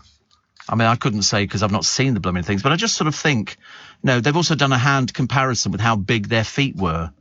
It was 118 million years ago. Who cares? Who cares? Put it this way, if you've been standing by the side of the river with your little rod, waiting for a tiddler, and this thing came along, you just have to tread on you. It weighs 60 tons. Goodness sake, honestly, people get so carried away with things. Pete the Pool Man says, I'm at Gatwick Airport en route to Mallorca. I've picked a hotel without a swimming pool. How very wise. How very wise. A hotel without a swimming pool. Actually, that's unheard of, isn't it? That's unheard of. A hotel without a swimming pool in Mallorca. That's where they were filming the other day, the Made in Chelsea people. A right bunch of old spiteful little moggies. Oh, my goodness me, one bloke was standing there with his bleach blonde hair thinking he was the bee's knees, and then he threw a glass of wine over this other bloke. I mean, had it been anybody else, they'd have flattened him because he looked like he was right for flattening. And he was going this and that, and he said, this other bloke said to him, what do you do for a living? He said, I've got 2 businesses. He said, your mummy props them up, doesn't she? He said, they're failures. And that's when he lost his temper. Oh, a bit of a tantrum. No girlfriend, but there again, not at all surprising. Morning, nice to have your company. Welcome to Thursday. We finally had a bit of rain in London. In fact, actually, Kim, who's not in London, says, I got the old tin bath out in the yard, gathering rainwater as we speak, prepping it for me once a week Sunday bath, whether I need it or not. Wire brush and a wee tub of Astral cream at the ready. I used to love Astral cream. It was so good, wasn't it? It's like Pond's cream. Pond's cream was always, they always said that's what women need. You just need a jar of Pond's cold cream. You don't need very expensive creams. But once you've tried very expensive creams, you suddenly realise why you like them. You sort of go, oh, I like that. That's very nice indeed. James says, your show's a bit of a lifesaver. Last year I was in hospital for almost 2 months awaiting a heart procedure. Your show took my mind off things. Thunder and lightning here on the Isle of Wight. Must be quite nice, though, on the Isle of Wight. Actually, in hospital, it must be very difficult because in one hospital I was in a while ago, there was no television in the wards, which I thought was a bit of a shame, really. But I can't remember if I had the radio or not, but I had my telephone with me. But when I was in another hospital, we had television in the room. It was just me in there and a television. And you just spent all the time dozing, waking. Still nice. Just like normal, actually. I do that all the time. Bad news for Pop Idol fans. The show will not be making a comeback on ITV. Isn't that interesting? Because was it not said that Darius Dinesh Campbell was going to be making an appearance on it, but they've said it's not coming back. Rumours of the talent show's return have been quashed by the channel's head of entertaining commission, Katie Rawcliffe. Apparently Darius had been linked to the reboot before his death. Speaking at the Edinburgh TV Festival, Katie also revealed that sports celeb show The Games with Holly Willoughby and Freddie Flintoff as presenters would not be getting a second series. She's gone off the boil, hasn't she, really? I mean, they were saying the other day that she didn't get nominated with Pip for the National Television Awards, which is unheard of. And they say it's because she's gone a bit barking mad over crystals and stuff like that. But so no second series there. Neither was the talent show Walk the Line, hosted by Maya Jama, although that was less of a surprise. I mean, honestly, the trouble is you get people and they get a bit of publicity in the papers over, they've either slept with somebody or they've done something, they've taken their clothes off and their boobs have fallen out or something. And they go, all right, we'll give you this show. And then they suddenly realize they can't do it. All they are is clothes horses with loads of makeup and boobies out. That's it. That's a celebrity nowadays. Tipping down outside here. Tipping down. I love it. I can't wait for the rain. Down came the rain. I love it. I can't hear it in here. But then I wouldn't. I'm in a soundproof booth. For some reason, Dan Walker, honestly, he's just got the word boring stamped all over him. Nobody cares really what he's doing now. He reads auto cue and that's about as far as we can take it. But Michaela Strachan, of course, so much more professional. I love the way they go, he's a newsreader. But what did they say the other day which made me laugh? Oh, Laura Whitmore, she's going back to her journalism roots. I thought, what were they? Did she make tea for people in the newsroom or something? And believe it or not, McDonald's have created a limited edition cucumber-scented shower gel for VIP guests in Austria. Cucumber shower gel? Who's ever heard of it? The only shower gel worth having is lime, basil and mandarin, from Joe Loves or Joe Malone, which are very nice indeed. And what's the other one I like? Oh, I've got also Fem Gel. Fen gel, isn't it? Oh, that's quite nice as well. That's like a foam. That's very nice. I'm very into that. Also, they're asking a question, not that anybody really cares, after shy, retiring ginger bloke Harry's tell-all book, which they're not giving to the royal family before. Who cares? He's a very ungrateful little silly boy who needs his legs slapping. Should have happened years and years ago, but unfortunately there was nobody around to do it. But will his book be delayed till next year? Who cares? Who seriously cares about what he's going to drone on about? Ultra-privileged bloke marries girl who's been round the block about 7 times, who does a podcast which has cost us, or cost them, about £18 million, and she still can't string 2 words together. Very embarrassing. Steve, it feels like everything has become a musical. Friends, Only Fools, some worse than others. How about a Steve Allen musical, says Brendan and St Anne's. What would be your opening song? The Bitch is Back would be the opening song. The Bitch is Back by Elton John. I'm a bitch, I'm a bitch, I'm a... People say, I remember somebody writing to me years ago, I forget who it was actually now, they were totally nameless, they generally are, and it was a case of, why do you moan on your programme? I thought, don't moan, I just tell the truth. The fact that you don't, and I didn't like that person either, so there you go, they were doomed to spend the rest of their life in that little place that they enjoy so much called Oblivion, which is so lovely. I always love the people who sort of write in and go, you don't like anything, do you? And they go, well, I don't like you. And that kind of sums it up, actually. Oh, by the way, I was right yesterday. Sylvester Stallone is being divorced by Jennifer Flavin. I knew it was on the cards. I didn't want to break her confidence with Sly, as I call him. And so, 25 years they've been married. 25 years of sheer hell and misery, I should imagine. But they've got lovely children. She looks very good for her age, and Sylvester Stallone just looks like Sylvester Stallone. I think he made Rocky, didn't he? Did he do the Rocky, which is something to do with fighting or something, which is lots of Rockies. Rocky 1, 2, 6000, which is very exciting. And then a man who dumped pythons in a bin outside a school. I mean, and the excuse will be you've got to look after them and feed them. And you go, they eat dead mice. What are you on about? And they don't exactly eat them every 2 minutes. They sort of, couple of mice will last them ages and ages and ages. And I couldn't quite understand. There's the other python, which it escaped. It tries to get into a house through an open bedroom window. 18 foot long. 18 foot long. It goes along the guttering, finds an open window. It's an albino Burmese python, 18 foot long, seen off by the occupants who used a broom to send it crashing onto a car, which was underneath. It was going on the top window. Wait, go down again, sorry. Oh, sorry, I thought it was a cat sitting on a roof, and it wasn't. That wouldn't have stood much chance. So this Burmese python, albino, so it looks a bit sort of yellow, frightens the life out of me. And a neighbour who used to own snakes then looked after it in her conservatory. She said it's a dangerous snake, can turn nasty. I felt sick. There could have been a baby in there. This was in Chandler's Ford in Hampshire, when the snake woke. I mean, look at, oh no, I don't like snakes. Yeah, but fancy leaving snakes in a bin outside a school. Kids could have put their hands in or anything. You don't know what goes on. He's a rather stupid person, but there again, you do get those of limited intelligence. Also, this sex scandal I told you about the other day for the Red Arrows. And they say, could it spell the end for the Red Arrows? I don't know why people make such a farce about, a sex scandal. What does that mean? Somebody's had an affair, somebody's not had an affair. We don't know what it is. Well, we do know what it is, actually. We absolutely do know what it is. I remember reading it out on the programme. No, not even allegedly. We know what it is because there's some bloke who's left saying that, we don't even bother with it. And allegedly doesn't cover you anyway nowadays. I feel a bit sorry for the Olympic cyclists and the boyfriend who died in bed next to her, just had a heart attack while he slept. 37 years old. It's not very old at all. And the 1 in 6 chance of a mega volcano eruption this century. How fab. I love a mega volcano. I really do. The last one I was at was Pompeii, and that went down very well. It was turned into a tourist attraction. Come and see, bodies encased in sort of whatever it is that comes out of a volcano. A lot of flames and ash, I suppose. Really. Can you imagine they were all sort of settling down for the night, and then this thing starts off. That must have ruined the disco. Must be furious. But there's loads of these volcanoes. They're not confined to sort of extinct volcanoes. There are some volcanoes which are still quite active. And I've seen volcanoes before under the ocean where they start off and they sort of thing, and the next thing you've got an island. They've created an island.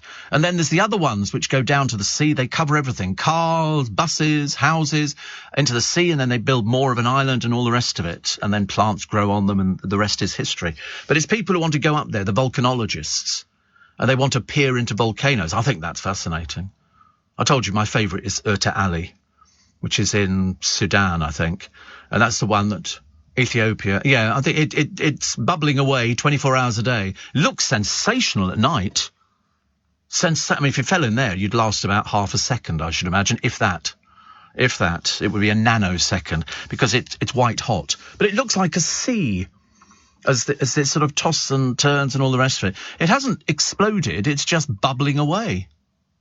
Which is very clever when you think about it, isn't it? Find it on YouTube, and you'll be terribly impressed. You'll say, do you know, Steve, we're so glad you mentioned that to us, so we can have a quick look at Ellie and sort of enjoy looking at a volcano, because apparently there's loads of them. I'm going to run through a little bit later on all the ones which are still active and could blow, apart from the biggest in the world, which is Yellowstone Park. The whole park is a volcano. It's a mega volcano. It's huge. If it goes, it'll take America out. Okay, stop uncrossing your fingers. Stop uncrossing your fingers.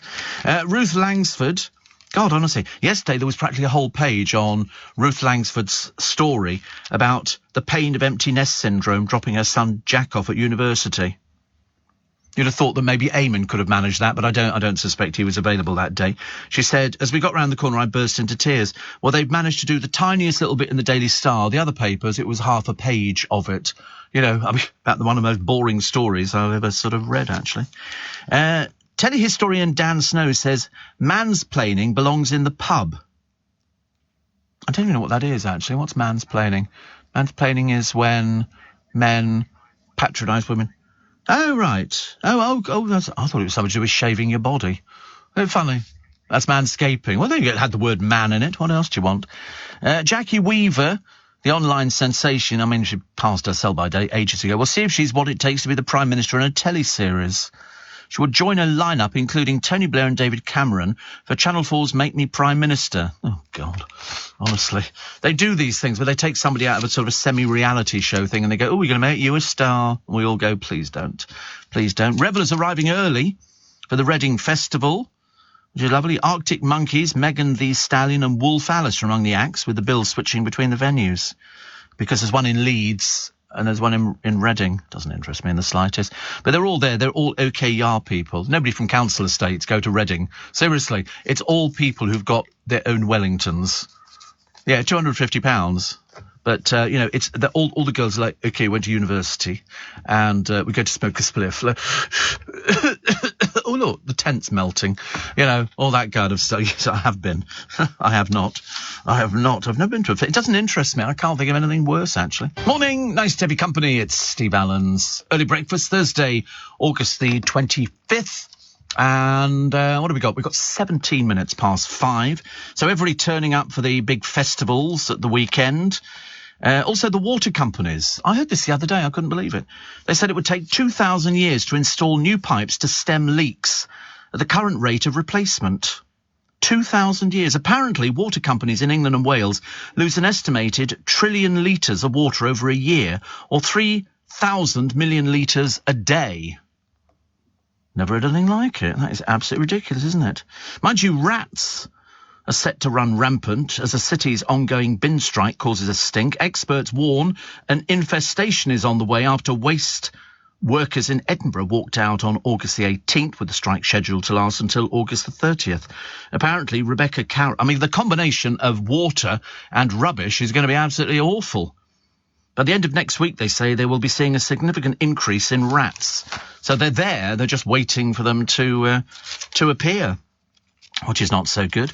Olympic swimming star Adam Peaty has become the latest victim of the Strictly curse. The 27-year-old told his Instagram followers he'd split from his girlfriend, paid tribute to her, saying he was sorry for letting you down. Basically, he's been off, you know, having a bit of fun, I suppose. He said, we've decided to go our separate ways. We've had a wonderful 3 years together, and we have a son, but basically I've decided to go off and do something else.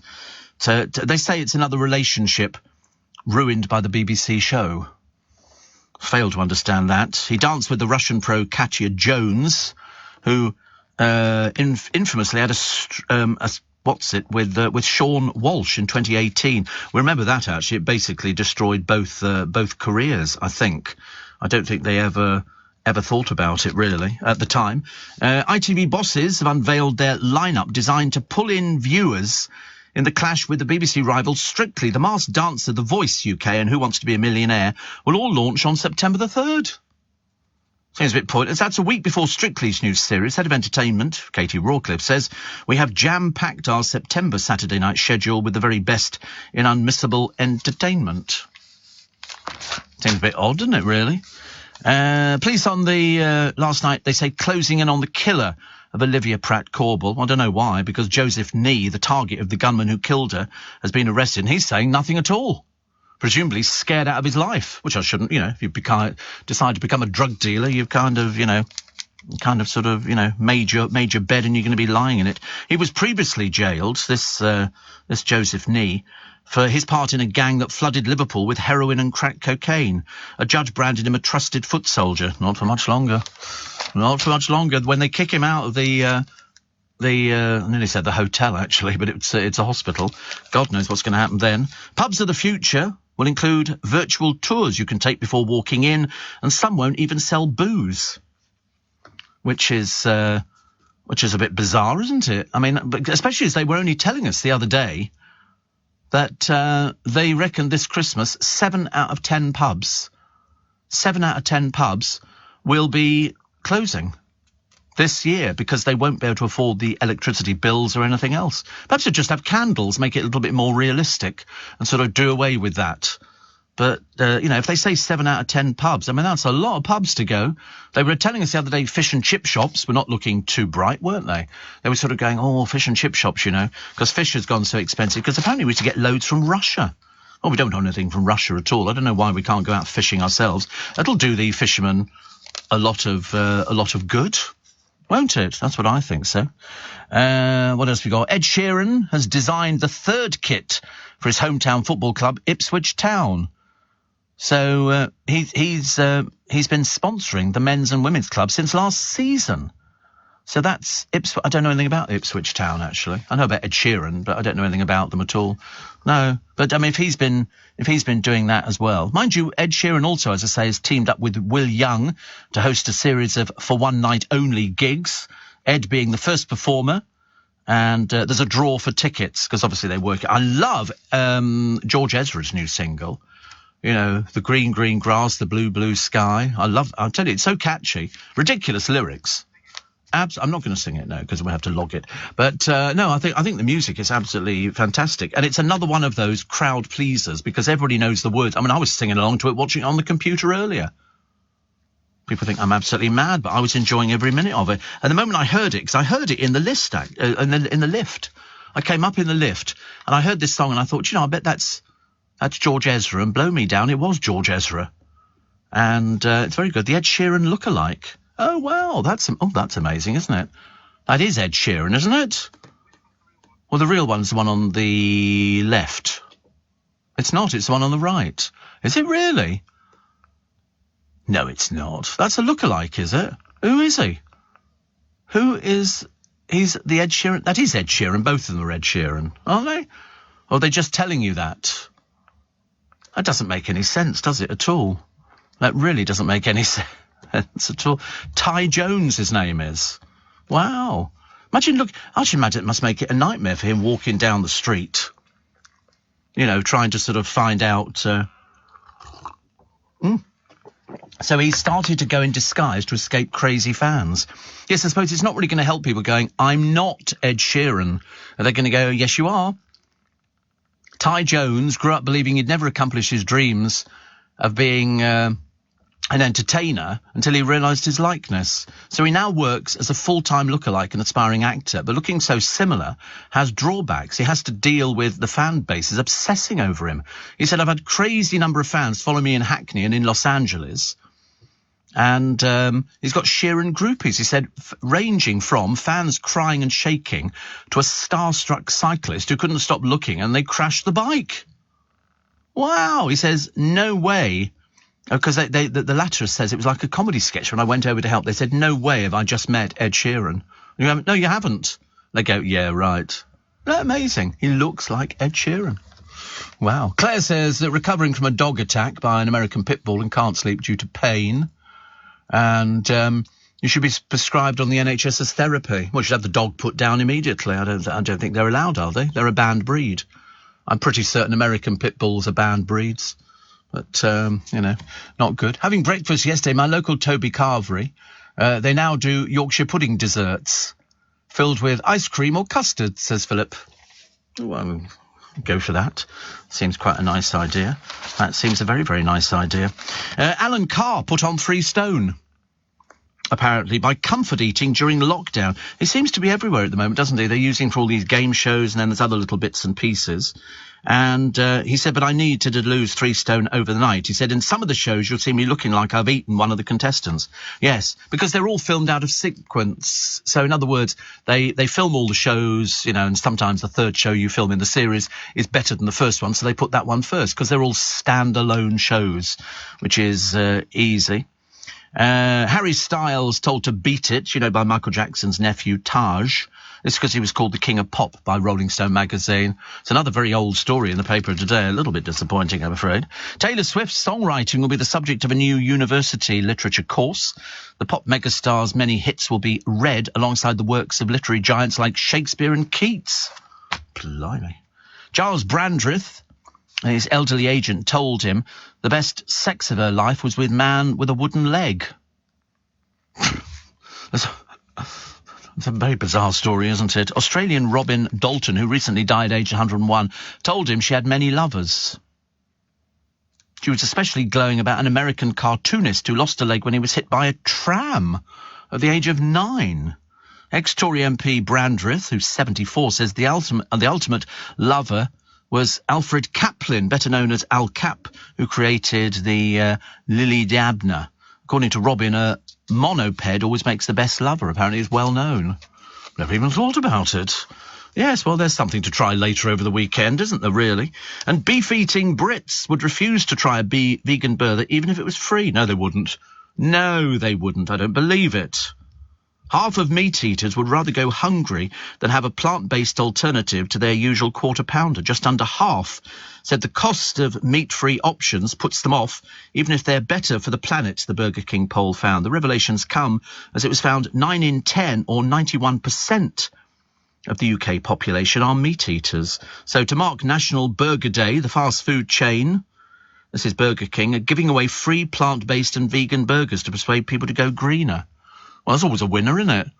And so when they say Britons would refuse to try, if it's free, they'll eat it. Of course they will. God, blimey, round here, you couldn't stop them. So they've got plant-based Whopper, which is a flame-grilled plant-based Whopper topped with tomatoes, fresh-cut lettuce, as opposed to what? Vegan mayo, pickles, a swirl of ketchup, sliced onions on a soft sesame bun. It's quite nice, actually. It's vegan certified. So that's all vegan. It's called McPlant. So they all do these things now, terribly popular with people. And they go, we want to go vegan. So just in case they burst into tears, we've decided that we're going to make burgers just for them, which is a good idea, isn't it? I think so. Kathy says, I'm an Ipswich girl. Ed lives just outside Ipswich and is a very big fan of our football club. They call us the Tractor Boys. We're nearly the oldest town in England. Cardinal Wolsey was born here. So was Nick Kershaw. I love it. Beautiful Suffolk landscapes that John Constable used to paint. Well, there you go. We've put you on the map. Put you on the map further, I should imagine. So that's very good. Well done indeed. So that's why he invests in it. I should imagine it's tax deductible. Would you not think so? I would think so. What else have we got here? Oh, another dreary Rhiannon Sugden story. One of Britain's top models. No, she wasn't. She was the one who sold stories. She was not known as a Britain's top model at all. She's a glamour model. You know what that means. And she became one of Britain's top models on a diet of bread and chips. Riveting. I wouldn't advise trying anything like that. You really don't want to go down that route. Thank you very much indeed. And there's pictures of this snake all over the place. This 18-foot snake. And I'm sort of thinking to myself, 18-foot, belonged to how it got up on the roof, I've got no idea. It must have sort of crawled out of a bedroom, which is very interesting. The true tough guy movies, Chuck Norris, Clint Eastwood, Bruce Lee, Sean Bean, James Stewart, Dolph Lundgren, Steve Buscemi and Mickey Rourke. They're all the tough guys in it, but they are just acting. I want people to understand they are acting. They're not sort of really like that in real life, because people get a bit confused, don't they? You know, where does the real person finish and the actor start? The answer at the very beginning. It's the same person. Same person. So Sylvester, or Sly, as he's known to me, is going to divorce his wife for 25 years. They sparked rumours of a breakup this week. His spokesman denied a split, but papers filed in Florida show she's moved for a dissolution of the marriage. Apparently, Stallone is estimated to be worth £340 million, moving assets from the marital pot. The pair have homes in Palm Beach and Beverly Hills. Apparently, in the papers, she reportedly claims she believes he's engaged in the intentional dissipation, depletion, or waste of marital assets. In other words, basically hiding everything. And Stallone said, "We are amicably and privately addressing these personal issues. I love my family." It appears it's not mutual, I'm afraid. Appears it's not mutual. He's got 3 daughters with Jennifer, 2 sons from a previous marriage, and he's currently filming Tulsa King. So we were right when we predicted that the marriage was on the rocks, even though they were so worried it was going to leak to the papers. But blow me down, it did leak to the papers. And Tony says, "I've just finished Miriam Margolyes' book. My God, she's sweary." Oh yes, oh Lord above, she certainly is. Are you receiving tax credits? If so, this message is for you. Tax credits are coming to an end, and most people will be asked to apply for universal credit instead. The Department for Work and Pensions is writing to tax credit claimants. You won't be moved automatically, so look out for your letter explaining what you'll need to do and by when. And there's also lots of support to help you make the move. Get ready for your universal credit switchover. Search Understanding Universal Credit today. Eligibility criteria apply. Leading Britain's conversation. LBC with Steve Allen. Morning, nice to be company. 26 minutes to 6 is the time. So it's always nice when the rain comes down, but of course everybody thinks the same. I'm going to get wet. And the answer is, yep, take a little umbrella. Actually, luckily, my friend Rich found an umbrella outside his studio. So he said, look, at least I'm saved on that one. Terrible, isn't it? One that says, what about your magical mystery tour as a song for your musical, says Sue. As the show is a bit like a mystery tour for the mind. So far, we've been to Corfu, Mallorca, Yellowstone Park, Ethiopia and Texas. I know it's a trip round the world, isn't it? It's a trip round the world. And Eileen in Scarborough says, day off work, lying in bed, window open, listening to the seagulls going nuts, meeting my friend in the Wetherspoons later for lunch, scampi and chips. Oh, delicious. Big fan of scampi and chips. Big fan of scampi and chips.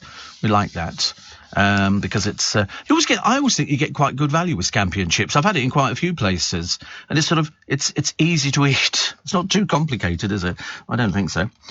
More sewage pollution could hit the coasts ahead of the bank holiday weekend. Activists have warned. And elderly patients, it's always the elderly, isn't it, who face a 14-hour ambulance wait for falls, with one dying after getting trapped under a bed. It was one of those programmes the other day. Is it like 999, what's your emergency or accident and emergency? And they sort of film people in there. They have to give permission. You can't just start filming people in A&E. And this particular lady had come in, and I think she'd fallen. But anyway, her husband was totally devoted to her, and he stayed by her bedside. And they were saying, we want to keep her in just for a few days to sort of check, to make sure that everything's okay. So they gave her a brain scan. She had CTC and all these other things. And at the end of, I think, a few days, they said, it's all right, you can go home. What happens? She goes home. She gets cancer. And I think she died about 4 months later. Her husband, absolutely distraught, as you can well imagine. But I quite like those sort of programmes. It's amazing how many people go in for all sorts of peculiar things. People either falling over, or they've sort of, had a car accident, or they've had something else. And the staff of A&E, who looked as though they were woefully undermanned, they sort of have to make decisions, snap decisions on who they're going to look at first. Because otherwise you're looking at sort of, the wrong people, and they go, well, listen, you should look at this person first. Have we got a bed for them? No. Where can we find a bed? That it's really as difficult as that. Niall says, we've got a lovely thunderstorm here in Sussex. Isn't it funny? It must be to do with the heat, although not at this time of the morning. Neve in Limerick says, you're keeping me thoroughly entertained. I've not slept a wink tonight, but silver lining getting to listen to you live. I normally catch up the next day. You are always So full of energy and so well read. I love it, and I'm fascinated by what is your daily routine. How do you psych yourself up? Tea. That's what we do. Yeah. Tea and office banter sometimes. And happy birthday to Colin, who's 52. Trolley Dolly from Narnia, Laura says, loving the show. Raining cats and dogs with an almighty thunderstorm. Is Pullman Pete okay? Well, whether he takes off, I've got no idea. No idea. So we shall check on that one. And Simon the fishmonger says, I just got soaked loading the van at Billingsgate, sitting in the van with a coffee drying off. You see, the trouble is, if you're sort of loading up your van, you don't want to stand there with an umbrella, do you? You're going to look sort of like a right old ninny, standing there holding an umbrella, trying to... Is it really? It is rain. The producer can confirm he has seen rain before. It is official that he's managed to identify water falling from heaven. How long it goes on for, I've got no idea. Yeah, about a week, I said. That'd be nice, wouldn't it? I like that idea. My brother's being very good, actually. I think we've had a slight cock up in the money. Yeah. Unfortunately, we think we're missing a whole payment now, so we'll have to wait and see. But anyway, always something exciting, isn't it? Just before you go into the weekend and a bank holiday weekend, and so we have to transfer money to do little bits and pieces. It's all gone a bit pear-shaped. I knew it was going to go wrong this month. I just had a horrible feeling, actually. Steve, have you tried hazelnut butter? Says Havel. I tried it last week, my wife did, at Champneys. Oh, no. Pete says there's people drinking pints at the airport bars. It's 5:30. What's that all about? They do. People drink before they get on the flights. And that's why some people, they then make them into television programmes. And it's a case of, there was a stag weekend when they were going to Amsterdam. They said to this bloke, you're not flying. And he was calm to start with, and then he started doing the foot word and things like that, and they went, you're definitely not flying now. So we had to wait till the next day, because they decide, we've had people losing their tempers on flights and, endangering the plane. So you definitely can't put them on the flight. Hazelnut butter is a food spread made from crushed and blended hazelnuts, commonly found in Europe. It's also familiar when mixed with chocolate as an ingredient in chocolate spread. Ugh. No, not for me. That's got calories written all over it. I don't know why. It just looks as though it's fattening. Really doesn't look very nice at all, actually. So I shan't be putting that into the food cupboard, much as I'm sure I need to sort of change it. But I haven't had spread for ages. John says we've got lightning flashing all over the sky down here in Sussex. Looks like the light being switched on and off, which is nice. And Rosie says I left my umbrella at work yesterday, dreading the walk to the station. I know, and you bet your bottom dollar somebody will nick it. That's what people do with umbrellas, and they leave them somewhere else, and that's good. Steve, cleaning the first few aquariums of the day. 2 rather large spiders under the lights. It woke me up a little bit. They dropped in the tank. Does that make me an accessory to murder or a good citizen?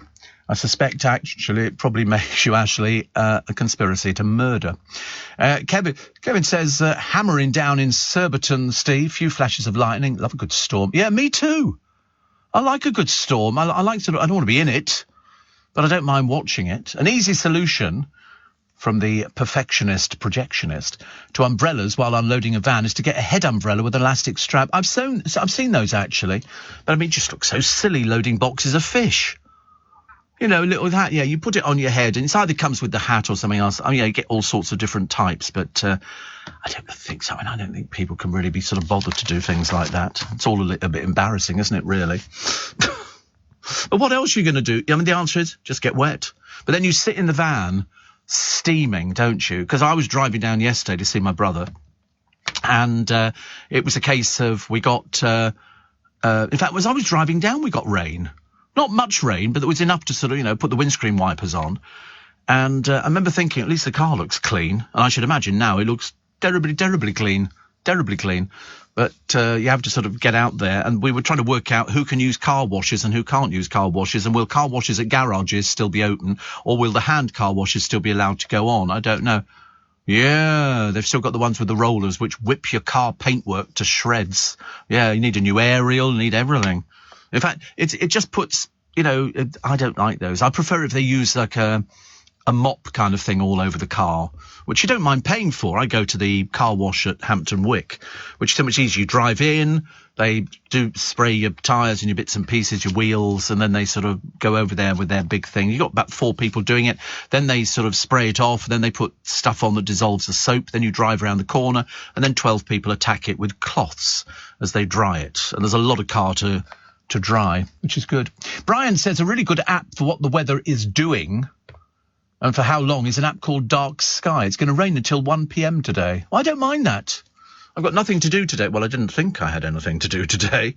Now we have to phone the accounts department to make it more entertaining. So rain till this afternoon, heavy. Heavy at times. Yeah, dark skies. So rain until this afternoon. And the high will be 72 degrees. So humidity 96, whatever it is, it's not brilliant, but I don't mind the water. I can cope with the water. That's fine.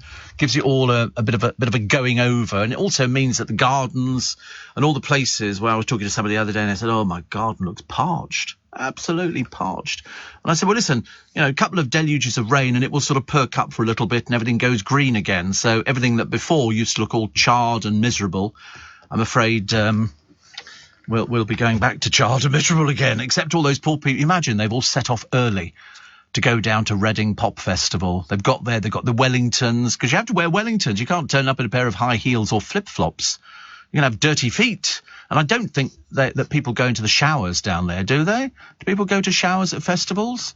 Well, they tend not to. They tend not just to sort of sit there and splash your face, and that's about it. Wash your bits and pieces. No, oh God, it's even worse. Wet wipes, wet pipes, everything. Not for small wonder there's all this rubbish left around at sites, isn't it? I mean, I find it quite amazing. But everybody, I think at Reading Festival, every year it rains. I can remember getting on the train, one of the trains that was coming back from Reading, and it was knee-deep in mud. Knee-deep in mud. So, of course, the cleaners who normally just go in there and pick up copies of Metro and things like that and throw them away. It must be the only paper that's ever read once, and then they chuck it away. They're all over the place on buses. And they've got footage of the Reading Festival, abandoned tents and rubbish. It's just phenomenal. I forget how many tents. We did a piece, actually, one of the boys from Busted, and on how much rubbish was left and how many tents are abandoned. I mean, our tents, that's why these people who go, they're terribly well heeled. They're OK Yarlavinia and Sebastian, and they don't worry about, taking a tent. Well, take the tent home for what? Meta and Peter are not going to do it. We're going on holiday to a hotel. We're not camping. We don't have a Winnebago. And they can afford to leave these tents, which probably cost about 30 quid, 35 quid. You don't want to spend any more than that. Don't take anything valuable, like a watch or yourself, because somebody will nick you. It's as simple as that. So, nick it. And then, people leave the tents to go and sort of watch the action on stage. I'll be riding shotgun underneath the... Oh, he's not appearing this year, is he? Although it's Glastonbury. I always get it wrong, don't I? Morning, nice to have your company. 12 minutes to 6 is the time. So, Dame Deb's book is a bestseller. She'll be very happy. This is Deborah James. It's become the best-selling non-fiction debut of 2022. She had this book, How to Live When You Could Be Dead. It sold nearly 41,000 copies, which you might not think that sounds very many, actually, but it's like selling records nowadays. You don't need to sell a huge amount of records to get yourself into the charts. But, I mean, to actually get them, so that was the posthumous release last week, 41,000. What it does, it explores, I think, how to have a positive mindset, even when faced with life's biggest challenges. And for every copy sold, £3 goes to her Bowel Babe Fund, which has now raised $7.5 million for cancer research, which is fantastic. Sam Jackson at Vermilion said, "I'm delighted. Her inspiring perspective will help so many." Really. Also, we'll give them money as well, because trying to sell books nowadays is a bit of a pain, really, isn't it, for lots and lots of people. Pete says, read the hosepipe ban. I'm all for it. I'm hoping my pools all dry up so I can pack up for the winter. And Shane says it's going to team rain in Sydney. It's snowing up in the Blue Mountains, 2 hours from Sydney. Wow. And Anne says, I'm not particularly interested in what the BBC or ITV are offering on Saturday nights. I save your Friday morning show for Saturday evening. So I listen to you because TV is basically rubbish. It doesn't grab my attention at all, which is nice. Thank you very much indeed. We score over television. Just do it a little bit cheaper, actually, but still wearing sequins. Viv in Suffolk says, I had a dream about you last night. Oh, here we go. This is it. Laying in bed, window open, sky pink and grey. That rain is about to start. I can feel it in the air. Yes, you can. I think it's great when you see these pinks and blues up there in the sky. Don't you think that's pretty? I don't know whether or not aeroplanes can take off when it's thunder and lightning all over the place. I really don't know. I've never heard of that before. Carlsberg and a croissant, a Luton favourite, my best mate Becca, says Sean. She always says the airport has no time zone. Yeah, I mean, it's I should imagine, people at the airports, well, in fact, probably for quite some time, they've been getting their cooked breakfasts and everything else and desperately hoping that their flights are going to take off so they can get the heck out and get some sunshine. Although, actually, we've had nothing but sunshine. I don't know why people still want to crave it. But they will, because everybody's going to be going now for the bank holiday. So, people want to make the most of it. So, in other words, if you can get away tomorrow, Friday, you get Friday, if it's only a short-haul flight. Friday, Saturday, Sunday, Monday. Gives you, it's nearly a week. Nearly a week, you get your 4 days. Well, it is, isn't it? Friday, Saturday, Sunday, Monday, and then fly back, for Tuesday, which I think should be okay. Whatever it is, it's still a long holiday. It's still a holiday, which would be quite nice. I've now got no screen at all in here. Oh, they sorted it. We've got the engineers in, but as they've not been fed, it's a bit like sort of Samson and Delilah. We're doing our best. Not that they're like Delilah at all, actually. Well, I don't know. Some of them might be. I've got no idea. I try not to think about it. But all the screens had moved around. Obviously, I hate it in my little, because I've only got a little one, and I tell everybody. And you sort of look at the screens and you think, wait a minute, no, then they're not in the right configuration. You always pray that the configuration is going to work out. And then some people, it's all moving across. They're looking, oh, there we go. Oh, that's quite clever, isn't it? That looks very similar to something I've seen before. Is in there with you? Oh, no, right. I just want, somewhere in the buildings. All very clever, isn't it? Honestly. Very, very clever. And Martin says, I went to see Mary Poppins last night. Fantastic. It's good, isn't it? It's very, very good. I like it. I can still watch the film. It doesn't make any difference to me. It's a case of, you watch the film and then you go, it was such a long time ago now. Such a long time ago. And yet still, it's like The Sound of Music. I just like watching it for the opening sequence. Not the bit of her running up the hill, but what? Oh, God. Not the bit of her running up the hill, but I like the bit where they come in over the mountains at the very beginning, and they've got all sorts of nice sort of scenery. It's beautiful, absolutely beautiful, the Austrian scenery. And there's a boat on the lake. It's obviously a touristy type of boat, and it's really interesting. And you look at it, and then it starts off, and you sort of think, it was a blooming good film. Not everybody liked it. Mind you, the amount of times they showed it on the television, I mean, you could have literally sort of overdosed on The Sound of Music. And the tours are still doing really well. People love the tours. People love everything. They love everything about it. And you sort of think that's why it's endearing. Now we've lost one of the children. Don't lose any more, but I have a sneaking feeling as the years go by. But imagine being in a film which, I suppose really has been that was the highlight of your career. When you say, I did so-and-so, I was in The Sound of Music, or I was in Friends. Things like that. So Neil says, can you believe British Gas sent me an email saying if I don't pay on time, £13 additional fee will be added? Oh, yes. They're going to make you pay for everything. They're going to make you pay. Why do you think people are joining gymnasiums at the moment? Why do you think that loads of people are joining? You know why? Come on, think very carefully why everybody would be joining gymnasiums. Not expensive gymnasiums, just cheap gymnasiums where you pay monthly, 25. Yeah, get your showers there. I was speaking to somebody on our news desk and he said he has a shower at his gym every morning. So that way you're saving it at home. You don't need to worry about it. You just have the shower at the gym.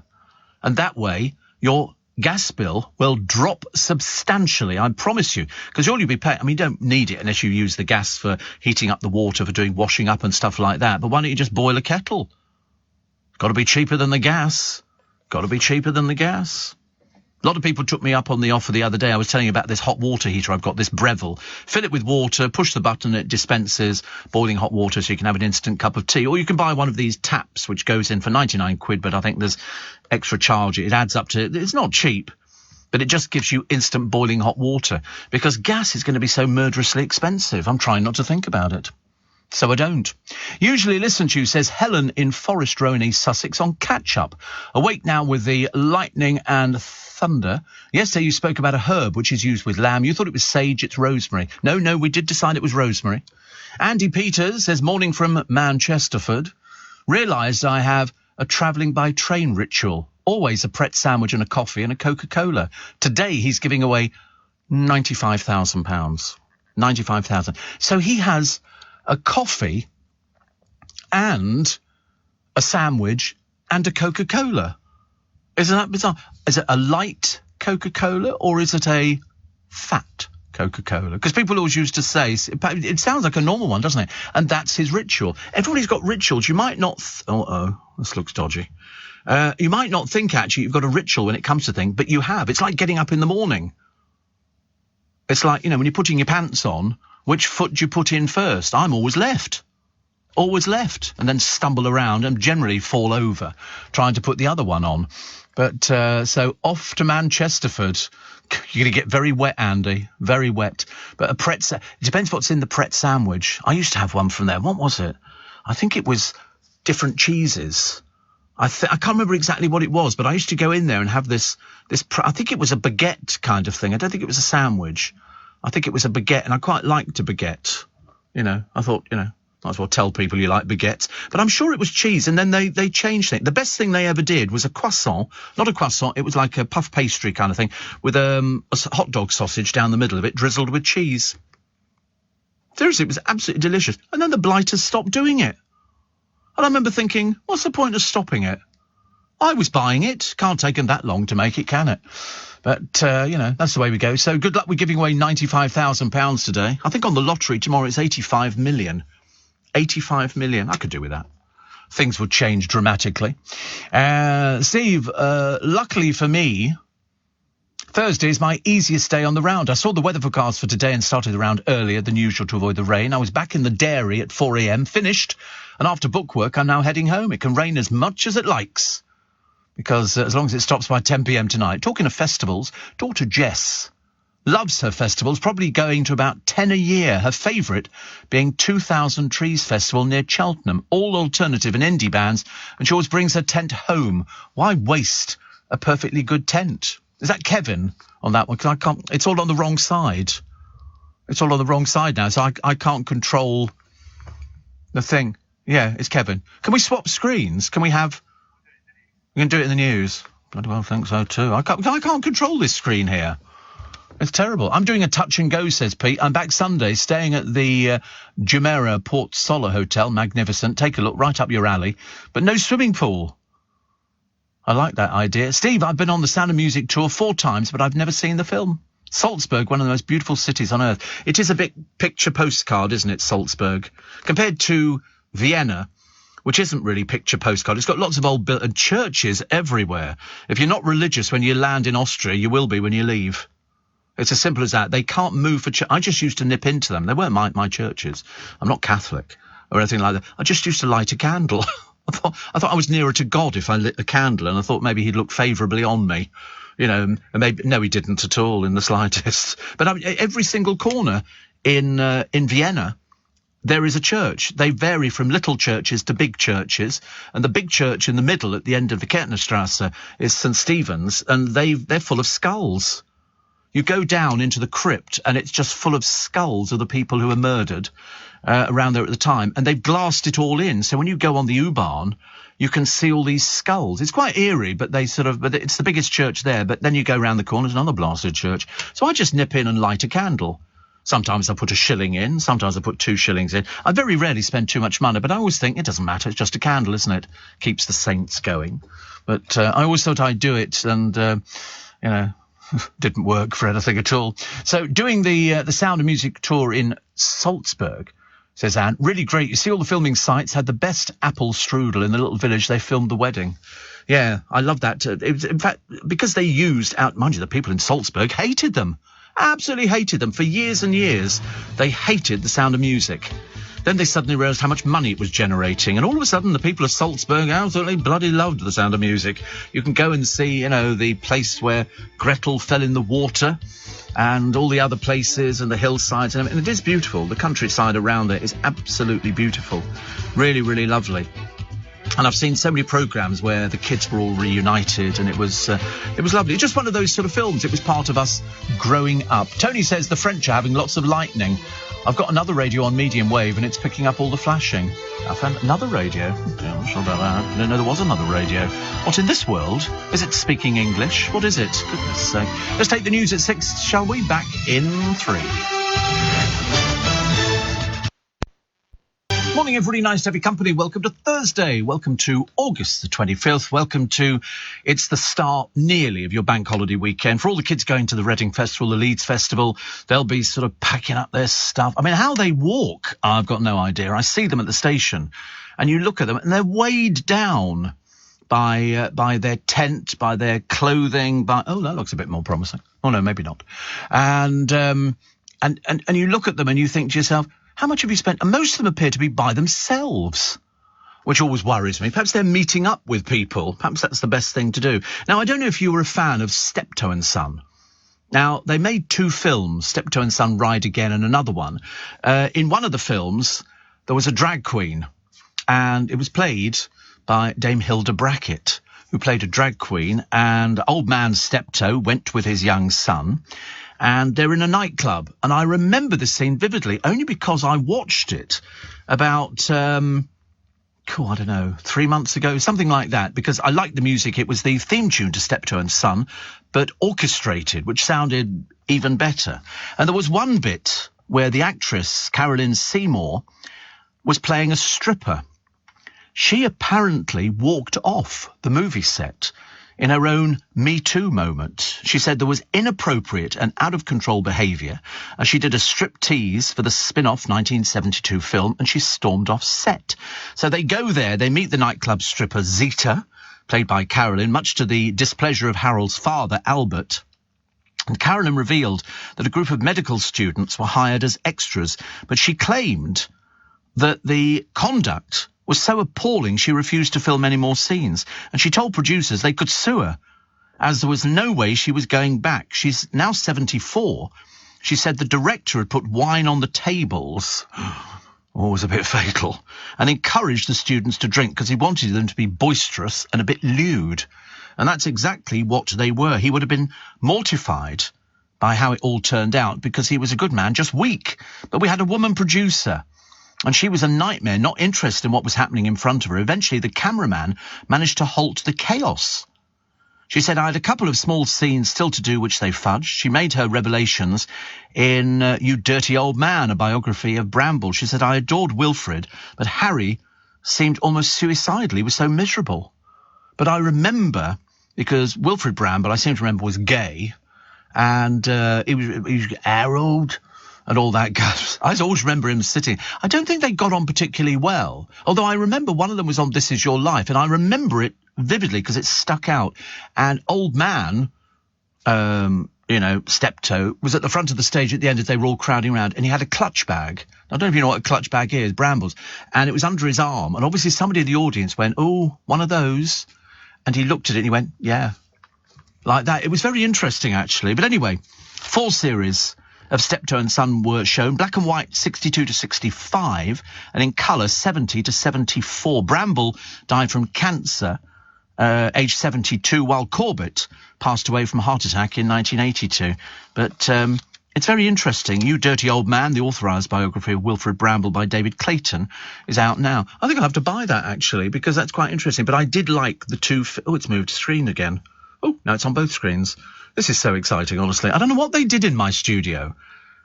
I mean, if I didn't know better, I'd say it was Nick Abbott. I blame everything on Nick Abbott. You know, if anybody touches... Although I suddenly realize he doesn't work in this studio, does he?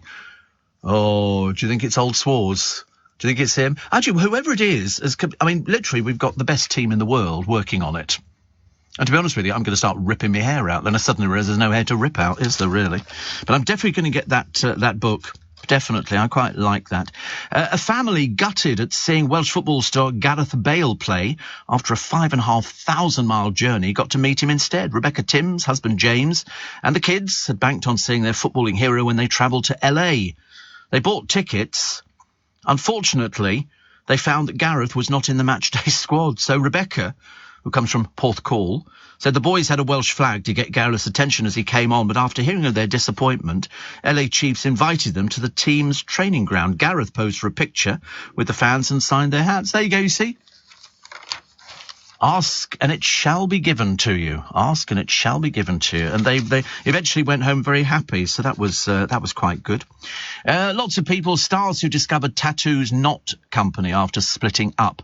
Lots of people like Zayn Malik and Perry Edwards. They get tattoos done. Oh, we love you, we love you, we love you. And then they split up and they go, ooh, want to get rid of it. Rihanna and Drake, Eva Longoria and Tony Parker, Johnny Depp and Amber Heard. That was a match made in hell, wasn't it, really? Charlie Sheen and Denise Richards, Angelina Jolie and Billy Bob Thornton, and Ariana Grande and Pete Davidson. They all had tattoos. Drake's real name is, I don't know, what is it? Is it Aubrey Graham? I'm not surprised he changed it to Drake. Why do they? Is that why they all give themselves funny names now? Do they all automatically think that it'll make me look a little bit more sort of, streetwise and savvy? Also known as Drizzy. Oh, honestly, grow up. What happens? I mean, do you get to does Beyonce have a real name? Or is Beyonce the stage name? Is that it? She is actually known as Beyonce. But it's all these tattoos. I mean, Angelina Jolie got loads of them for her children. Which is, I'm not a big fan of tattoos, as you know. It's Beyonce Knowles. That's been called Beyonce. It's such an unusual name. I've never heard of anybody else called Beyonce. Only her. Arctic Monkeys have recorded their latest album in a converted monastery. And I think apparently loads of people have been down there as well. Buckley Priory. Buckley Priory is where it was. Because there's all sorts of lovely venues around the country where they've got recording studios.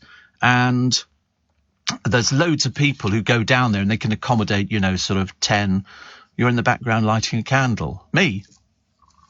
Oh, in a monastery, absolutely. I would be lighting candles. I've got to think about candles, but then I suddenly realised that sort of candles and sort of having alcohol don't kind of go well together. You have to be very, very careful. Very careful. The next series will not step too far. This is Love Island, the allegations of bullying, misogyny and toxic behaviour. So Kevin Lygo admits that they've got to make sure that these people... Well, what you have to do, Kev... I can call you Kev. A little bit of an Australian moment there. It's a case of, just vet these people properly when they go in for Love Island. If they look like they're going to be desperate, don't put them on something. Because A, it's their own mental well-being that we're looking for, and B, because most of them are sort of rank amateurs, they've got no idea how to behave. They forget that they're being filmed. They forget this bit. They forget that bit. And then somebody gives them alcohol, and immediately people behave completely differently. People just do not know how to behave. So if you want to do that, and of course the big problem is you're using members of the public. They think that you have to behave, like this because it gets them the attention. They don't really understand how it works. They're not bright enough. I think we'd all agree, actually, there's been nobody intelligent on Love Island for some years. But you're looking at people who are willing to get half their kit off and pretend to have a relationship because it's the only thing that they've got. They haven't got anything else. They can't get a job anywhere else. I mean, most of them, if you can take 9 weeks off, you don't really have a job. They go, oh, I'm a personal trainer. And you go, no, you're not. No, you're not. And the girls are all models. That means getting your boobs out, wearing little tiny bikinis that don't fit. And that apparently is seen as a challenging job in this day and age. I don't quite get it. So let's see what happens next time round. They're looking for a new host. That'll be the surprise, won't it? I can't wait to see who it's going to be. Can't wait to see. But so Laura Whitmore's moving to a show on ITVX, which is a replacement for The Hub, so she'll be seen by nobody. But apparently she's going back to her journalistic roots, which, of course, I find absolutely... I can't imagine what journalistic roots they would be. I really can't. Which uniform is top of the class? This is after she did journalism at I did car maintenance at my primary school. I still can't, do anything apart from put petrol in the car. Because the new uniform for the start of the year, if you go to prep school, uniforms are very expensive. And in fact, the Duke and Duchess of Cambridge have discovered it's cost them £2,000 for the uniforms. But in fact, if you go to Sainsbury's... Not that I think the Duke and Duchess of Cambridge have ever been to Sainsbury's in their entire life. They might have passed it, or Lidl or anything else. I mean, I tell you what, let's take Asda. They do trousers. This is for children. A pack of 2 trousers is £6. £6. This is how cheap the uniform is. A skirt, £8 for 2. A polo shirt, £2.50 for 2. For 2. I mean, where are these things made? Marks and Spencer's dress, £10, trousers, £10, skirt, £9, polo shirt, £2.50. Sainsbury's dress, £7.50 for a pack of 2, trousers, £7 for a pack of 2, skirt, £7 for a pack of 2, polo shirts, £2 for 2. £1 each. What do you think the people who make this stuff get paid? Peanuts. John Lewis. Here you go, £7 for a pack of 2 polo shirts, skirts, £11, trousers, £9. Next, £8.50 for a dress, trousers £7 for a pack of 2, skirt £8, polo £9, and Asda £4.50 for the dress, £3.15 in the sale. Trousers £6 for the pack of 2, skirt £8 for 2, polo shirts £2.50 for 2.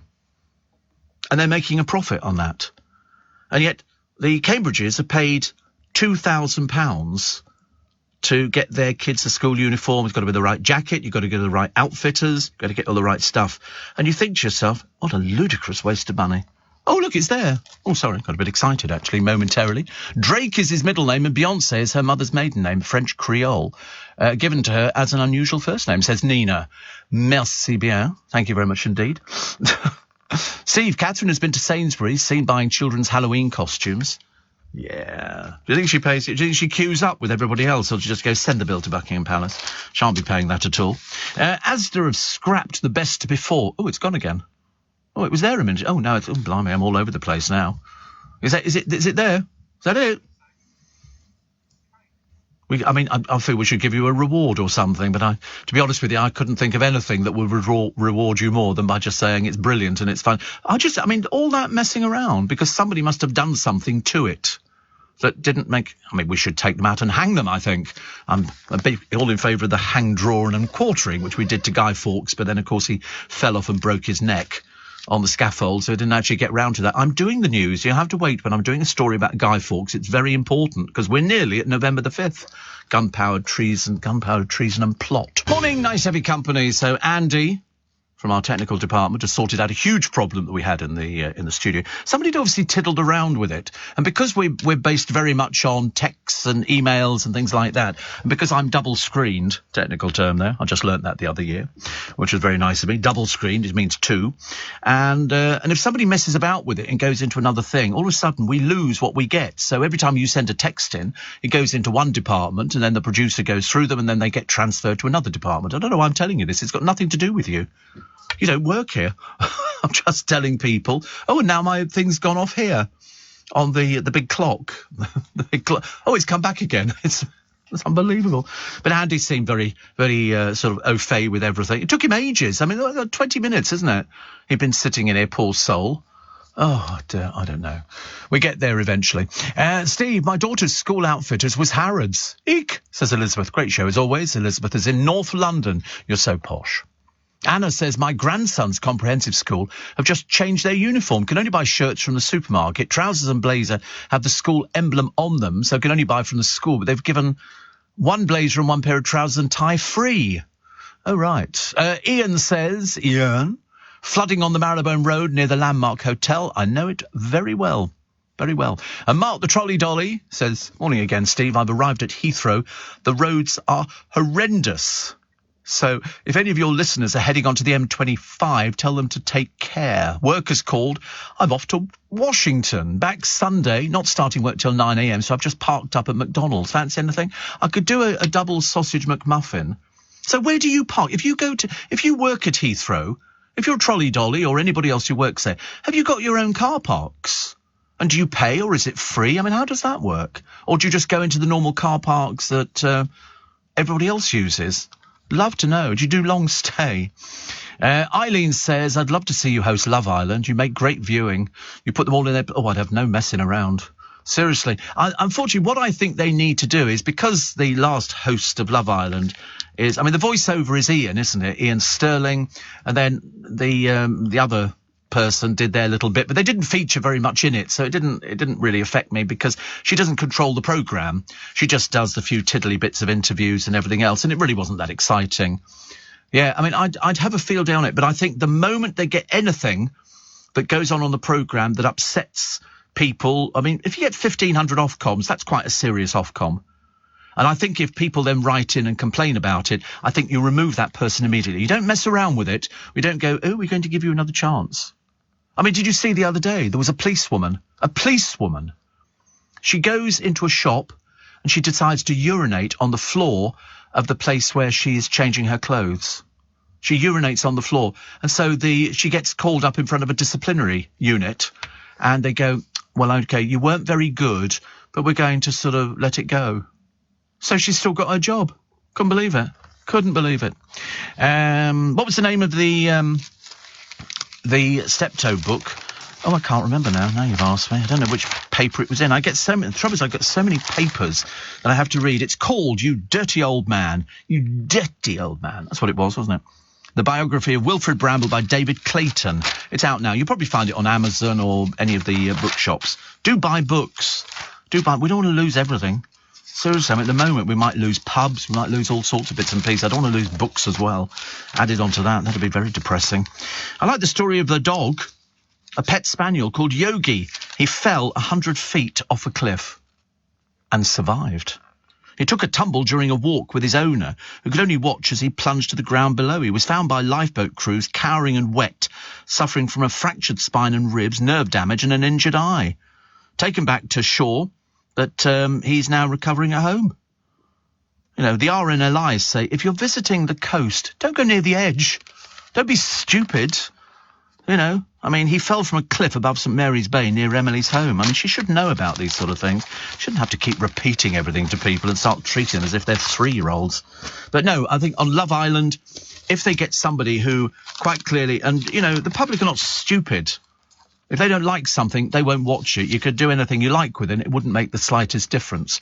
And so I think what you have to do is you have to remove that person from the equation. And if it's in the case of some of them, I mean, that fish shop bloke was quite nasty. Even on Made in Chelsea, there's some very nasty people on there. You know, you really wouldn't want to be in their company at all. Thank you very much indeed. One of my dad's older sisters, says Kim, got a bit mixed up with names and words at times. She loved hinge and bracket, but used to call them plug and socket. I love it. Kevin in Hertford says there are plenty of 12-year-old kids called Beyonce, also Britney and Taylor. Really? Dell says there is a staff car park which is free and there's a bus taking you to the terminals. Love your show. Oh, well, you've cleared that up. I'm quite glad I've discovered that because I was trying to visualise, because I remember people who booked into the short-term car park and then were away for quite a time, got back to bills of hundreds of pounds. You need to go in the long-term car park. It's a lot cheaper. Richard Madeley's biggest crush is called Brenda. And she says, just in Stansted Airport, waiting for my flight to Seville. Arriba. Oh, no, it's a different place. I always get such a laugh referring to this as London Airport, which is in a different county. Fingers crossed no crying babies sitting near me or on the plane. You have a nice time. It's true, actually. Mark says we have a staff car park at the end of the runway, free, and then we're bused to the terminal. I'll head there after my breakfast. He said, I've ordered your McMuffin. Can I have 2 hash browns? Is that possible? I don't want to, yeah, because you've heard about the hash browns with the beans in. See, I think they should do those in there. I mean, I'm gonna have to try them today, but I have a sneaking feeling I'm going to be disappointed. And by the time I get back to you on Monday, because I'm here on Monday, see, even on my bank holiday, I don't care. I'm not proud. No extra charge. No extra. And I'm here tomorrow. After we've spoken to the accounts department. I had a horrible feeling my money this month was going to go a bit awry. But so they're, September in Iceland. They're not out now. But what it is, it looks like a fish finger with Heinz beans in it. Isn't that interesting? They were doing a thing on the television the other day, and they were talking to some woman, I think it was the housewives of wherever it happened to be, could be anywhere. And she said that she took her own Heinz ketchup when she went out for breakfast. She said, because I don't like the stuff that they serve up in the restaurant. It's not Heinz. She had a thing about Heinz thing. But I thought you go into most restaurants now, and then they got the little blister pack things where you sort of, little pouches of it, of Heinz tomato ketchup, because nothing tastes like Heinz. I don't care what people say. I don't care. Yeah, beans means Heinz. So Heinz beans filled hash browns. That'll confuse them in the factory. I just don't want them to be all dried out or a little bit miserable. David is en route to Heathrow. Now on the M4. Heavy rain, but moving well. Thank God for that. Off to America, and I've got enough podcasts for my 9-hour journey. Well, I keep telling people all the time, and I know it sounds ridiculous, but you have to podcast, and the reason you have to podcast, and not just the current 2 podcasts every day that you get, but the ones going back in time, way back, back to Neanderthal times. And you can then get, oh, that looks nice, doesn't it? Very delicious, delish.com. Oh, look at that. All these exciting bits and pieces. Don't show me food at this time. It's bake at 180 degrees. Oh, look at that. A tin of Heinz beans. Oh, cheddar cheese on the top. Oh, spring onions. Oh, not sure about that. Look at that. You mix it all together. See, I'm with Jamie Oliver. 1-pan cooking. Doesn't that look nice? Bubbling away, hot and... Oh, I like that idea. Wait, and then they're going to... put it into a... Is it a bread thing? It's like a cottage loaf. You see, baked beans and cheese go very well together. Very baked bean dip bowl. Delish. I'm not sure about the dipping bit. They're very common. Steve says, Ingrid in Surrey, ex-airport worker. There are staff car parks scattered near the airport and you are allocated the one closest to which terminal you work in. There are a couple next to the old blue British Airways building. Staff buses ensure the commute to terminals. Christmas Day we could use the short-term car park. That was a treat. I love it. We get more people listening to this programme who are either current airport workers or flyers in the skies, and ex-people as well. We get loads, and in fact, actually, we get what I call a good mix of people. It's no good sort of saying, oh, you only get young people or you only get old people. We get across the board, absolutely across the board. We get some elderly people, which is lovely, because we're all going to get there, whether you like it or not. And then we get some young people, and then we get people whose parents have listened for ages, and then they've said to their children, why don't you have a listen? And somebody says, if Beyonce married Roy Castle, she'd be known as Beyonce Castle. Yeah, well, of course, Roy Castle. Love Roy Castle. And another one, Brenda says, what's the story with these people working in duty-free who are guarding the perfume like it's the Mona Lisa? Here I am spraying some Tom Ford and they're hounding me, asking if I'm okay. I just want some free sprays. I saw somebody in boots in Kingston. He goes in there. He was sort of I don't know what you'd call him, a person who sits on pavement, I suppose. And he goes up to the deodorant counter, lifts his shirt up, gets the deodorant off the shelf and sprays himself with deodorant. I wasn't sure whether to be angry or not. I felt like saying, I'm sorry, don't you just want to buy it? Don't you want to buy that? It's, you don't want somebody touching things like that, do you, really? Not very nice. Boris is handed a grateful nation's highest honour in a surprise trip to the Kiev war zone. But, we'll have to wait and see. Listen, they've held on for 6 months. 6 months is a long time. If you're in the middle of war, and these people have they've lost family members, they've lost children, they've lost wives, they've been blown up. It's just, imagine putting up with that on a daily basis. There will be people listening who came through the war and tell you, you don't want to go through it again. Thank you very much indeed. We really don't. 84850 steve@lbc.co.uk. There was another story that I felt the nightmare in the Channel train when it broke down. They were trapped for 5 hours. The air conditioning went off. You can imagine, can't you? I mean, I live in air conditioning. I can't survive without it. If all of a sudden it goes off, I'm going to sit here and I'm just going to look really awful. But I've learnt to freeze to death, I'm afraid. And they were rescued because, they've got 2 tunnels and then a middle tunnel. So it's a service tunnel that people can get out from, and that's exactly what they did. But on the way back, they had to get on the train, but they had to wait for all the people to get back there to get in their cars to get up. So you can imagine 5 hours. They're going to get compensation. But lessons, as they say, I always love it when they say that, lessons have been learnt. I do hope so. Dozens more environmental protesters arrested yesterday. That's good news, isn't it? I knew we'd have something cheery going into the news. May I have your attention, please?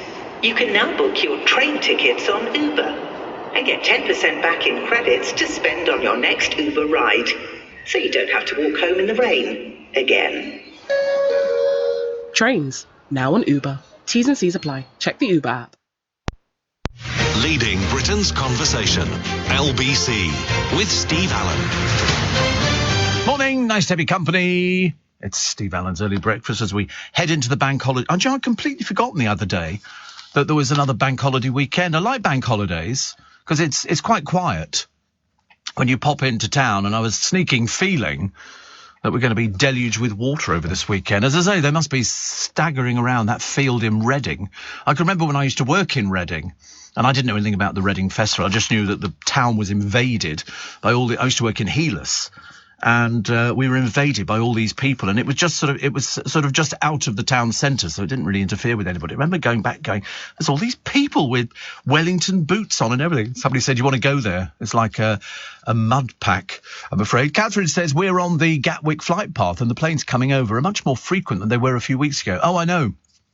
Yes, I mean, I noticed that as well. Although the fun thing is, I'm on the Heathrow flight path to wherever, and I don't really notice it at all now. And yet they're going on a fairly regular basis. I noticed them when I was watering the plants the other day, and you see the night flights and things like that about 10:30, 11 o'clock, and you see those. But again, they're so high, you don't really hear them. The only time we ever heard planes was Concorde. Whenever Concorde took off, you could hear it. It was noticeable. Steve, says Jerry, left Great Dunmow 04:45, taken 1 hour 45 and not even at Epping yet. The M11 is closed. Oh, God. That's a journey I used to do, actually. Seen the street in Hounslow near the end of the runway? No. This is low over Hounslow. Yeah. Well, Hounslow it's full of trolley dollies. People living in that. Oh, it does come in low, doesn't it? You see, we don't get anything like that because we're a few miles from the airport, so we're okay. It is low, isn't it? It is low. But as I say, British Airways, they've cancelled 10,000 flights, so they do come in extremely low. But there again, listen, they're used to doing things. I'd love to fly a plane one day, just out of, just to see what it was like. Steve, it's not raining here in Canterbury yet. Oh, it will. The sky looks a bit odd. Waterstones in Canterbury always seem quite busy. I don't think books fade out. Oh, they do. Listen, everybody's struggling at the moment. Don't ever think that there's any businesses, unless it's a funeral director, are doing particularly well. He says, so don't worry, love your show. I think the storm is on the way. The sky looks a bit odd. But if I go in a church, I always light a candle, even though I'm not religious. Yeah, I quite like candles in church. They do the little tea lights. And I quite like that, but I don't use tea lights. I do buy candles. In fact, strangely enough, remember I was telling you about Adrian Hall, the garden centre that's closed. I used to go there and buy candles because their candles were very reasonably priced and really nice. And they came in nice containers and stuff like that. But as they've closed, gone into liquidation, I feel sorry for the staff. I really feel sorry for the staff. If anything like that ever happens, it's the staff you feel sorry for because they haven't they've got nothing to go to. They work in a garden centre. You're interested in a garden centre, unless, the other garden centres around there, and there are a few, but not very many, are looking for people. What do? Answer is, I've got no idea. Happy birthday to Don't Break My Heart, My Achy Breaky Heart, Billy Ray Cyrus. 61. Made his name in 1992 with Achy Breaky Heart. In the Disney series Hannah Montana, he played the father of his real-life daughter, who's Miley Cyrus. But he said in 2011 he wished the show had never happened because it triggered his divorce and sent Miley off the rails. You can laugh because they're American. Doesn't make any difference to us. Born on this day, Ruby Keeler. Now, Ruby Keeler was born in 1909, died in 1993, actress and cherub-faced dancer, starred in 9 Warner Brothers musicals in the 1930s, including 42nd Street and Footlight Parade. According to one obituary, she perfected the need of the fairy princess every town needs to keep its boys in a frenzy and its girls up in arms. Interesting. 1984, Truman Capote, the US author of Breakfast at Tiffany's and In Cold Blood, died aged only 59. And in 1984, August the 25th, on this very same day, glamorous Alexis from TV's Dynasty played second fiddle to a crumpled-looking policewoman yesterday. Joan Collins was expected to win an Emmy for her portrayal of the soap opera character, but the award for Best Actress went to Tyne Daly, alias Lacey from Cagney and Lacey. I talked to Cagney and Lacey separately only because it was a completely different times. They were in for doing different things. And they didn't know anything about being cancelled. They knew nothing at all about it. They say it came as a complete shock to them when somebody said, you know, we're not picking up the option on it again. Because I used to love Cagney and Lacey. Absolutely brilliant. Steve, we've got loads of planes over, says Catherine. I'm the same as you. It becomes like white noise. Yeah, people say to me, I remember when people saying, you know, when you moved to Twickenham, they went, oh, what about the planes? And I said, well, to be honest with you, for about the first week I might have noticed them. Now, they're not exactly landing on the patio. You don't really notice them at all. My granddad, Steve, worked in Heelas in Reading in the early 90s. He was a security guard. I don't think I ever knew any of the security guards there.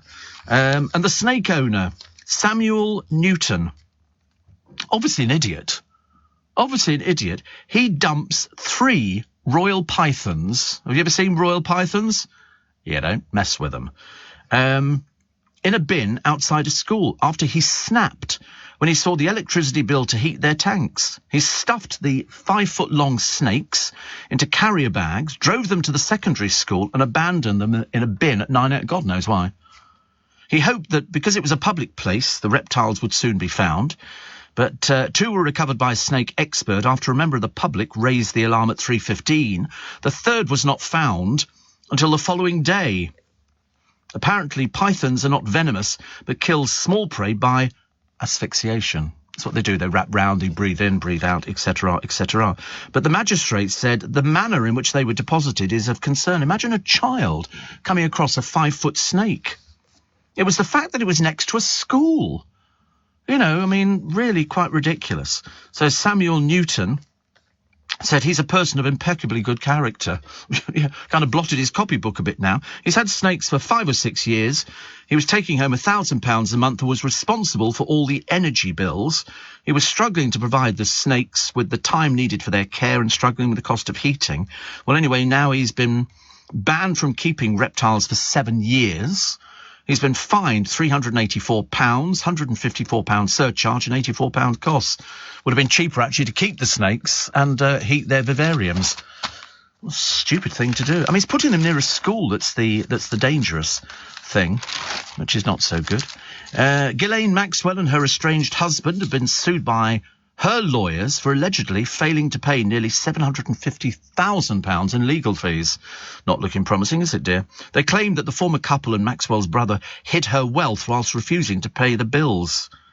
So they claim they're owed £870,000. She's been jailed for, I don't know how it works if you're jailed for 20 years.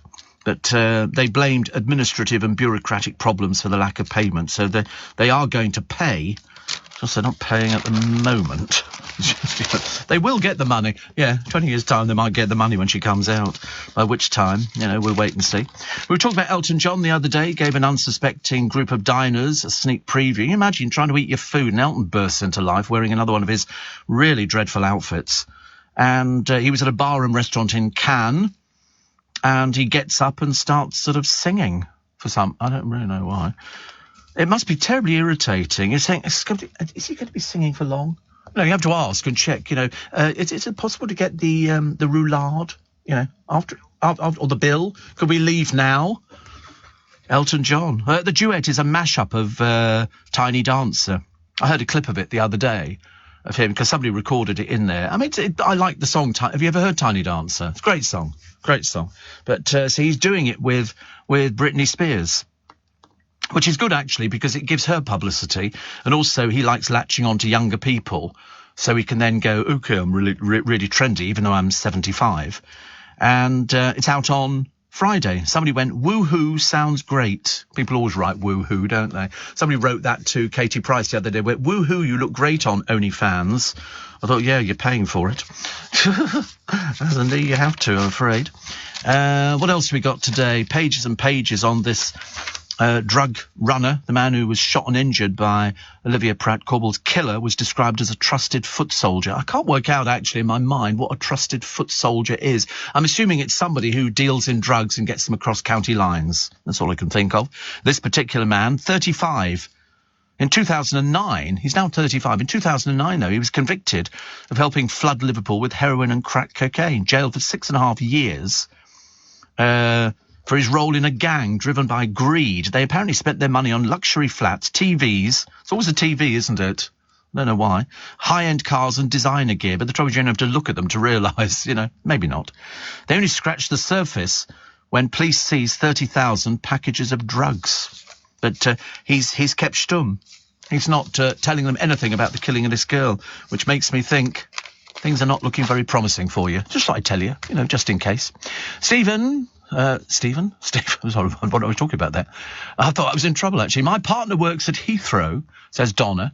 He gets to the staff car park and catches the bus to Terminal 3. I can never sleep when he leaves, so I listen to you until I fall back to sleep. Thanks. I'll try and enjoy that.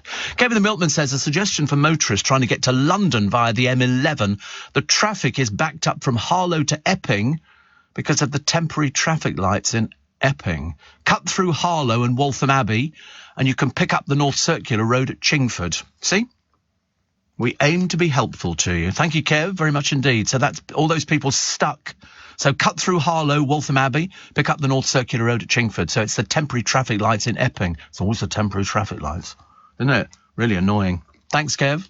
All the plants in our garden are saying, thank you, Rain, we can breathe again, says Phil in Streatham. The cats are saying, why can't we go outside without getting wet? Don't worry, there's more rain today. It'll go through till about 1 o'clock, I think. But listen, enjoy it while it's there. We've had far too much heat. I've had quite enough of it, thank you very much indeed. Is it still raining here? Luckily, I've got my little portable umbrella. As long as it's not windy, I'm okay. As long as it's not windy, I'm okay. But have you got an umbrella? Ooh, you're going to get wet then, aren't you? Producer's going out to buy an outfit today for a wedding. So we've sort of advised him. No, it's not his wedding, I hasten to add. The master is not yet married. And, but yeah, so he's sort of a summer kind of wedding. So it'll be casual. It'll be sort of chinos. Summer smart, they've called it. White shirt and maybe a casual linen jacket over the top. Hat. No, definitely not a hat. Although I quite like hats. Do you know the cost of weddings is stopping normal couples from getting hitched? You know that my brother's daughter, the youngest, is a wedding photographer.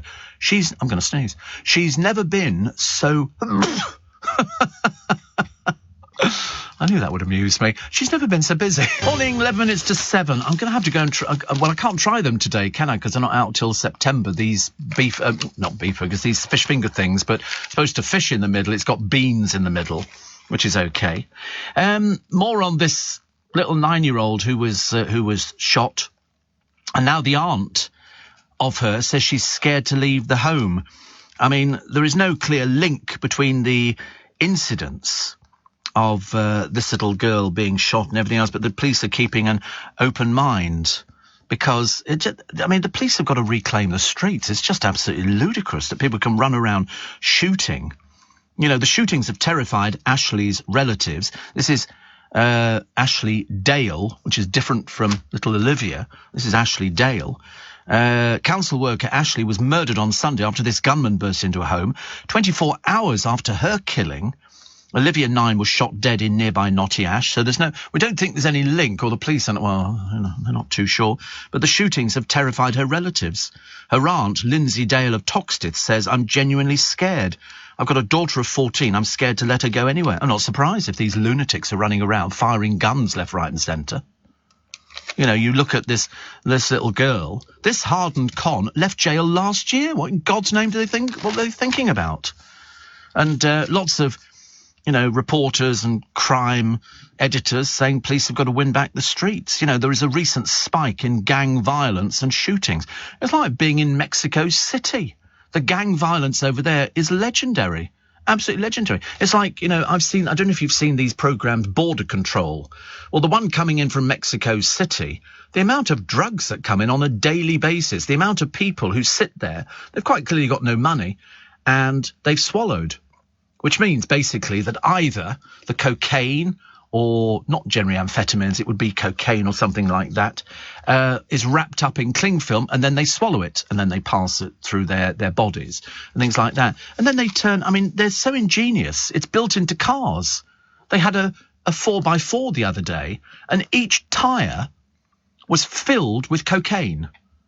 packed, beautifully done. It couldn't have been gift wrapped better. You know, they put a big bow round it, but the dogs indicated on it, and they literally dismantled the tyres. They had to cut them apart to get the cocaine out. That's how much money there is in it. But as fast as they sort of find one hoard of this cocaine or whatever it is, you know, the methamphetamine, they've got another load coming in somewhere else. Huge amounts of money. And if people antagonise the gun crime families and the gangs and everything else, then they're very likely to lose their life. I mean, I should imagine that there'll be a contract out on this Nee bloke the other day, Joseph Nee, described as a trusted soldier of a serious organised crime gang. Listen, he was the one being chased. And, you know, you can always predict, can't you, that you know what's going to happen. He's going to come... At the moment he's in hospital, I should imagine, with a police guard, but he's not talking. He's not helping in any way, shape or form. And at some point, the police are going to go, you're free to leave hospital now. And he's going to go, I don't want to leave hospital. And they're going to go, well, you are leaving hospital. And that's when I'm assuming, I mean, I still remember, what were they showing on the television? Litvinenko the other day. You know, the Russian who on the bridge was stabbed with the umbrella and went into hospital, fine for a couple of days, then went seriously downhill. Steve, it's been trains, planes and automobiles. I don't know why we're bothering. I'm just boarding, says Pete the Pool Man, listening in tomorrow. Thank you very much indeed. Sel says, is it dusty in your studio? Well, I should imagine so, yes. I've got carpeting and I've got wall coverings and everything else. I'm constantly sneezing, I know. I sneeze on a regular... You know why? I'm air-conditioned. And I sneeze in the car because I've got air conditioning. I was talking... Because my brother's just changed his car and he's got air conditioning. Not as good as mine. And but mine is ice cold. In fact, it was so cold, the bottom of my windscreen started misting up because it was so cold and so hot outside. It's very odd. Mr. Neil says, morning, Steve. Pouring here. 3 cars washed. Yes, what you need to do when it rains is get out there with a sponge and quickly wipe it over. So then the rain will wash all the dirt off. Because otherwise it just dries and it seems to be dirty rain all the time, doesn't it? Pete the Pool Man will have a very nice things. You lighting of candles, Steve. Reminds me of Rennie Artois. Yes, Gordon K. Thames Water, says Jill, says we can water our allotments. Yes, you can water your allotments. You're allowed to. You know why? Because they say you can use a hose pipe on an allotment, but not in a garden to water food being grown there where essential. So you can water new trees, grass and plants for the first 28 days, whether your business has done the planting. And obviously garden centres can water as well because that's their business. And I believe car washes... The hand car washes can stay open because people who've got cars that they use for their business will need to have them looking clean. You don't want a dirty car turning. You imagine a dirty Mercedes turns up at my... I'm not getting in a dirty Mercedes. It's got to be clean and shining and new. Daisy says in Cambridgeshire's ATM, the storm here is so intense. My house is shaking with the thunder. I think it's on its way to London. Oh, we've had it. We've already had the thunder. Thank you very much indeed. I don't mind thunder. In fact, I did, it's a bit scary for the producer. He's a bit scared about things like that. But I quite like the thunder. It's sort of, I think it's just marvellous. Absolutely marvellous. So what else do we get here? We got, Meghan's Dull podcast. The trouble is, you know, without that silly little title of Duchess, of which she is not, which she got purely through convincing Harry that she was deeply in love with him, she's done nothing but diss the royal family. And unfortunately, that takes her to level 0. I'm afraid we don't really bother with her at all anymore. Do you know that could be teachers as well. Teenagers who sleep less than 7 hours a night are at greater risk of obesity. See, I don't sleep 7 hours. I don't think I've ever slept 7 hours. I mean, the kids should be as thin as whippets then. I mean, because I tend to go for about 4 hours sleep, 4 or 5 hours. Yeah, I'm quite happy with that. I mean, when I get back in... You know, I generally have a little lie down for sort of half an hour to an hour, and then I need to get out. Not if it's going to be tipping down, obviously, but yeah, I mean, I don't seem to need much sleep. I mean, I seem to bounce through it. Perhaps that's why I'm sneezing. But I did sneeze, definitely. I remember going down to my brother's yesterday, and I did sneeze on the thing. You sort of cling onto the steering wheel, hoping you're not going to sort of disappear off course. Another one here. What do we got in the Simon Boyle's column today? They're sort of coming up, you know, with maybe the winners of Love Island this year who are already moving in together. Well, they have to, because separately they're not going to make as much money, are they? It's fake. You don't need to worry about it. It's of no interest to anybody at all. A military Chinook helicopter was forced to land in a field when it hit what? Answer, a bird of prey. Because if birds hit, that's why they have a bloke at Heathrow Airport, I think they're at most of the airports, with hawks to scare pigeons off the runway. You get a pigeon into an engine, it can do serious damage. Trafalgar Square, we have him as well, which is fantastic. But this twin-rotor chopper with a team of 7 struck a red kite. It was grounded for half an hour. The RAF said no significant damage occurred, but, you hit something like that. Jack Carter, who's working, said it kept getting louder and louder. I thought it would... it was lower than I thought it would be, because birds can if they get caught into the turbines and stuff like that, it can be fatal. So they've got them all over the place, just as the planes are taking off. They don't want any pigeons because they're a bit dim. Now, actually, they're not dim pigeons. The thing is, they're more intelligent than we ever imagined. A school that drafted in Britain's strictest head has been demoted 2 levels to a watchdog's lowest rating. Apparently, tough Barry Smith is said to have been brought in last September as an advisor, but parents at this school in Faversham complained of his military-style rules, including making children chant about good behaviour. Bit of old discipline. You can't beat it, can you? Ofsted has rated Abbey School inadequate and called its rules overly restrictive. It was previously rated as good. So there you go. We've been previously rated as very good. Morning, everybody. Nice to have your company. Welcome to Friday. Welcome to the beginning of the bank. I always like to think, actually, that when we start at 4 a.m, that's the beginning of the weekend, as far as I'm concerned, because I end up getting Friday off and Saturday off and Sunday off, and then back in on the Monday for the bank holiday. But feel sorry for all those people who are getting drenched down at Reading. The sad little thing is, but they've been there before, many of them, and so they know exactly what to expect. They've got to trudge through this what looks like wasteland to get to the place. They've all got their wellies on. I mean, anybody who doesn't... We went to see Father Christmas some years ago. We're in Lapland, which is inside the Arctic Circle. OK, there is a bloke, I kid you not, on the Father Christmas trip that we were on, although I think he just did the day one, we did 4 days, and he had a Mac on, just like a brown Mac, and a pair of flip-flops. He's trudging through snow in flip-flops. I couldn't believe it. And I remember thinking, had you heard about the weather? We had minus 30 degrees. Minus 30 degrees, and he's there bespectacled with his little gabardine Mac on and these sort of flip-flops. And I remember thinking, perhaps he doesn't know about weather. Perhaps he doesn't know about it. We certainly know about bills going up. You're going to be hit. It's going to be like a juggernaut this morning. Truss says, I'll get you through the energy bill crisis. Yeah, right. Jackanory. Because when you look at what some of these businesses... And there's just a little tiny bit in one of the papers today. There's other bits in other papers. Basically looking at businesses which are either closing or have closed. These aren't the big multinationals. These are little people. There's a landlady here from Harpole in Northants, and she's had to shut her village pub. She'd only run it for 4 years, and she said the reason it's closed is because of the rising costs. So, in other words, her bills have doubled from £48,000 a year to £112,000 a year. She said for that, just to break even, I would have to sold 1,400 pints of lager a week. On average, we sell 400 to 500. So it's just not cost effective. The final straw was a quarterly gas bill for £7,724. I mean, how on earth...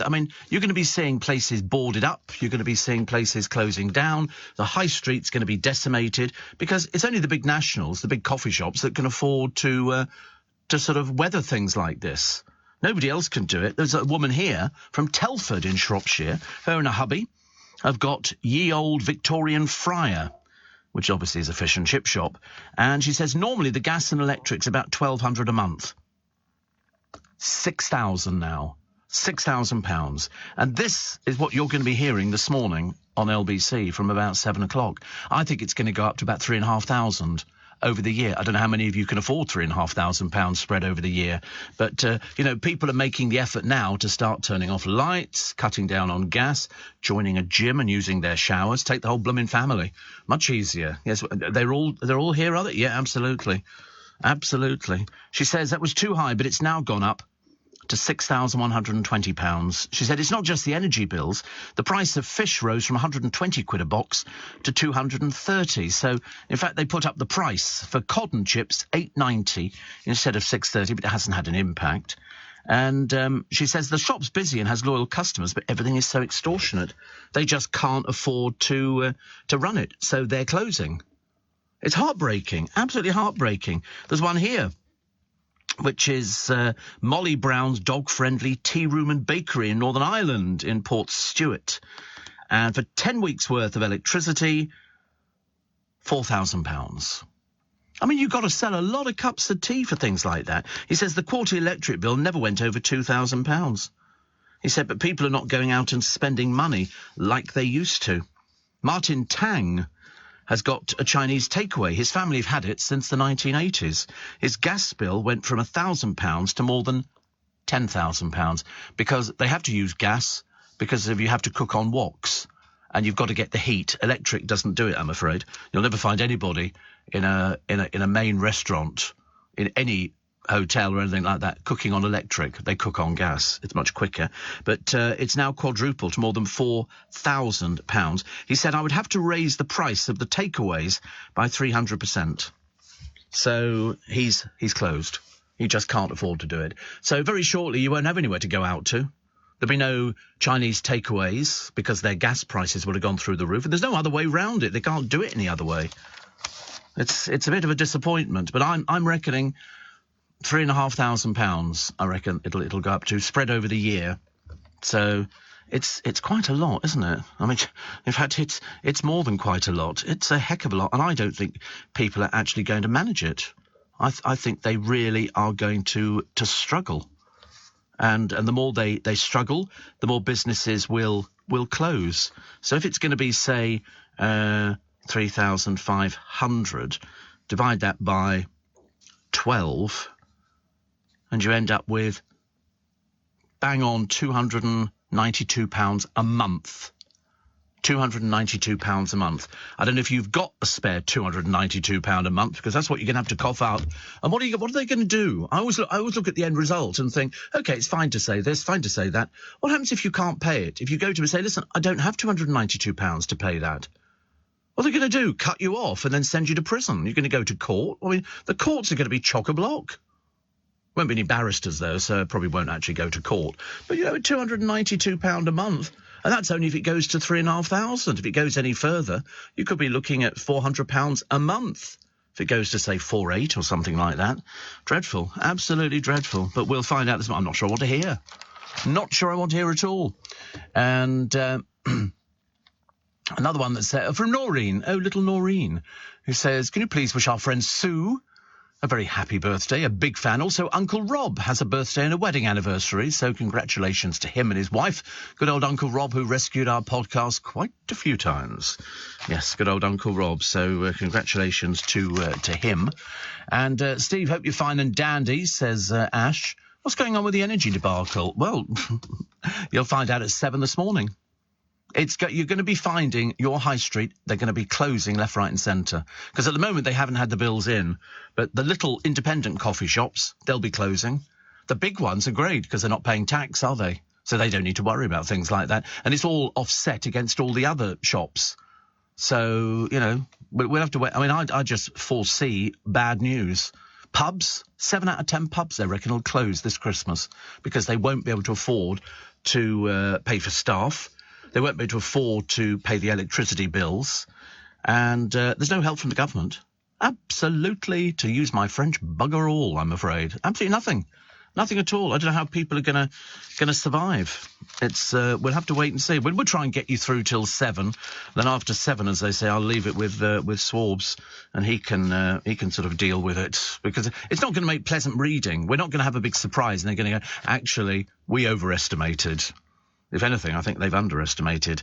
Darius Dinesh Campbell's funeral has taken place in Glasgow. So whether we find out what happened at the autopsy, because they never release the deceased until they've had an autopsy if they're not sure about cause of death. And we've not been told anything. We know that there's nothing suspicious. There was nobody else involved. And we know he was over the road from the hospital, and we think he was being treated by the hospital. But apart from that, we know nothing. Gladiators really is heading back to TV. And who is going to be hosting it? Oh, I hope to God it's not Holly Willoughby. I don't think she'd be any good at it, really. I don't think so. But they say the smart money is on her. You know why? It's her husband, Dan Baldwin, who's making it. So it's nepotism rules. And he's got a Hungry Bear production company. And so normally he makes these sort of programmes. And then she fronts them. She's done a sports programme. She did Celebrity Juice, which was made by Dan's company. Loads of things. The original one was presented by Justin Fashioner and Ulrika Johnson. And they had Jet and Cobra and all these other people on it. I mean, I just think they're going to film in Sheffield early next year. Each episode will end in the Eliminator, so they'll all be standalone episodes. I mean, to be honest with you, I thought it was crap last time round. I really did. I mean, it appeals to, the 7-year-olds. It really does. But anyway, it's been confirmed, and it will be back on the television together with the Sponge Fingers, the athletes, and a pinch of pantomime and everything else. And we'll all go, oh, it's another resurrection from the cemetery of dead programmes. In fact, actually, the return of Big Brother for television, that the boss of Channel 4 has said, is a microwave moment. He said, we're serving up familiar reality formats to the audience 5 years after it was last on air. He said the show was wonderful, but added there's something depressing about the moment all these old dishes are being reheated. And he's not wrong. They can't come up with anything new. So you're going to have Big Brother. I mean, I don't know how they're going to manage it. I've got no idea. And who's even going to be hosting it. They've sort of put out various names, and it just attracts the weirdos. The celebrity versions, I mean, you're really pushed at the moment. When they go, it's a celebrity version of something, and then you look at them and go, well, who the hell's that? Because you don't know who half of them are. And it turns out they dragged them up from a reality show. What was I watching yesterday? Must have been an old The Only Way is Essex. Because half the characters aren't even on there. I mean, Chloe Sims was on it, and she's not in it anymore. I mean, she's sort of, moving on to do other things. What? I've got no idea. But I did watch Made in Chelsea, where they're in Mallorca. Oh, my God, what a revolting bunch of people. I was really quite disheartened by it, because one of the girls there, and I think she's French, and she talked like this, and I have a confession to make. She said to this group of her little friends, she went into one of the girls' bedrooms looking for something, so she claimed, so she was trespassing already, and she read her diary. She found her diary in one of the chest drawers, and she said, and I read it, and, and I'm thinking, you nosy old bag. What a horrible piece of work you are. And then they had somebody called Sam. Sam's a little bleach blonde boy who's about 5'3", and he doesn't come across very pleasant either. And then there's another girl who used to go out with one of the boys. That's all it is. It's just all who's been out with whom. And she went out with him, and then it's finished. He's basically said to her, look, I'm not interested. And so he kissed another girl. She went up the wall. Went up the wall, the other girl. She went, you've disrespected me. I thought, no, he's told you it's finished. Get over yourself. It's finished. He doesn't want to go out with you. You're boring. And now we've seen you behave like this. I can quite understand it. And so he said, well, I wasn't disrespecting you. Well, I think you were. And the other girl, of course, is sitting there looking like deeply embarrassed, thinking, well, you finished. You're not going out. You haven't been disrespected. He's just basically dumped you because you're boring. I mean, some of them, they really are very odd, honestly. The little bleach blonde boy, who's called Sam, if I remember, is the one who claims to have 2 businesses. But one of the other boys said, but they're not doing very well. They're being propped up by your mother, aren't they? And that prompted Sam to do his Queenie thing and throw a glass of whatever it was, booze, in this other bloke's face. It's very dramatic, isn't it? I thought they were all supposed to be quite well heeled and could actually hold a conversation together. It turns out not. Dave says, my concern next is for charities as people reduce the amount they give while they meet the cost of living challenges. No, charities will go up. Charities will go up. We have more than about 15, 20 charity shops in Twickenham. They're doing a roaring business because all the clothes are cheap. You don't just go there for clothes, you go there for all sorts of things. They've got china, they've got games, they've got records, they've got books. No, the charity shops will be laughing.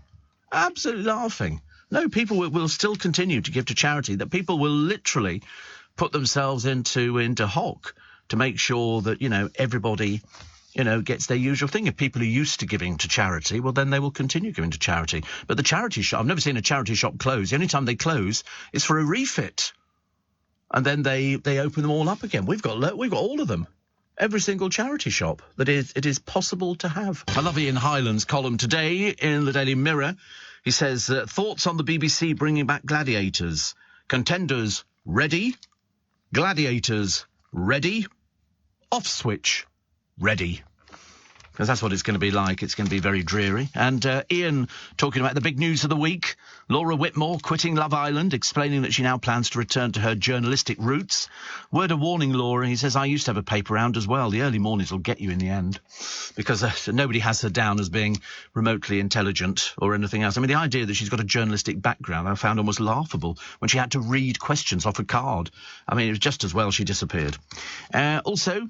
last night, the contestants on BBC Two's Jewellery, I wonder what it was actually, it's called All That Glitters, were tasked with making a single statement earring. He says, no, I don't know which one of those is, but I'm guessing the statement you are making when you wear one is, I've lost the other one. I mean, it was the biggest part of dross I've ever seen on the television, I'm afraid. I didn't like it at all. Plus... Sunday, former royal advisor Jamie Lowther Pinkerton gave Channel 4's The Real Windsors an insight into Prince William. He's a fiery bloke. He gets wound up about inequalities that are happening around the place. Monday, it was revealed that William and Kate have just acquired a third home. Well, actually, it's really a fourth. So they can now be closer to their children's new £21,000 a year prep school. That's, by the way, £21,000 a year for each child. Wills must be pulling his hair out at the inequality and unfairness. And also, should Philip Schofield and Holly Willoughby be concerned that they've not even been nominated in the Best Presenter category at this year's National TV Awards? Possibly. Should they be worried that the likes of Josie Gibson and Craig Doyle have caught the eye? Well, definitely not Craig Doyle. He's trying. I was like, the other week I was watching, as I mentioned on the programme, Ruth Langsford and Rylan Clark Neal, or just Rylan, or just or some, I don't know what he's called now. And he was sort of behaving like a 3-year-old who'd just been chastised, and she's trying to keep up with him. And I think in the end you could see the look of despair on her face as she was going, why don't they give me somebody else? Why can't we have Eamon back? He could do that very well. And what was the other one? Oh, Strictly Come Dancing, as she proved with her legendary Paso Doble. Anita Rani knows the importance of timing, so it was no surprise to see her launching her new, and by the way, excellent, he says, Channel 4 travelogue Britain by Beach. In the midst of these sewage jumping scandals, Anita proceeded to tell us about some of the people who thought Porthcurno Beach in Cornwall was a perfect place to lay some cable that stretched 5,000 miles all the way to Bombay. And there you go. But no, she's sort of everywhere, isn't she? She was the one who was complaining, Anita Rani. She was saying, you know, there should be more female quiz hosts, but unfortunately they don't rate. Television ratings is like radio. A lot of female presenters don't rate. For some, I don't know why. I can't remember what it was. Whether it was the picture, the voice, I don't know. But quiz show hosts on the television, I think they go, oh, I think I'll be a quiz show host, thinking that it's dead easy. But it's not, as indeed they have proven. The word recession is being used quite often recently. I fear it might be more like a depression that could be worldwide. He says, clearly hope I'm wrong, but it's not looking good. Well, it's not looking good.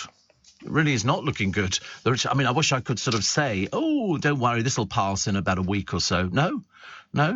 I was thinking as I was driving out in the rain yesterday, I thought, wouldn't it be nice if Thames Water went, you know, that big burst of rain has filled up the reservoirs. We're back where we started again. You can carry on watering. I did water yesterday. I did water, definitely. But he says it's not looking good. It could be a depression. Yeah. And did you see one of the union leaders? Who's that old dinosaur who brings the RMT out all the time? Him. Is that Mick Lynch? He's come up with some... Honestly, he's so far in the past, it's almost an embarrassment. But anyway, it's a case of he was... somebody from his union was talking about, well, you know, we could see, you know, a worldwide strike or a general strike in this country. I thought, well, you might as well kill it stone dead. Why not? Why not? You know, so very shortly there won't be any shops for your little members to go into. When I say your little members, I mean that in the nicest possible way. But it's a case of... You know, there won't be anything to go into. Supermarkets will be having sort of running battles over who can actually get the stuff in first. There'll be no fish and chip shops. The Chinese takeaways will all go. The pizza shops, they'll be closing left, right and centre. You think they can seriously afford to keep the ovens going and the lighting on? I don't know. No. Mind you, the only good news is you might get rid of these ghastly people on their little mopeds with the L plates who sort of tootle around delivering your quarter pounder with cheese because you're too bone idle to have your bloody bum and get out there. A lot of French on the programme this morning. A lot of French. The Duchess of Cornwall has expressed how deeply saddened she is after her cousin was found in a hotel room. He'd hanged himself. Charles Villiers had been embroiled in one of Britain's longest-running divorce cases. He was recently declared bankrupt. Blimey, talk about stress. I thought I had stress at the moment, but all these other people have dreadful stress. It's a little bit embarrassing, isn't it, really, when people go for these divorces? Who is it in all the papers? Oh, in all the papers today. It's a woman. Lives with her boyfriend. They're not young. They're sort of mid 30s, something like that.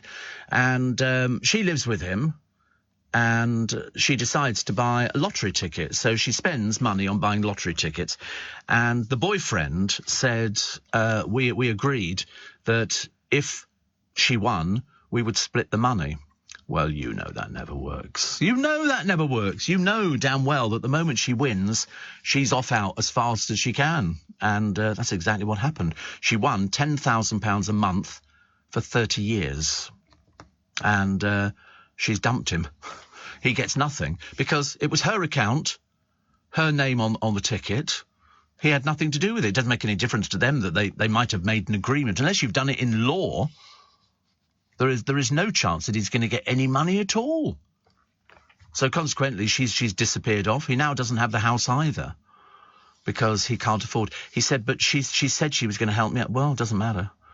People say all sorts of things unless you've got it written in writing. I remember sharing a house with somebody eons ago, and we had to draw up a contract to say that if either one of us wanted to leave, the other person had to buy them out. You can't offer it to a third party. You have to offer to buy them out. So, which meant that the person then has to go to an estate agent, get a valuation. And so, in this particular case, the house had gone up 40,000. So, to buy them out, I had to come up with 20,000. And you end up with a whole mortgage. So you can imagine things become very tricky after a while. Lloyd says, God knows how our small businesses and families will survive this energy crisis. What would happen if everybody refused to pay? And who on earth runs Ofgem? Whoever it is at the top who makes the decision should be ashamed. Well, it's a case of supply and demand, isn't it? And the bills, as I say, they're going to go through the roof. I agree with you. What would happen if everybody refused to pay? That's like going to the filling stations, isn't it? Filling up with petrol and then technically going, I'm not paying these prices. It's ridiculous. But very shortly, you're going to find us being in that situation whereby people can't afford to pay their bills. If it's going to be 300 quid a month, that's on top of whatever other bills you've got at the moment. If you're an elderly person, it's like I've always said to people, don't worry about it. If Truss says, don't worry, I'll get you through the energy bill crisis, we're going to have to believe her, or at least trust her. Trusting Truss, is the kind of thing that I don't think many people want to do at the moment. That's what she said, because if she doesn't adhere to that, there's going to be all hell to pay. Steve, like the UK, gas and electricity prices down here is going to skyrocket, says Shane. He's in Sydney. But you're right. What would happen if everybody went, I'm not paying? The bill comes in. Do they cut you off? There is a campaign. Oh, right.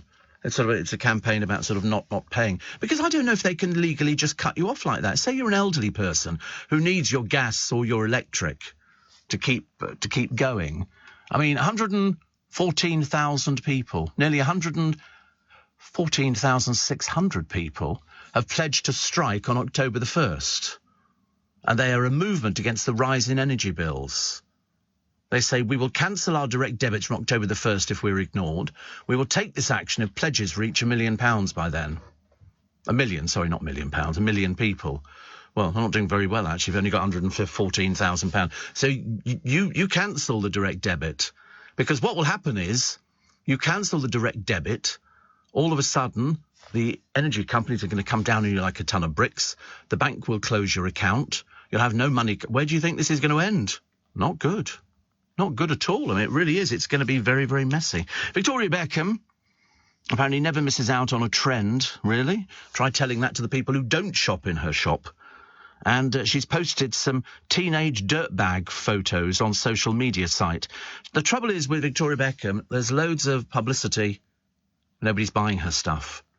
The company's £54 million in debt. Her makeup side of it, lost £5.5 million. I mean, it's huge amounts of money. The fashion designer, don't make us laugh. She's not a fashion designer. Otherwise, everybody'd be wearing it. But they're not. She showed off her awkward younger years when she had a huge perm and a silver latex boob tube. The mum of four introduced more images of herself saying, "My teenage dirtbag pictures." If you stopped faffing around and doing these ridiculous little photo shoots and digging up stuff from about eons ago, it's twice I've used that word, you might better concentrate on your business and find out why it's not working. And the truth is, it's too expensive. It's too expensive, you know, and then patronising people by going, "Oh, I brought out 12 items in the range for people who are slightly larger." You know, the people who haven't learned to just eat a lettuce leaf like I have, because it's only going to get worse. It's, you know, unless all of a sudden the good fairy's going to pop in, and they keep telling you how much they're worth, which of course is a load of old codswallop. They're not worth it. Somebody said, "Oh, they're nearly worth $1 billion." They're worth nowhere near $1 billion. Way down the list. I mean, she's not worth anything. If anybody, he's worth the money. That's why she's had to go to him to say, "Can you lend me some money to prop the business up again?" According to all the gossip magazines, of which there's a proliferation, the like of which I've never seen before. It is quite something. When you see the family, you've got Brooklyn, who can't do anything. I mean, I've never met a more useless person. All he can do is sort of drive his daddy's car, give a few interviews, but what does he know? It took 62 people to make a sandwich for the programme Cooking with Brooklyn. He's seriously. And what is his signature dish?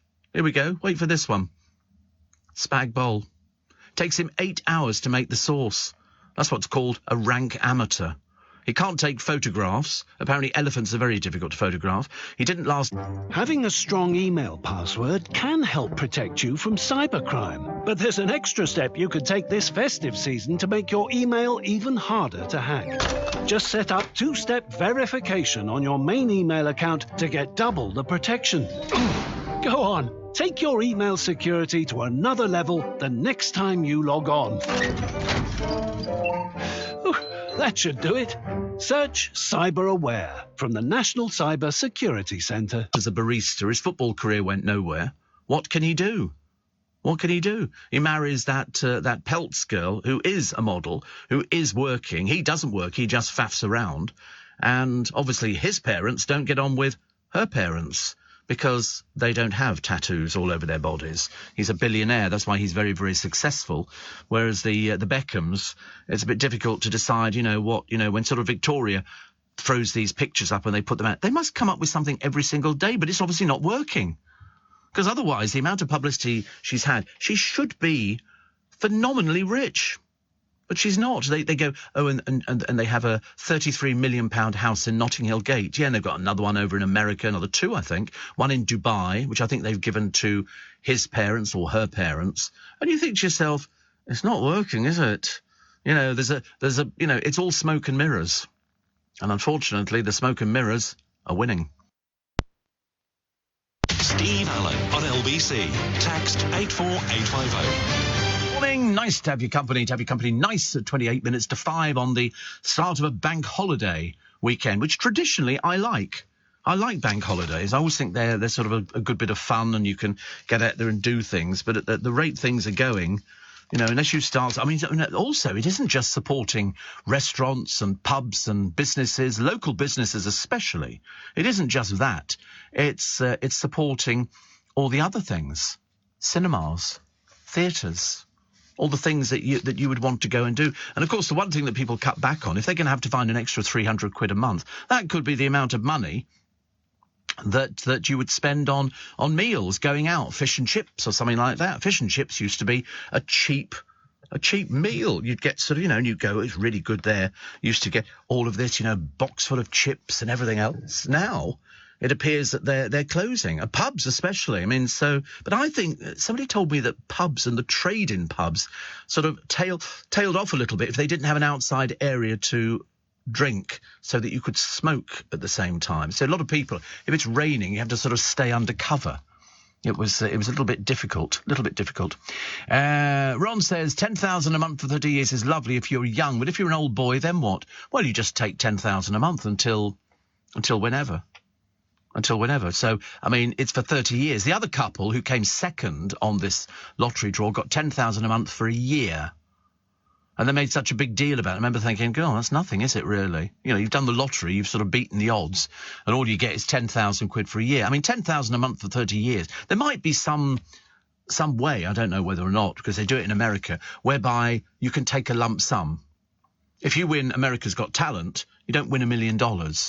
They offer you a percentage of it, and it's payable over a period of time. I would probably, well, at my age, I would probably take a lump sum, yeah. I would think it'd be better. That's why I said the other day, I've just got two pensions, which have matured. And so what I've done is we've combined them as two different companies, and I can have 25% tax-free. So I'm taking 25% tax-free, and then the rest of it will go into a pool, and that's where I shall get my income from. It's as simple as that. But it's difficult nowadays, because most people, I think James O'Brien told us this ages ago, don't have any more than £100 worth of savings. So, I mean, that's almost, as far as I'm concerned, like living hand to mouth. I've met people in the past who've said, you know, I don't have enough money. I can't wait. I mean, I used to be like it years ago. That's not even an energy bill, is it? £100 savings. I remember years ago, I didn't have the £100. So you literally got to the end of the month and you couldn't wait to be paid so that you could then pay off your overdraft, and then you were back where you started. It was a never-ending circle where you were kind of caught in a trap. And you couldn't get out of it because, you know, I remember having 3,500 quid, which was on a Barclay card, and I couldn't get it down because I didn't have that sort of money. It actually took a friend of mine to say, listen, I'll pay off your Visa card, and then can you live without it? And I went, yeah, I can live without it. It's just that every month the bill used to come in, you pay the minimum. And if you pay the minimum, you're paying nothing. You're paying nothing, little piddly bit of interest on it. It's just absolutely ridiculous. So paid it off, and now I've learnt over the past, 30, 40 years, that whatever I put on my, I think I've got Visa, MasterCard, I pay at the end of the month. I pay the whole lot. So I don't want to be in debt. I've been in debt before. Don't want to be in debt again, thank you very much indeed. But for some people, it's not an option.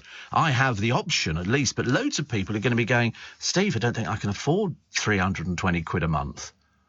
You know, even with the government going, oh, and we're going to give you 400, fat lot of blooming use that is. What use is that to anybody? I think we're going to have to start taking people into our homes. And also second homes get the rebate. I mean, how many people do you know who've got second homes? I mean, I know quite a few people, because I know quite a few people who've got spare cash and they put it into a second home. Doesn't matter whether it's here or whether it's in France. Or wherever it happens to be around the world, because that's what people do now. If they like going to the same place, then they will buy a second home. But I mean, I just foresee that, it's going to be a mess. You're going to have stories in the paper of people who have got themselves into such a tizzy over it. But the one thing I was always told years ago, and it was always sound advice, and I've always remembered it. If you get into trouble with the bank, for God's sake, talk to them. They can offer a little lifeline. They can offer help. But if you ignore the letters, knowing that, and if you've got letters from a debt company, don't ignore them, speak to them. They can work out plans. That's how they do it now. They work out plans because it's not in their interest to sort of keep hassling you. They want their money back because you've bought something and you haven't paid for it. And that's what some people were doing with their car insurance. I remember was it the Police Interceptors programme, and they stopped this bloke because the car was showing as no insurance. And so they pulled him over and they said, have you got insurance on this? It's showing as no insurance. He said, yes. He said, I only bought it a few months back. And they said, have you got a copy of it? And he went, oh, it's at home. So they followed him home, and he went indoors, came outside, and he said, there you go. And it was an insurance policy. And the police, now, unless they weren't, because they're very bright to this sort of thing, they then checked with the insurance company to say, we're looking at an insurance certificate. They went, no. He took it out for a year but cancelled it after the first month. So he ended up with the insurance document, which he could show to them. But, of course, now everything's all on the same computer. The police can discover, A, who you are, B, what the car's linked to. Have you got insurance? Have you got MOT? Are you driving whilst disqualified? Do you not have a licence? All on the same computer. Years ago, it was all on different computers. And so he got caught out, and the policeman then came back and said, you haven't got insurance, have you? And he said, no. He said, because you took it out for the year, you paid the first month, and then you stopped the policy. He said, but you had the piece of paper. You thought that, perhaps he thought that the police were really stupid, and that they weren't, going to check on their little sort of talking brooch thing that they wear, which they do now, and they could check. And it takes them but seconds. That's seconds. Steve, good morning from Mallorca. Says Pete the pool man. He said, there are 3 swimming pools here. Unfortunately, not to my exacting standards. I've highlighted a few. He said, issues to the management, and they were thrilled. I just can't switch off. Oh, that's quite nice, isn't it? It's got quite nice views, hasn't it, from that hotel? It looks a bit posh. Obviously, he's in... Sorry? What's wrong with it? No, I think it's nice. He's a pool man. He comes round and services your swimming pools, but he hates them. He doesn't like swimming pools at all. But I think that looks quite nice. Little area there where you can sit out and eat. Look at that super view there. Looks very nice. And I see there's a few people. I don't like it when there's people in the pool. I don't want to go and swim with them. And especially if there's little children there. It's very sweet for them, but I think they should have a separate pool for themselves. Nowhere near our one. So very nice, Pete. Very nice. 3 swimming pools. Wow. We got that in Gran Canaria. We went to Maspalomas. The Rio Palace there has got, I think, about 2 or 3 pools, and you can literally eat outside under a big, big tent, just a big, it's beautiful. It really was, and the food was sensational, really sensational. Trying to get, booked into that hotel was a nightmare, I'm afraid. And the reason it was a nightmare is that because it was German-owned, the Rio Group is German, and so all the Germans booked there. So you really did have that thing whereby you had to try and reserve your sun lounger because the Germans would be down there at 1 a.m, putting books on. At one time it was towels. And so the hotels used to come and take, there you go. That's the Maspalomas. There it is. That's the, it's a really lovely hotel. I was on the side. But it was really, the food was amazing. We didn't need to eat at the Jumbo Centre. We did once and I got food poisoning. But no, Maspalomas is nice because you've got the sand dunes and then you've got Africa somewhere over there. But it's really, I thought it was really good actually. The weather's always nice and it's duty free. So basically cheap. Very, very cheap. But you would literally, they would come along and take the towels off the sun loungers. So what they started doing is they started leaving sun cream and books on there, so to say, this is ours, this is where we are. And they just said it could be right at the front by the pool. It's very, I thought it didn't happen anymore, but apparently I'm told it's happening as much now as it ever was, which is lovely. The Daily Star, and what are they looking at? What are they looking at today? Oh, yes, these spiders that I warned you about. Millions of them because it's mating season. And Pip Schofield is wearing an eye patch. He went to a clinic in London where he had surgery for floaters. Problems that means he sees shapes on his retina. And so they had to take a picture. I bet this looks a bit like a freebie. But he says, now my right eye is done. Thank you, Professor Stanger and his amazing team. So I suspect there's a bit of a discount going on there for a bit of publicity because they named the clinic as well. And they could do the most amazing things now. Seriously, absolutely amazing. I didn't know you needed to go into a clinic for sort of retinitis and things like that. When I had my cataracts done, that was sort of done under a local anaesthetic. Well, the local anaesthetic in your eye. My brother went the other day, and I've got to tell you this because I was horrified. And he went to get the diabetic eye test, where what you do is you go in there, you sit down there, and you put one hand over your eye, and you've got to read the letters and the numbers and all the rest of it. And I was quite good until it gets that certain bit where you just can't see it at all. I mean, I don't know how people manage it. And then they go, okay, and they put drops in your eye. And that's to enlarge the pupil. And then you go and sit in the waiting room for about 15 minutes. Then they call you back in, and that's when they take the photograph of your eye, and they sort of go... They sort of puff air into your eye, and then they can tell what's sort of going on. And my brother had sort of gone there to have his diabetic eye test and all the rest of it. And they put the drops in his eyes and all the rest of it. They did the whole thing. And then they said, who's actually coming to collect you? And he said, nobody. They said, how did you get here today? He said, I drove. And what do they say on the back of the form? I had to say to him, I said, it says on the back of the form, do not drive. Because your pupils are enlarged, so when you go outside after you've had this done, you need literally sunglasses on 2 layers thick so that you can't see it, because it's so bright. everything's so bright. So they do advise you not to. So every time I went and had anything done to do with the eyes, I'd get the bus, because the bus drops you right at the hospital, and you just sort of walk in, sit down, and there's always loads of people in the eye section. Always loads of people. It was all, but they were really good. And then you go upstairs for sort of the bit where they're in your eye and things like that. And, you know, can you do that? Can you see? And both my eyes are sort of okay for another year, apparently, which is very good. But it was when she said to him, "How are you getting home from here?" He said, "I'm going to be driving." And she said, "I don't think you are." So, anyway, the one thing he didn't do is turn over the piece of paper. Johnny says, "I have friends who lived in Las Palmas, Gran Canaria. They had to come back because of Brexit." Yeah, it's still a popular place to go to. You know what comes from Gran Canaria? Tomatoes. Loads of tomatoes. You fly in to the airport, all you can see are thousands of greenhouses, big greenhouses, and it's tomatoes, because their weather is very good, except when we went once. We had 2 or 3 holidays there, sort of semi-little holidays kind of thing, which were lovely.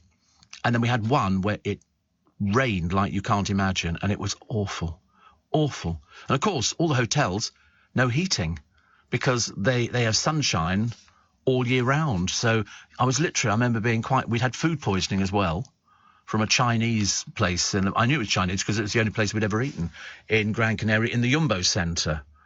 And somebody didn't agree with me, and I spent 2 days shivering in bed. I was so ill, I poured away 1.5 litres of vodka. And I've got to be pretty ill to do something like that. It's interesting, I was just watching Carol Malone on Sky News, and she's always got her camera in her kitchen to prove just how rich she is, because it's about the biggest kitchen you've ever seen in your life. I mean, it really is. They obviously must spend a lot of time going, OK, let's put some flowers here and flowers. Who puts flowers in their kitchen? Carol Malone. 84850 steve@lbc.co.uk. Chris in Birmingham says that you always make me hungry. If it's not a bacon bap with ketchup, it's a rhubarb trifle from M&S. No, not rhubarb trifle from M&S. They don't do one. Rhubarb trifle from Waitrose. He says, "Are you a good cook?" Do I sound like I'm a good cook? I think not. If you want to think I'm a good cook, then I'm more than happy to go with it. But no, I can't cook for toffee. That's why they invented supermarkets. For people like me. They invented supermarkets with all this ready meal, and it's such good quality now. It never used to be good quality, but it's such good quality that you just sort of, you go and buy it. I don't ever cook. I mean, when I say I don't ever cook, what did I have yesterday? I just had some mashed potato with beans.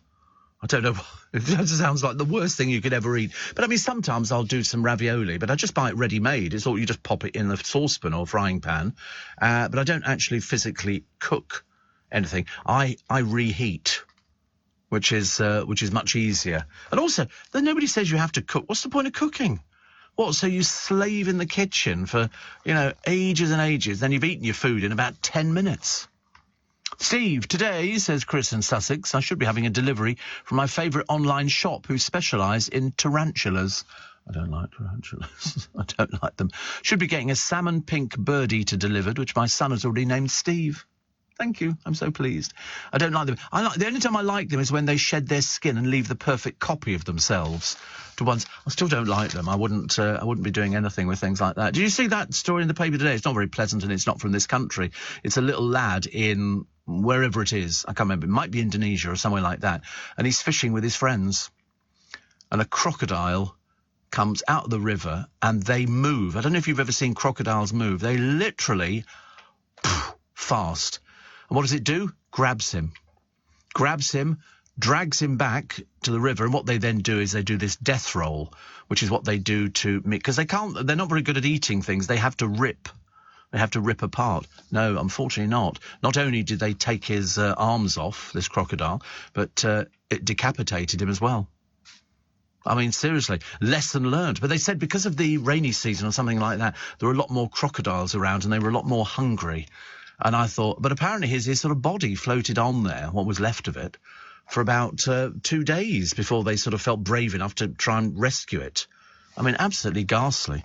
But that's not the first time I've heard of that. You get people going out to Australia and they're out in the, in whatever it is they're out in, and they camp by Billabong. And unfortunately, a lot of crocodiles and alligators are out in these sort of places. They've got them in Florida. Loads of them in Florida. They've got, because all of Florida, or most of it anyway, is built on reclaimed marshland. And pools and lakes and things like that. And what lives in them? Crocodiles.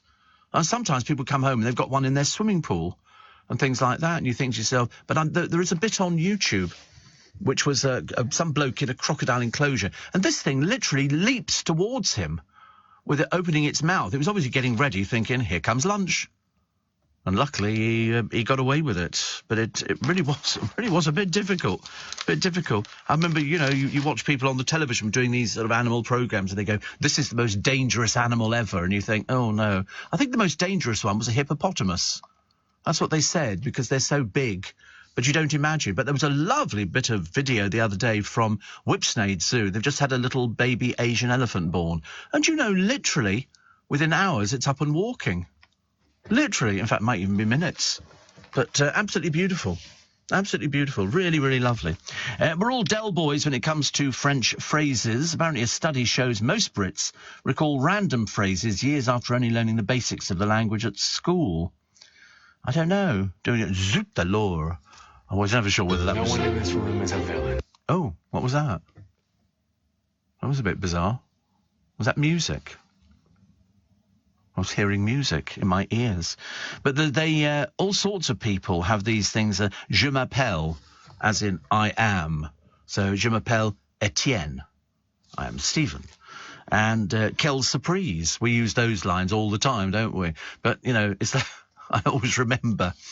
Didn't they do it in Only Fools and Horses? I don't know if you'd even get away with it now in Only Fools and Horses. They go to the local pub, and there's a poor woman in there, and she doesn't speak any English, and they can't find out what's the matter with her. She's got a case with her and all the rest of it.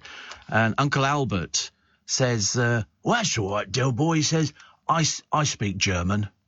And so Del goes, oh, okay. So, ask her what her name is. So Uncle Albert leans over to this woman and goes, what is your name? And Del looks at him and goes, what is your name?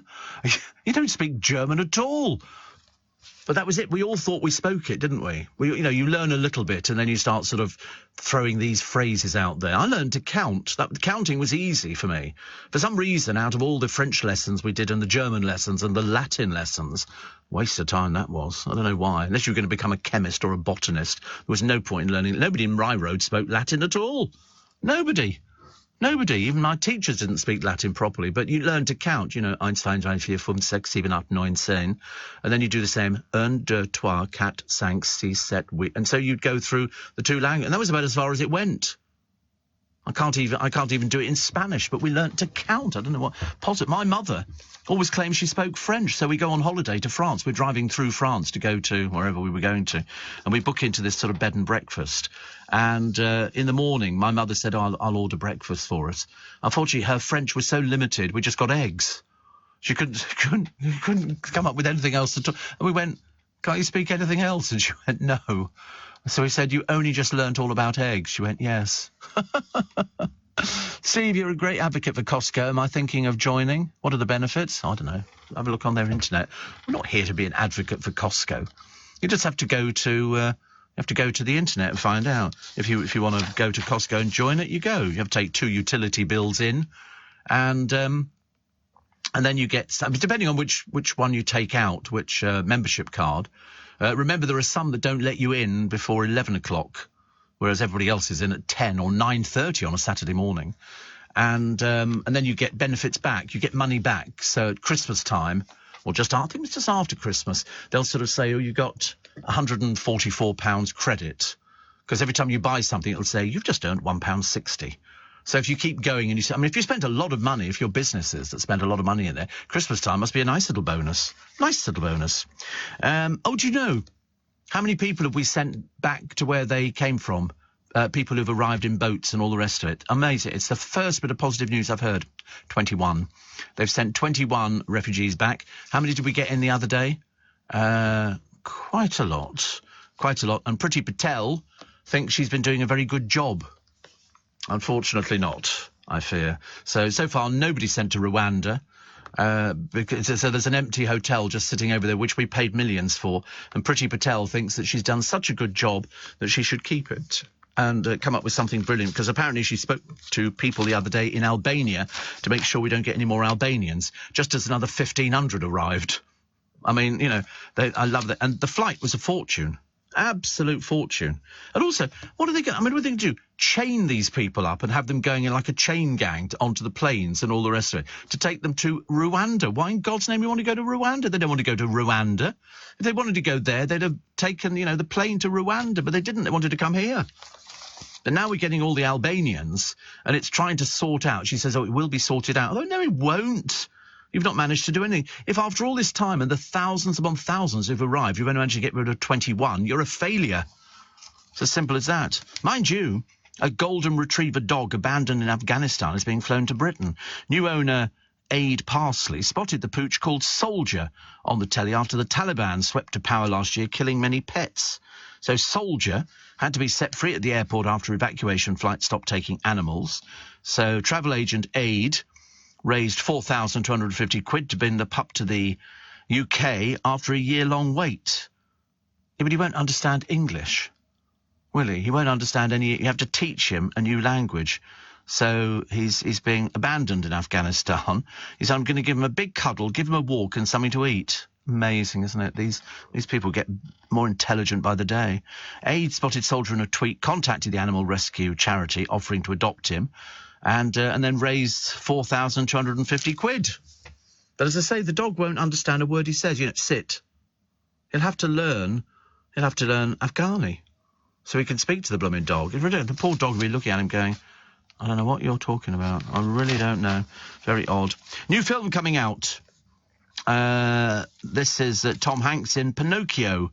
It's the first time they've done a remake of the Disney classic. Tom Hanks looks brilliant, and it's part animation and part real life. And it's very interesting. Very interesting. He plays Geppetto. And I quite fancy seeing that, actually, because I do like Tom Hanks, and he seems to fit very well into it. And this is... the trouble is, do you know when you go... Oh, there we are. It's all very dark, isn't it? Doesn't he look good? I think he looks... Turn round.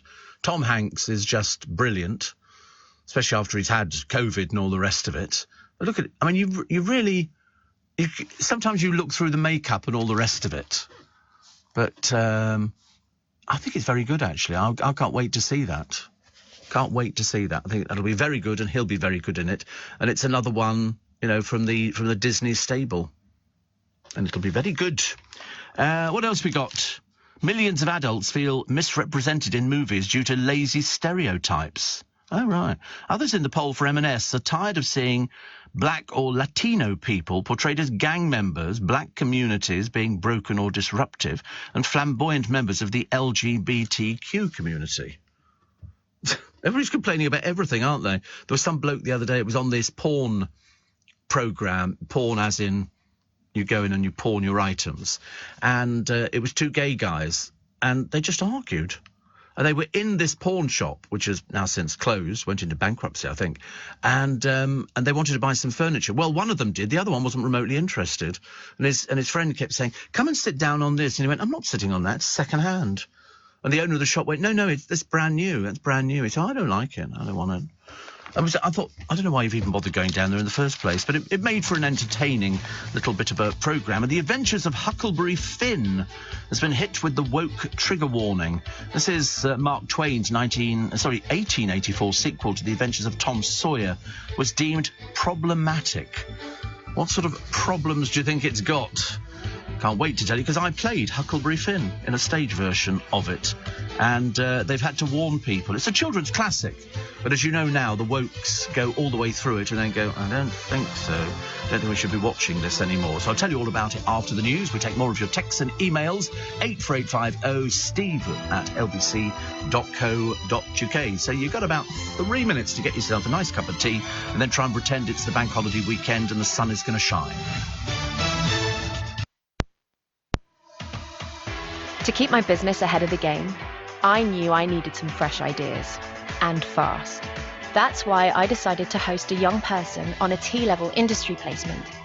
My student has already brought loads of new skills into the workplace. Plus, we're getting first pick of new talent coming into the construction industry right here in the Northwest. It's been a total win-win. Go next level with T-Levels. Search Skills Revolution. This is LBC from Global, leading Britain's conversation with Steve Allen.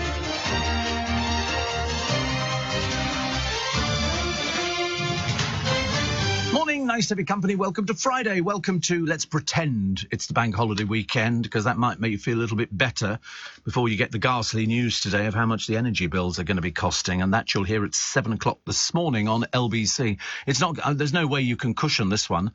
It's going to be a case of, I think it's going to be a bit more than the 3,500 that they're all guessing at the moment, which is going to basically add, you know, it's going to be something like £300 a month, £290, £300 a month. And there's going to be thousands, if not millions of people who are going to be going, where do we think that's coming from? That's every month. It isn't just, 1 month in the year. It's 12 months. So, 2,000, I think we actually worked it out at £290, so say 300. And that's what we think it's going to be, but we'll hear it first on LBC this morning. Maggie says, I've got a rescue dog from Cyprus. So to start with, he didn't understand English, but he learnt very quickly. Yes, I don't know how fast they are from Afghanistan. They might be a little bit slower. And Andrea in St Albans had a problem with the eye, so I spoke to my GP, who passed me to the optician, who suggested I go to the hospital. I went on the 8th of August, and I'm still here. I'm diabetic, and I've had 4 hypos. But don't leave simple... Well, you've obviously got loads of sugar, haven't you? If you're having hypos or lack of or sort of... So you're still there for the 8th of August. Well, it's only a few days, isn't it? What are we up to now? Oh, no, 26th. Blimey. That's a long time, isn't it? But, by the way, the problem with the eyes is okay, but they don't know why it happened. I would have thought, actually, if you're having... Your diabetes is not being managed very well at all. If you're having 4 hypos. Mind you, I had hypos before, but not while I was awake. While I was asleep, if you believe that. And it's only because I had this monitor fitted, the Libra, and you look at it, and then they sort of print off the results, and they go, you've been having hypos, but only when I'm asleep. I don't have them any other time. It doesn't seem to make any difference to me, and I seem to be managing it fairly well. My weight's gone down. I'm doing my medication, doing my little bits and pieces, but it does affect your eyes. It does affect your eyes. So if you are diabetic, you have to, or you're borderline diabetic, you need to go and get your eyes tested on a fairly regular basis. Just go and get a referral, and they can then tell you if there's anything that they see. But when I got the cataracts done, I thought that was brilliant. Absolutely brilliant. I've nothing but praise for the NHS, nothing but praise for Kingston Hospital. This is a strange story here. It's in all the papers today, trying to sort of take it back onto a lighter note, because I think today's going to be a bad day for lots of people. Because it's not like they're going to say it's going to cost you about an extra 290 quid a month, and then, oh, don't worry, it won't last very long. It's a case that we don't know how long it's going to last. We've got no idea how long any of this is going to be affecting people for. But if you're a smoker or a drinker, or you're unemployed, where are you supposed to find this money from? I have no idea. Anyway, a former Blue Peter presenter, and this is Peter Purves, has branded new toilet rolls that come without the inner tube a catastrophe for crafters. Cushell, apparently, is the first brand to dump the cardboard cylinders in a bid to cut waste. But it's emerged that Peter Purves, who taught children how to use the rolls for arts and crafts during his 11 years on Blue Peter, he says, I'm horrified. He says loo roll on Blue Peter was always the most essential element in doing the makes on the programme. It appears in about 5 out of every 10 things we made on the show. We use them all the time. It's a complete catastrophe. So Cushell's new rolls have 360 sheets rather than the standard 180, and they managed to pack them so they can be used like the traditional rolls but without the supporting tube. So there's still a hole in it, so you can put it onto the toilet roll holder. It's just that there's no cardboard there. Isn't that interesting? I'm interested to see how that one works, actually. I never thought about that. That'd be the last thing I'd be thinking about. But what amazed me is how old Peter Purves is. You think it seems like quite a good idea, doesn't it? I'm not very good at recycling. I don't do recycling, stuff like that. Peter Purves is 83. I mean, seriously, I can't believe it. I looked at a picture and I thought, 80, how does that work? 83. The Queen, she's going to stay at Balmoral to meet the new Prime Minister, mainly because of mobility issues. Well, if she's happy there, why not? But, I mean, when you look at who she's met our Queen. I mean, it's just unbelievable. Winston Churchill, Anthony Eden, Harold Macmillan, Alec Douglas Home, Edward Heath, Harold Wilson, James Callaghan, Margaret Thatcher, John Major, Tony Blair, Gordon Brown, David Cameron, Theresa May, Boris Johnson. And now there's going to be another one. So that's 2, 4, 6, 8, 10, 12, 14, 15 prime ministers she's met. Wonder which one she liked and which ones she didn't like. I bet she hated Thatcher. I bet she hated Thatcher. I love it. I love it. Netflix are going to make a warts and all Robbie Williams documentary charting the highs and lows of his pop career. Oh. So we're going to have to deal with everything. Head of Netflix documentary says, we show a version of Robbie Williams you haven't seen before. No, we've seen them before, believe you me. We've seen everything to do with Robbie Williams. Everything.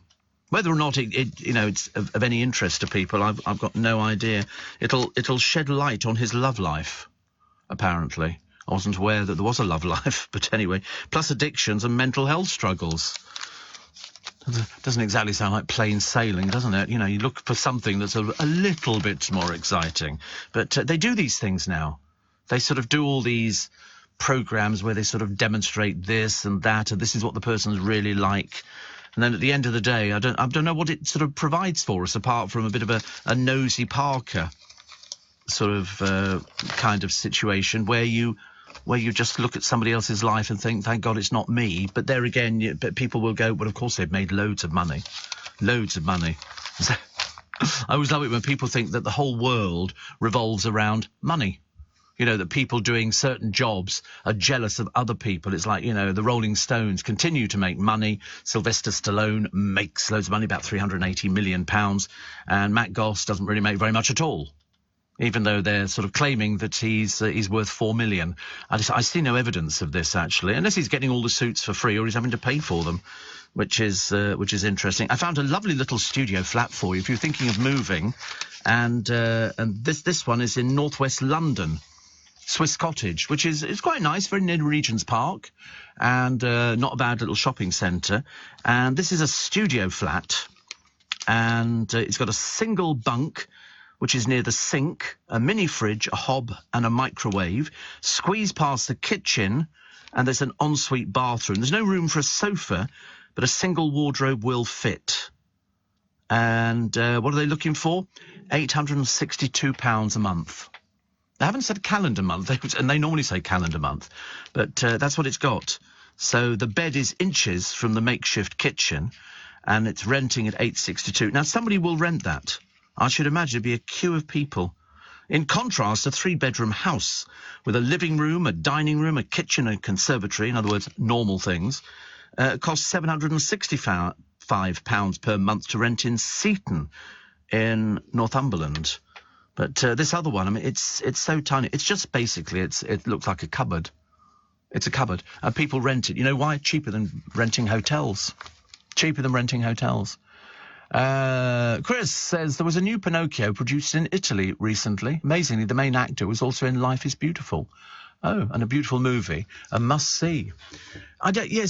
Yes, I think I might have seen it. I was never sure about the story of Pinocchio. Oh, this is Roberto Benigni, isn't it, who did this? Because I remember looking at the pictures on the poster, because he makes the puppet, and then the puppet comes to life, and he sort of kind of adopts him as his own son. It's slightly freaky when you think about it. He's creating a puppet. It's like what was that dreadful film I saw some time ago? Oh, years ago, and it's a ventriloquist dummy that comes to life and wants to kill the bloke who sort of operates him. But it's very scary. You make a puppet and it comes to life, and then it starts taking over your life. This was the Italian one. They say a beloved fairy tale. Was it ever a beloved fairy tale? I don't know. I don't really know enough. I found that very freaky, that because Pinocchio told lies. If he told a lie, his nose grew. I mean, but you imagine he's been created. Why would he tell lies? Kids don't know about telling lies, do they? But he was a little wooden puppet. I don't even know if you can get Pinocchio puppets. I suppose you might be able to. He's often called a fairy tale, but it's not. It's a novel with fairy tale elements.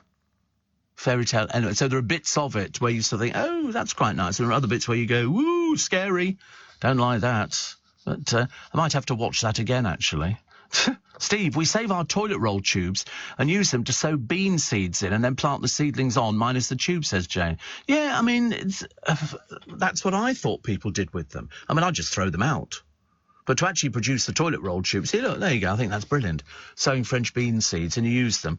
And then I'm assuming you just it grows the roots and all the rest of it. There's, all sorts of things you can use toilet roll tubes for. Mind you, Nick in Kent says, Steve, what on earth are Blue Peter going to do if washing up liquid comes without a bottle? I don't know. What are we going to do? Because without that and sticky back plastic and Kellogg's cornflakes boxes and copy decks, Blue Peter's completely sunk. But I mean, I don't think anybody watches it anymore. Have you seen it? The studio is tiny now. It's a very, very tiny studio, and I think they come from Salford. I mean, gone are the days where it was Studio One at the BBC. I went down to watch them doing it. It was one of the few programmes on the BBC that was transmitted live.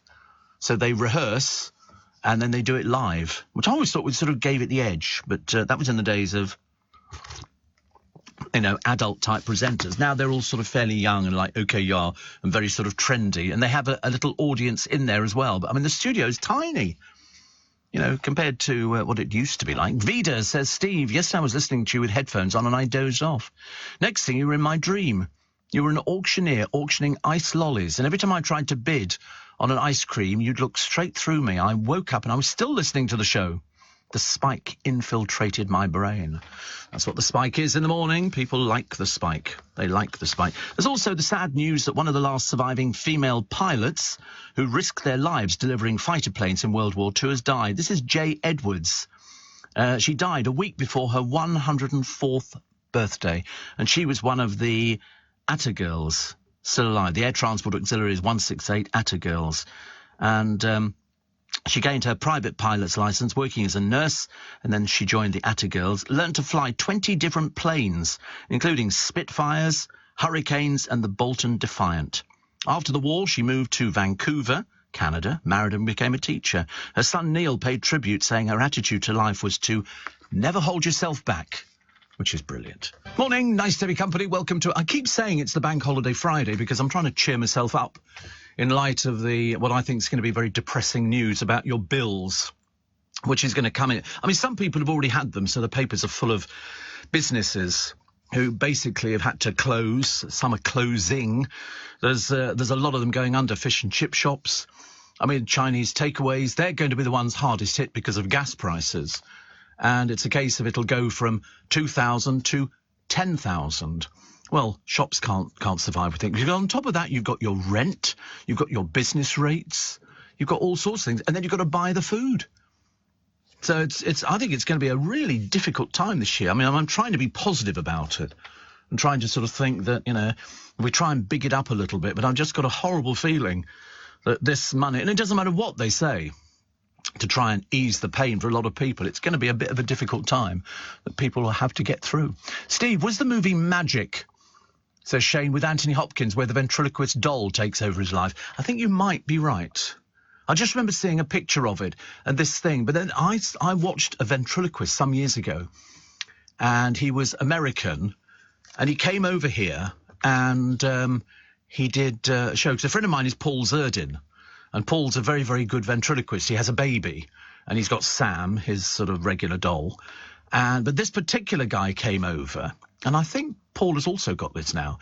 And the bloke puts the doll on the chair, on a stool, and he goes off stage, and we're all sitting there staring at this doll, and all of a sudden, the doll's head moves, and the eyes move, and you think, oh God, it's come to life. And it talks to you, and it's really bizarre. And then he brought all these other characters on, and they were all animatronic dolls. They all sort of behaved in this sort of kind of scary way, actually. And it's like watching Paul Zerdin doing his act when he picks the baby up and he won America's Got Talent, which was very good. And Mark says exactly the same. It was called Magic. It was. I think it was Anthony Hopkins. I can't remember. So Sylvester Stallone, his marriage is finished after 25 years, I think. And she wants half of his money. She's seeking £170 million. He's worth about, I thought he would have been worth more, actually. But I mean, I don't know what these people get paid. And so it's an interesting one. She's said to be seeking half the fortune. They've got 3 girls, very beautiful, very lovely. And there was a lot of tension and bickering. And I think they both reached that point, as a lot of people do in their relationships, where it goes no further. It's a case of, listen, we're arguing all the time. I hate the sight of you. Get out. You know, like that woman who won the money, you know, on the lottery, 10,000 a month for 30 years. Why would she stick with that big fat lump that she had? She wanted out. Even though he claimed, she said that, you know, we'll sort of share the money. Well, it's different, I'm afraid. It doesn't work like that, because the ticket was bought by her, in her name, on her account. He doesn't have a leg to stand on. But I mean, it must be, you know, because you wait all your life, don't you, for the lottery win, and then all of a sudden it's taken from you. The amount of people used to try and fiddle the lottery tickets, I was amazed. You know, the one woman who said, well, you know, I did have the winning lottery ticket, but I left the ticket in my jeans or whatever it was, and they went in the washing machine. Another woman who said, oh, look, I've only got half the ticket. The dog ate the other half. And there was one woman, she was totally convinced that she'd won. I mean, she was a crook. She'd basically lied about it because they've got various things on the ticket that sell. It's a security thing. At the moment, actually, the other security thing around, there's lots of fake £20 notes. I mean, there are loads of fake pound coins. I mean, you can't move for fake pound coins, but loads of fake £20 notes. And every time I go into my local garage, he always goes, look, these are fake notes. And I would go, yes, I know, you showed me them last time I came in here. And in fact, the genuine ones are slightly raised. And so you can feel that, which is actually quite good. But the other ones, I mean, they look good. They used to look really bad. But I remember some years ago, somebody said to me, they said, do you want to buy a fake disabled badge? I said, a fake disabled badge? Where in God's name did you get that from? And it turned out somebody was manufacturing fake disabled badges. They looked exactly the same. They were from Wandsworth, I believe. Somebody clamped down on it. But there must have been loads of them. There are loads of people who misuse. It must be the most misused thing, I think, the disabled badge, because it means that you can park wherever you want to. You know, you just put the car somewhere and that's the way you do it. Coronation Street characters are weathering the cost of living crisis better than EastEnders.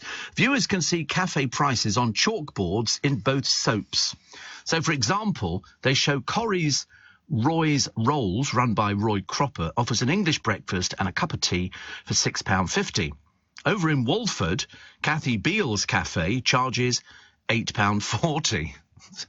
They're trying to reflect the north-south divide. Apparently, Steve McDonald can still get two £2.75 portions of curry and rice and still have 50p change. Kathy's cafe does offer some value on sandwiches. A ham salad roll is £2.75, 45 pence cheaper than Roy's tuna and mayo, which is 70p less. Apparently, Kathy's more greener. Her customers get 5p off hot drinks in a reusable cup. Because you never think about that, do you? It's like every time you watch EastEnders, what you have to remember is as they're walking through Albert Square, if you see flowers, you have to remember they've been grown in greenhouses because they filmed 6 weeks backwards.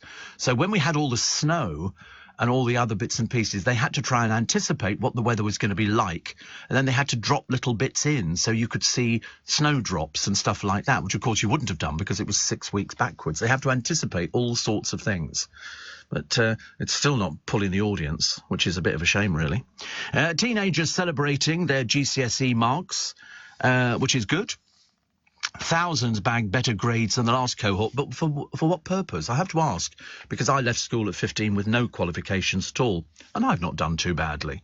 So I often wonder, what's the advantage of having qualification? I work with people over the years who've got, you know, awards from universities and stuff like that. They've been doing media courses, and I'm thinking, I never did any of that. I wouldn't know where to begin. And yet, you know, not done too badly. But it's when they come out of college and they come out of, you know, school with these GCSE marks. Do people really go on that now? When you go for a job, do they sort of go, and what qualifications have you got? I mean, I only ever once did one CV, and I looked at it and it was rubbish. You know, left school at 15. I was one of the last group of people who could leave school at 15 with no qualifications. I took no exams. I took nothing at all. And I started work at 15. I was working in a department store at the age of 15. So you didn't really need, and in fact the good thing was, in those days, if you lost your job on the Friday, you could walk into another one on the Saturday. Would I do them now? Absolutely not. I went to the school of life. You know, you have to if you do what I do for a living. You've got to sort of experience most things. But I couldn't wait to leave school. I didn't see any point in it whatsoever, because there's a bloke in the paper today called Derek Skipper, and he is the oldest person in Britain to pass the GCSE exam. He's 92. He got a grade 5. I mean, I should imagine the shock would probably kill him. Bless his heart. But he's in all the papers today and it's in maths. He's a former RAF radar fitter. But I just don't understand if somebody comes for a job here, for example, at Global, you know, jobs come up every so often. Very rarely presenting jobs, though. I've never seen, you know, presenter wanted for, you know, early breakfast for LBC or something, anything like that at all. And I've often wondered, nobody would ever say, and what qualifications do you have? We like people who work on programmes to basically have had some interest in radio, but you had to show a CV. Oh, right. Nobody's ever asked me, nobody's ever challenged me over anything. You know, I can spell reasonably well, I can hold a conversation, I can get an audience, and that's what it's about. That's what it's about. But if somebody had said to me, well, of course, you need quite a lot of GCSEs to get this job, Stephen, I'd have had to give up. Because I didn't have them. But I remember we didn't used to take people on at LBC years ago unless they'd been on a radio course. They'd been on something that was affiliated, so at least you knew somebody was doing it for the right reason. Because it's not the kind of thing everybody wants to go into. I mean, as you can tell, we have a miserable time. It's so horrible, and everybody hates you, and you don't earn any money, and, you know, you have to sort of plough through the rain and the floods and the pestilence and all the other bit. Oh, it's ghastly, honestly. Why anybody'd ever choose to go into radio, I can't imagine. Honestly, I'd rather be a road sweeper. At least you can wear your headphones all the time. Oh, I do wear headphones all the time. That's the only thing you do in radio if you work on the radio. I remember when I went to get car insurance years ago, and you could phone up one company and they would check against all the other companies. And they always ask the question, what do you do for a living? You know, and I said, you know, I work in radio. Are you actually on the radio? Yes. Click, phone went down. They weren't interested in radio presenters. Radio presenters ranked up there with jockeys as having very high insurance. You know why? Because they don't know this, they think that you're going to take celebrities in your car. And if you have an accident, they're going to be suing for big money. So most insurance companies weren't remotely interested in anybody. If you said you were on the radio, actually, and she went, on the radio? Yep, on the radio. They weren't interested. I remember I tried about 6 different companies before I eventually found a company that was prepared to take me because I was on the radio. It was this sort of taking, and admittedly, I have had celebrities in my cars over the years. But even so, you know, you just pray that you're not going to have an accident. Makes it a lot easier. Asda are scrapping the best before labels. Do you check them? Do you look at them? I do. I never used to. They're getting shorter and shorter. You know, so today's the 26th. You'll find stuff on the supermarket shelves out by tomorrow, the 27th. There'll be, you know, the sandwiches and stuff like that. It's, you know, they seem to have taken off for dairy, fruit and veg, meat and fish, beverages, baked and other. That seems for most things. So here we go. So here we go. Let's try meat and fish. Fridge unopened. Bacon lasts 1 to 2 weeks. 1 to 2 weeks. Freezer unopened, 6 to 8 months. You have to look at the thing. Chicken, fridge uncooked, 1 to 2 days. Freezer uncooked, 1 year. Which is unusual because most freezers are 3 months. You'll see just inside, when you open the door, it'll have 3 little stars on it, and that means everything's got to be eaten within 3 months. For example, if you buy a bottle of red wine, apparently, you keep it in the cupboard 2 to 3 years. If you keep it in the fridge opened, 1 to 2 weeks. Who the hell can keep a bottle of wine for 1 to 2 weeks? What a dull party that would be. Here you go. Cereal, unopened 6 months, opened 4 months. Chocolate, in the cupboard, 2 to 4 months, in the fridge, 4 to 6 months. Is it off? White patches on the edge of it. Oh, I thought that was fine as well, actually. If I've had a box of chocolates and they get a bloom on them, I thought that was still okay. Ketchup. In the cupboard, unopened, 1 to 2 years for ketchup. If it's in the fridge, opened, 1 year.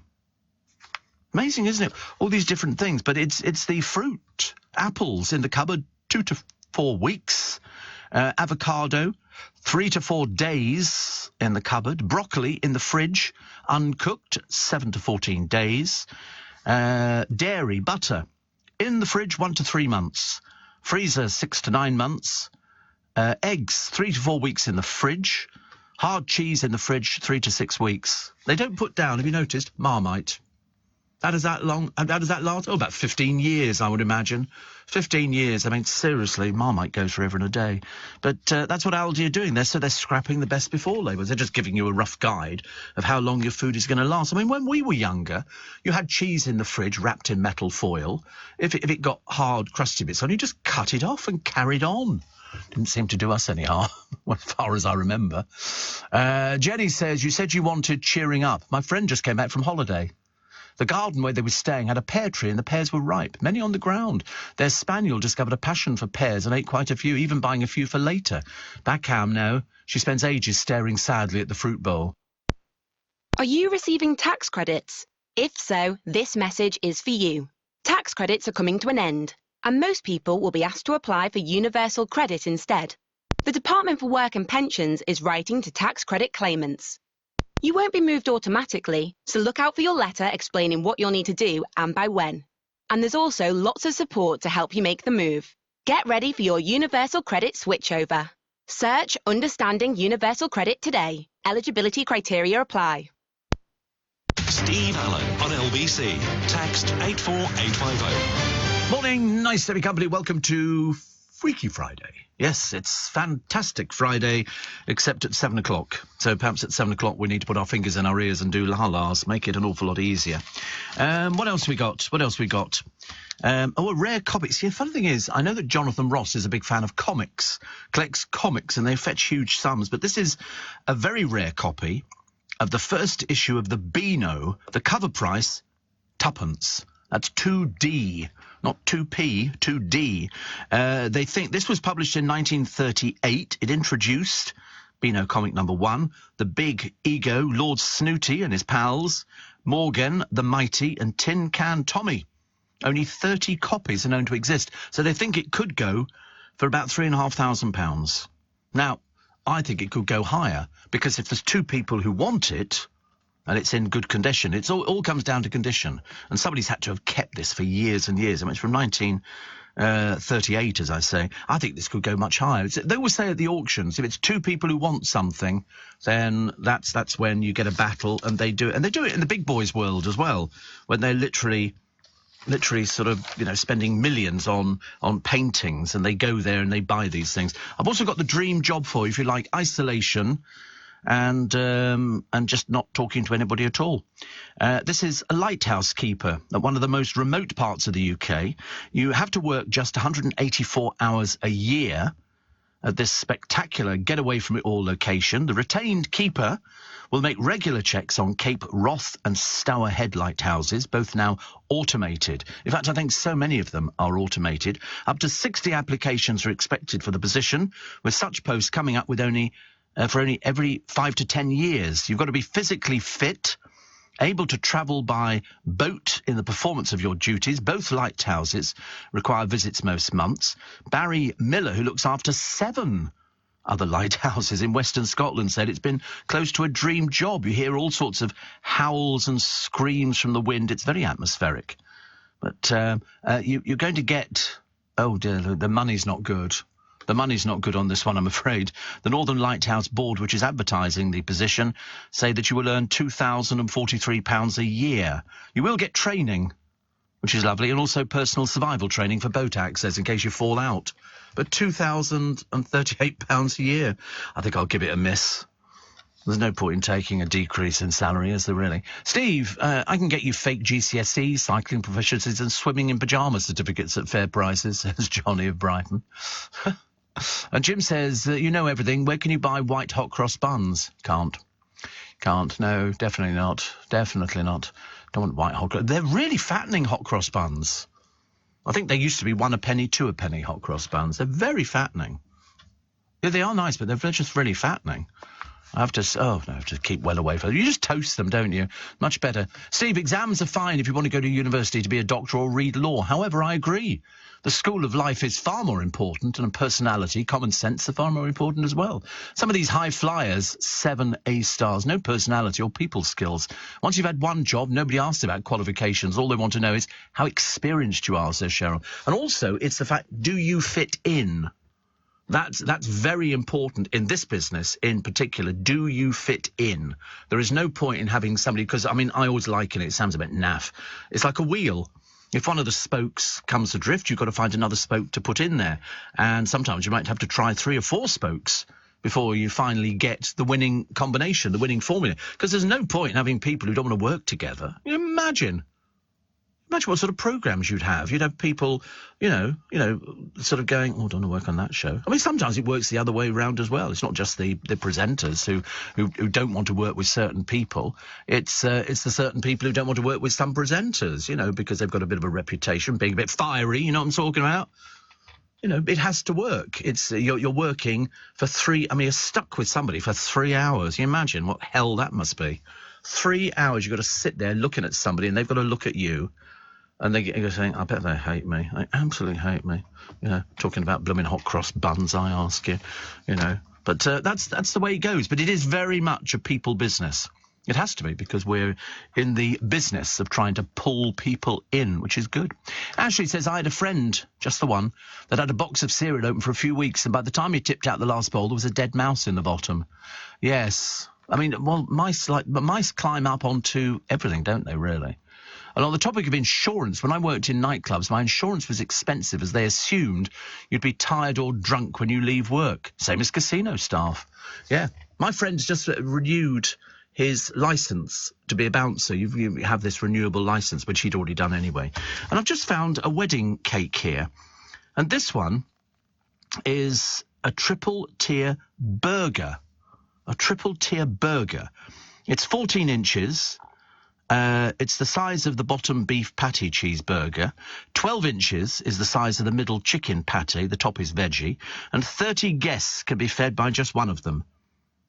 Heinz created it for National Burger Day. And anybody brave enough to try... It's amazing, isn't it, really? I mean, I quite like this idea. I don't know whether, for a wedding cake, I'm not really sure I'd be interested in having a giant burger. But the sauce giant released the recipe, which it said can be given to catering partners or even taken on by brave couples themselves or at home. And it does look quite good. It really does. Although how you cut the blooming thing, I've got no idea. It just looks like one of those sort of things.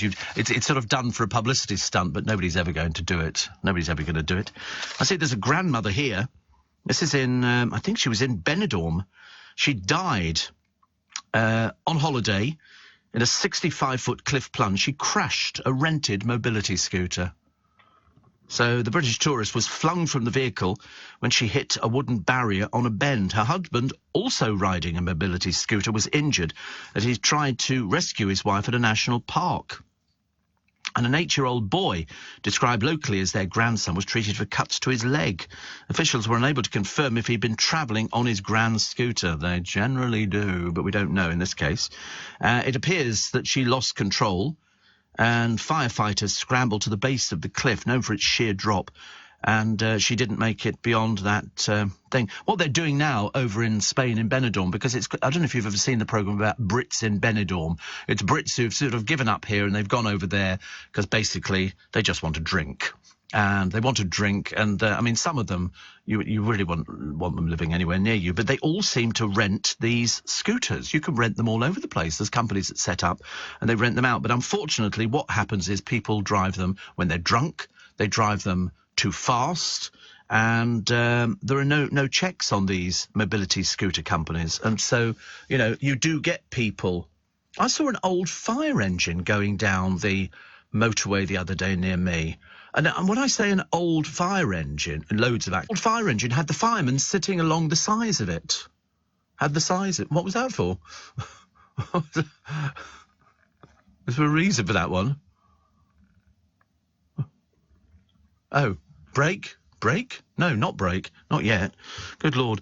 Emily Maitlis in all the papers again today. You know that she's with LBC. And She accused them of having a close relationship with Downing Street in a lecture for the Edinburgh TV Festival. She said it sought to pacify ministers by issuing a rapid apology.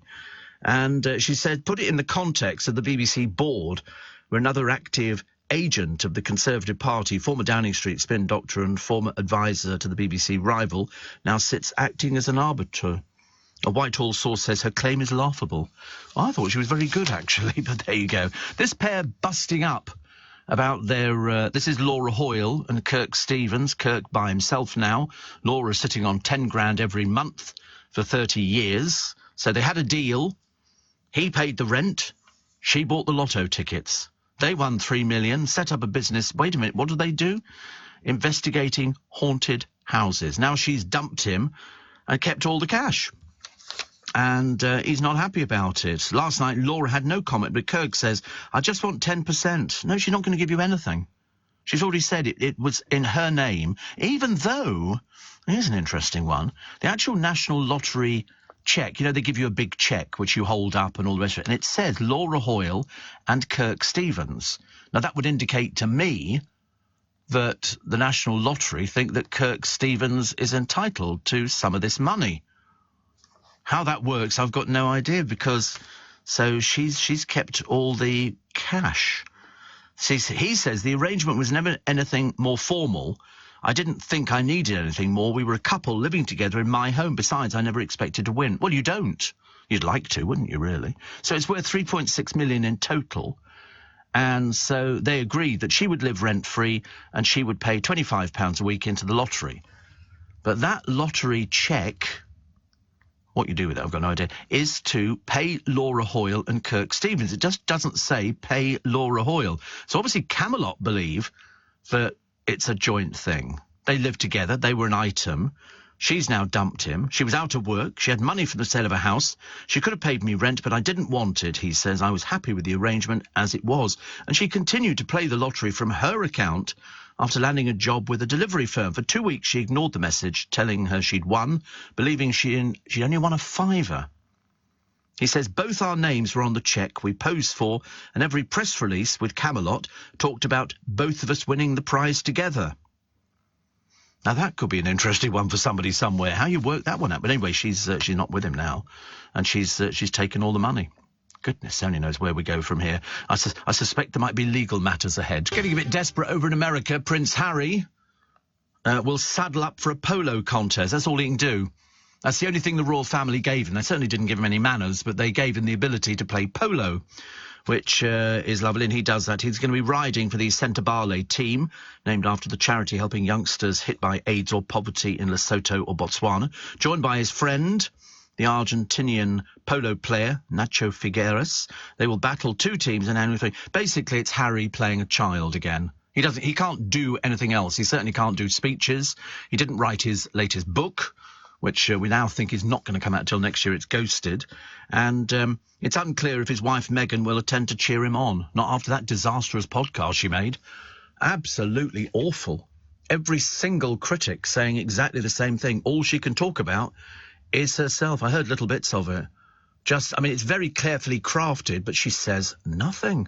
Apart from how much she hates the royal family, and yet she clings on to that Duchess title, even though she's certainly got no royal blood in her. She's certainly got anything to do with the royal family, but she absolutely loves it. She targeted Harry, she's got him, and now they seem to be doing things separately. I wonder how long before they separate. I work in recruitment in the NHS, Steve. Other than people who need a professional registration, such as doctors and nurses, all we ask is you're kind and believe in our trust values and a good team fit. Yeah, it's being part of a team. That's what every job is, even if you work in a shop, even if you work in a cafe, even if you work... everybody's got to work together. That's what it's all about. Heather, my favourite Norwich nurse, says, I'm off on our annual August wedding anniversary trip to North Yorkshire Moors. You will, of course, be coming with us, as always, in the way of my canvas bag and podcast. It's a special anniversary this year, as it's Ruby. Well done, Mr. H, for putting up with me for 40 years. Have a lovely holiday weekend, everybody. I hope the weather's good for you. I hope the weather is good for you. Those North Yorkshire Moors, how lovely. A friend of mine does that. likes going off to these sort of remote places, books into a pub where they've got good food, and then just sort of basically sort of lounges around enjoying herself. And it seems to work so far. They've also, because they've got this this huge telescope, which they've aimed up at the Red Planet, and they think that NASA's Perseverance rover has got these Martian rocks, which they say could contain signs of ancient life. They come from the floor of the Jezero crater, where a large river delta once flowed into a lake. Scientists say the minerals would have been altered by water flowing over them, and they think that a wet Mars may have supported life billions of years ago. Interesting, isn't it? The samples are ready to be fired back to Earth for more studies. Oh, I'd like to see those.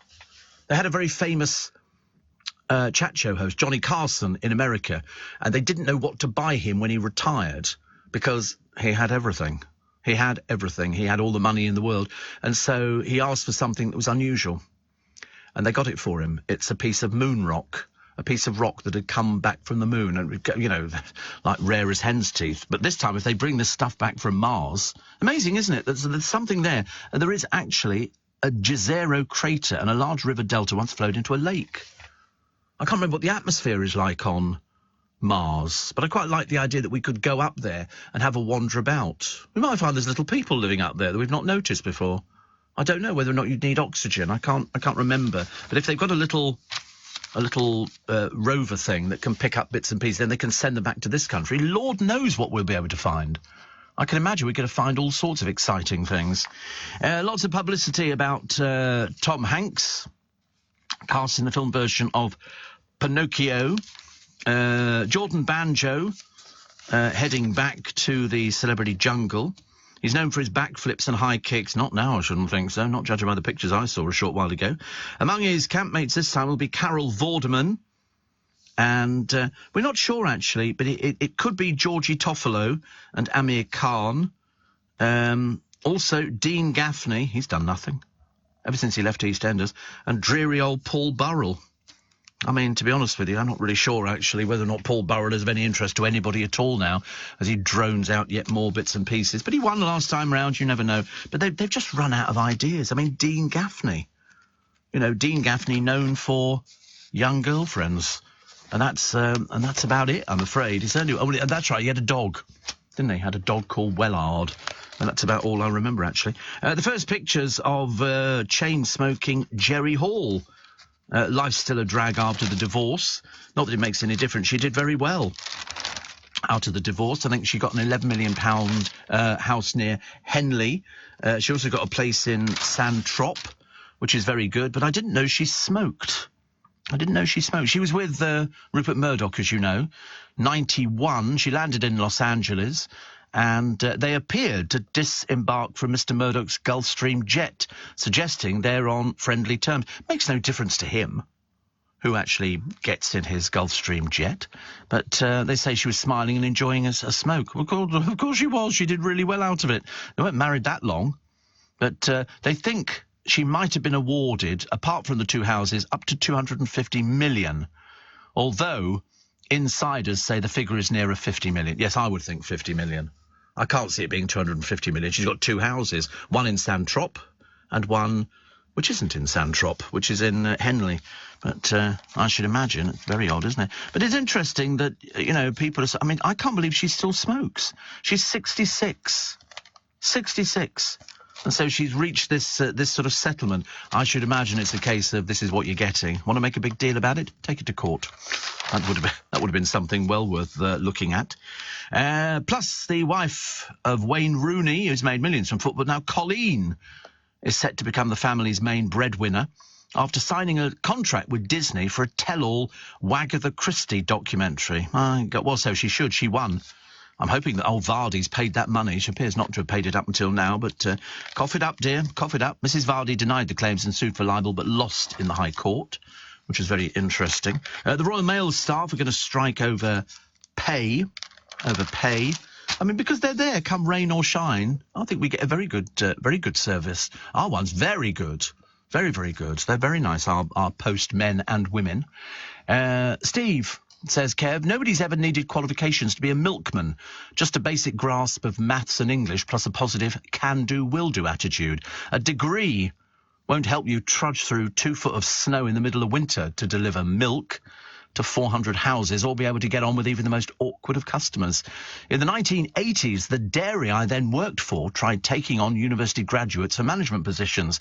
They were put on rounds for 3 months to get to know how the job worked on the ground level. They were hopeless. You see, I can imagine that, actually. I can well imagine. But it's one of those things. Some people can do it, some people can't do it. It's like some people, you know, they say, if you want to be a nurse, it's a vocation. You know, you have to... I mean, I was watching one of those, you know, 999, what's your emergency programme? And I'm afraid I've got not a fear, but I just sort of become a bit queasy. If I watch somebody putting a needle into somebody, I'm not very good at that. And I've had loads of these cannulas put into my veins where they clip things onto them. And I have to look the other way. I have to look the other way because even on the television I have to look the other way. I watched a nurse there and they just sort of say, okay, here we go, little, and then she slid it into the vein. I nearly passed out. I get queasy even thinking about it now, and yet I inject every single day with my insulin. But that's only a little needle. These things about the size of like 12 foot long, these needles are. You stick them in and they pop out the other side of the body. But you have to have a vocation. That's why people have loads of jobs and then eventually they find something that they like doing. And they get a lot out of it, you know, and such is this job for me, not for everybody. You know, perhaps other people don't get it. Perhaps people think, oh, I'll go into radio and make a fortune and be a big celebrity and all that kind of thing. But it doesn't really work like that because you only get through, especially on speech radio, with being genuine. If you're not genuine, people are going to hear it and they're going to say, it's like watching people on the television. You watch people on the television go, ha, ha, ha, and you think you're faking it. You're faking it. It's not genuine. You know, you see people, they sort of pop up on all sorts of different programmes, and you think some people are very natural and some people aren't. You know, that's why I like watching all these comedy programmes. A, because I can't understand where some of the comedy comes from, but there's some people on the television that are absolutely brilliant. Absolutely brilliant. I mentioned the other day this lady called Amelia Shearer. She's a drunken policewoman. This is the one who goes into a shop. She was drunk. She'd been to a bottomless brunch. Do you know what they are? That's where you pay a sum of money and you can drink and drink and drink and drink. She, anyway, goes into this shop and demands to use the toilet. Why she didn't use the toilet in the bottomless brunch, I've got no idea. When she was told there wasn't one available, she went to a changing room and relieved herself, spending almost £500 on a deep clean. They had to close the changing rooms. She denied the allegations, but was found by a police disciplinary panel to have lied. And they've kept her as a police officer. Seriously. She's been allowed to keep her job. There's scope for her to be rehabilitated, they say. Is there really? A drunk who urinates all over the floor. She'd had bottomless brunch. She'd consumed half a bottle of Prosecco, 3 cocktails, and then Jack Daniels and Coke, and then she went to Urban Outfitters. Following the urinating incident at the clothes shop, an employee radioed for his manager. When the office came out of the changing room, they saw a pool of urine on the floor. She left the shop but was tracked down. She strenuously denied urinating, so she's a compulsive liar as well. But she and her friend were loud and giggly. She claimed to have only used the changing rooms to adjust her bra, but she's a liar. Why on earth is somebody like that a police officer? Why on earth is somebody like that allowed to keep their jobs? I can't believe it. Mind you, even a chief constable has criticised the decision. She should be kicked out immediately. Absolutely immediately. Apparently, in evidence, her boss said she deals with members of the public exceptionally well. Yeah, just don't put her near booze. Just don't put her near booze because she's obviously not very good, and then goes in and starts sort of mouthing off and then lying through her teeth. And this is a police officer. I mean, it's just appalling, isn't it? Ukraine's government have hit back at Michael Lynch. I don't like to call him Mick Lynch. I think it makes him sound working class, and I suspect he's probably not working class at all. Because he claimed that Kyiv provoked Russia's invasion by playing with Nazi imagery. Ukraine's government has hit back. He's spouting Russian rubbish. Well, he would be, wouldn't he? That's where he's from, actually. But a bit of a shame, really. Mr. Lynch said he'd not been peddling Kremlin propaganda. He said, I completely condemn the Russian invasion of Ukraine. He's one of these people, you know, oh, Lord, help me to keep my big mouth shut until I know what I'm talking about. And he's one of them. But it's not good, is it, at all? I mean, completely Russian narrative. They have the same rhetoric and the same messages in Russia. And he was just spouting it as well. Try not to get involved with things you don't understand, Mr. Lynch. That would make it a lot easier. Let's take the news at 6, shall we, here on LBC. What do you get when you mix wine, a dating app, and scented candles? No. Wait. Come on, it's Workspace. Workspace, thank you. With 4,000 of London's most original businesses already calling Workspace home, whatever it is you do, there's a space for you here. It all happens at Workspace. Search workspace.co.uk. This is LBC from Global, leading Britain's conversation with Steve Allen.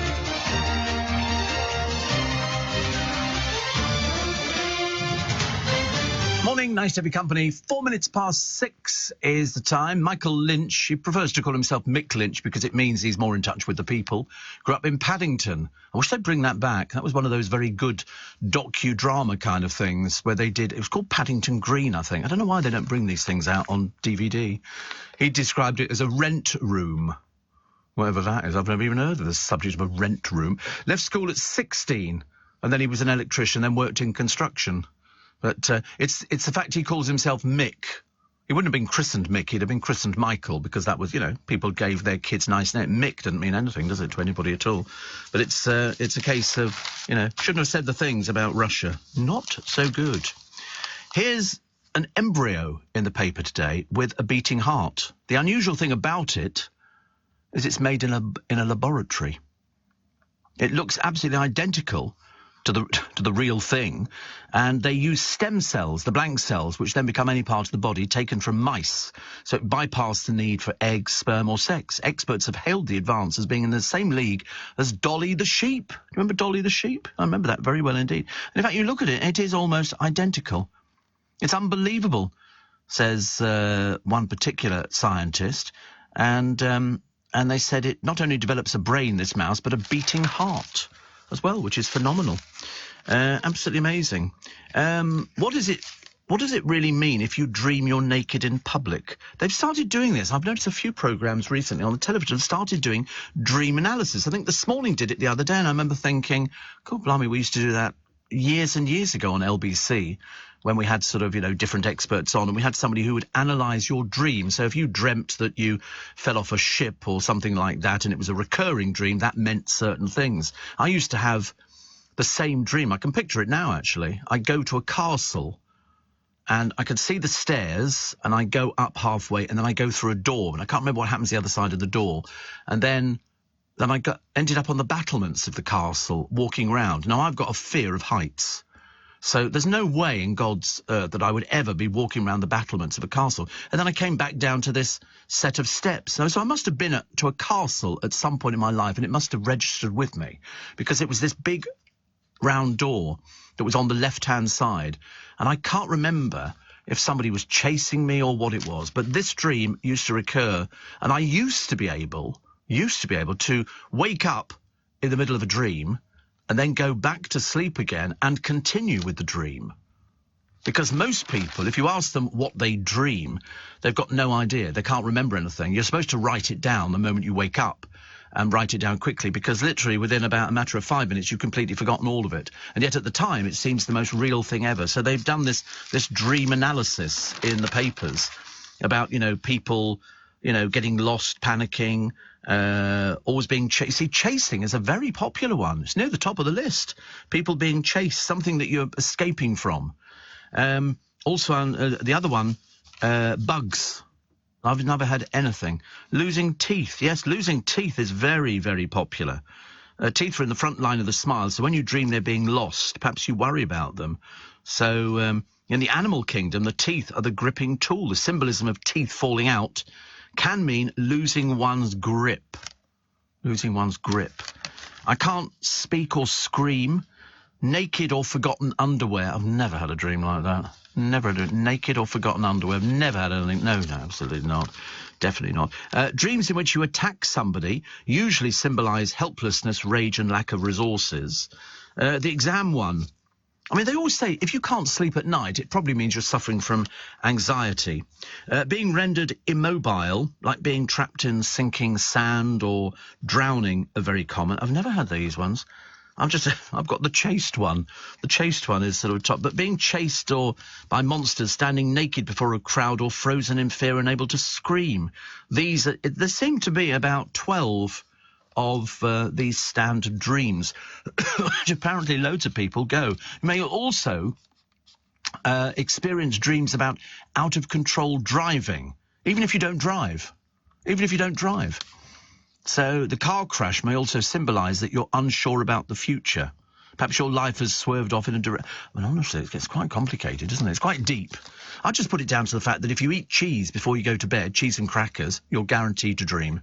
Guaranteed to dream. Cheese makes you dream. Don't care what anybody says. It's always cheese. It's only cheese. Nothing else makes you dream. And cheese is the thing. And so if you have cheese, I mean, you can almost, it's like sort of taking a book to bed. I think I'm going to have a dream tonight. I'll take some cheese and biscuits to bed and enjoy it. Absolutely. Steve, my partner delivers newspapers, nearly 3,000 homes a day between some fantastic delivery drivers. No university graduates, just good hard-working people like Kevin the Milkman said. Come rain or snow, they carry on. One of our weekday boys, says Viv in Suffolk, is over 80. You see, we were talking the other day, we were having a discussion about the lottery and how much money is there. Would you retire if you won that much money? And the answer is no. What would you do? What would you do if you retired? I remember talking to Ben, one of our security guys here at Global, and I remember saying to him, if you won the lottery, what would you do? By the time you've been on holiday, by the time you've moved, by the time you bought the car, given some money to friends, which they have to pay tax on, so that's a bit of a complicated minefield. What do you do then? Do you sit down and phone up your friends and go, do you want to come out for lunch? They go, I can't, I'm working today. And you find yourself, sort of being kind of stuck, really, which is not so good, is it? So people have said before, you don't want to win too much money on the lottery. I thought, listen, if the prize is 85 million, I want to win 85 million. I don't want to negotiate with them and go, well, I'll just take 3. There was a couple who did win a lot of money and they gave most of it away. And they were very happy doing that. But that's fine. If you want to do something like that, very good. August the 26th in 1987, looking in my little book today, Joan Collins freed herself from her 4th husband, Peter Home, in a 45-second court hearing. She took an oath, spelled her name and answered yes when the Los Angeles judge, Kenneth Black, asked if irreconcilable differences had caused the marriage breakdown. Vowing never to marry again, the 54-year-old said, I don't need a husband. What I need is a wife. Happy birthday to Chris Boardman in 1992, the first British cyclist to win an Olympic gold medal in 72 years. He's 54 today. 54, so many happy returns of the day. And in 1968, the Beatles released Hey Jude. It would top the charts in America and in the United Kingdom, and was still, as far as I was concerned, one of the best songs that Shirley Bassey ever did at a Raw Variety performance. Somebody goes on about that. Kate Beckinsale's not very tall. She's 5'7". And they say that's 4 inches taller than the average British woman, but she wants to be taller. So she's pictured with a set of heels, the like of which I've never seen before. She went to a birthday party. They're 6 inches tall, these things. So, just walking is a bit of an effort. And she says her quirky style stems from her childhood in Chiswick. I was an awkward child. I wouldn't want to go out of the house unless I wore tartan tights, a stripy skirt and spotted T-shirt. I was a nightmare, she says. These shoes look like a nightmare as well. If you fell off them, you'd sort of think to yourself, it's just going to be, I don't know. So who's this? This is some bloke. He's a flamboyant tycoon. He's got a Ferrari and a £20 million London townhouse close to the Royal Albert Hall. I'm trying to think, actually, where... Oh, I know exactly where that would be. That's as you head up from Knightsbridge. The townhouses are on the left-hand side. So about 20 million. I was often wondering how much they were. I'm sort of looking at them with great interest, thinking, I don't know, would I want to buy something like that? Do you know 37% of you, 37%, not very high, have seen a dentist within the last 2 years? People don't go to the dentist anymore. things, there's so many different things that you can do yourself, but you would have thought that people would have gone. So that means 16.4 million adults in England were seen for NHS dental treatments in the 24 months to June of this year. That's a drop of 9.5%. You know why? Everybody hates the dentist. Everybody hates it. Nobody likes the dentist. Even when you're sitting in the waiting room, flicking through a 1960 edition of Reader's Digest, and you can't but not hear the sound from next door. And you go, oh God, make the pain go away. And then the funny thing is, you go in there for pain and have it looked at. You go in there and it vanishes, and you're almost tempted to say to the dentist, I don't need you anymore. The pain's gone away. I've taken an Anadin or something like that. And one here that says, Steve, I dreamt I'd stolen 2 crocodiles, big ones, not the little ones. And I remember saying to somebody, I can't put in that side late, so I guess if we swim in there, we have to put them on the other side. So, anyone missing any crocodiles? I've never dreamt animals. Never dreamt animals at all. But it's interesting, isn't it, what people dream? Everybody's got their own unique dreams. See, the chasing one seems to be fairly popular. We'll probably find somebody else has got a fear of heights, and they probably get a little bit frightened about little bits and pieces.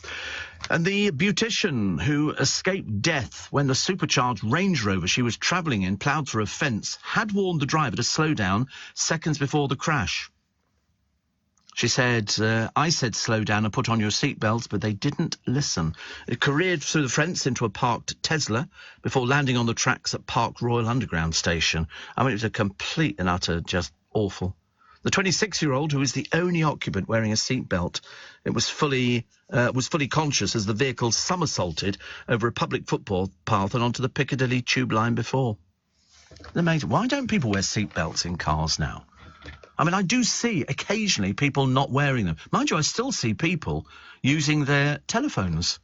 And, the police are really hot on that. And so all the cameras on the motorway, they're on the bridges because they can catch you on your phone. It's amazing. I mean, I'm just always amazed, thinking if the police see you, they're going to have an absolute field day with you. Have an absolute field day. Idris Elba got a new film out. I think it's called Beast. I think so. It's man versus man-eater. They say you'll be rooting for the lion. So maybe not as good as we thought it was going to be. Morning, 18 minutes past 6 is the time. Every now and then, says Kim, I dream I've started smoking again. It's so real. I wake up convinced I've been smoking, convinced I can smell it. Yes, it's funny, isn't it? I've never dreamt about smoking cigarettes, but I was a heavy smoker, as you know. I did 60 a day, which was fairly good. And Jack says, I once fell madly in love with an alien. I was absolutely head over heels in love. Can you tell me what that means? It means you're mad and you're drinking too much, I should imagine. Fell in love with an alien, I mean, honestly. Mind you, there was that woman who was convinced she was marrying a ghost.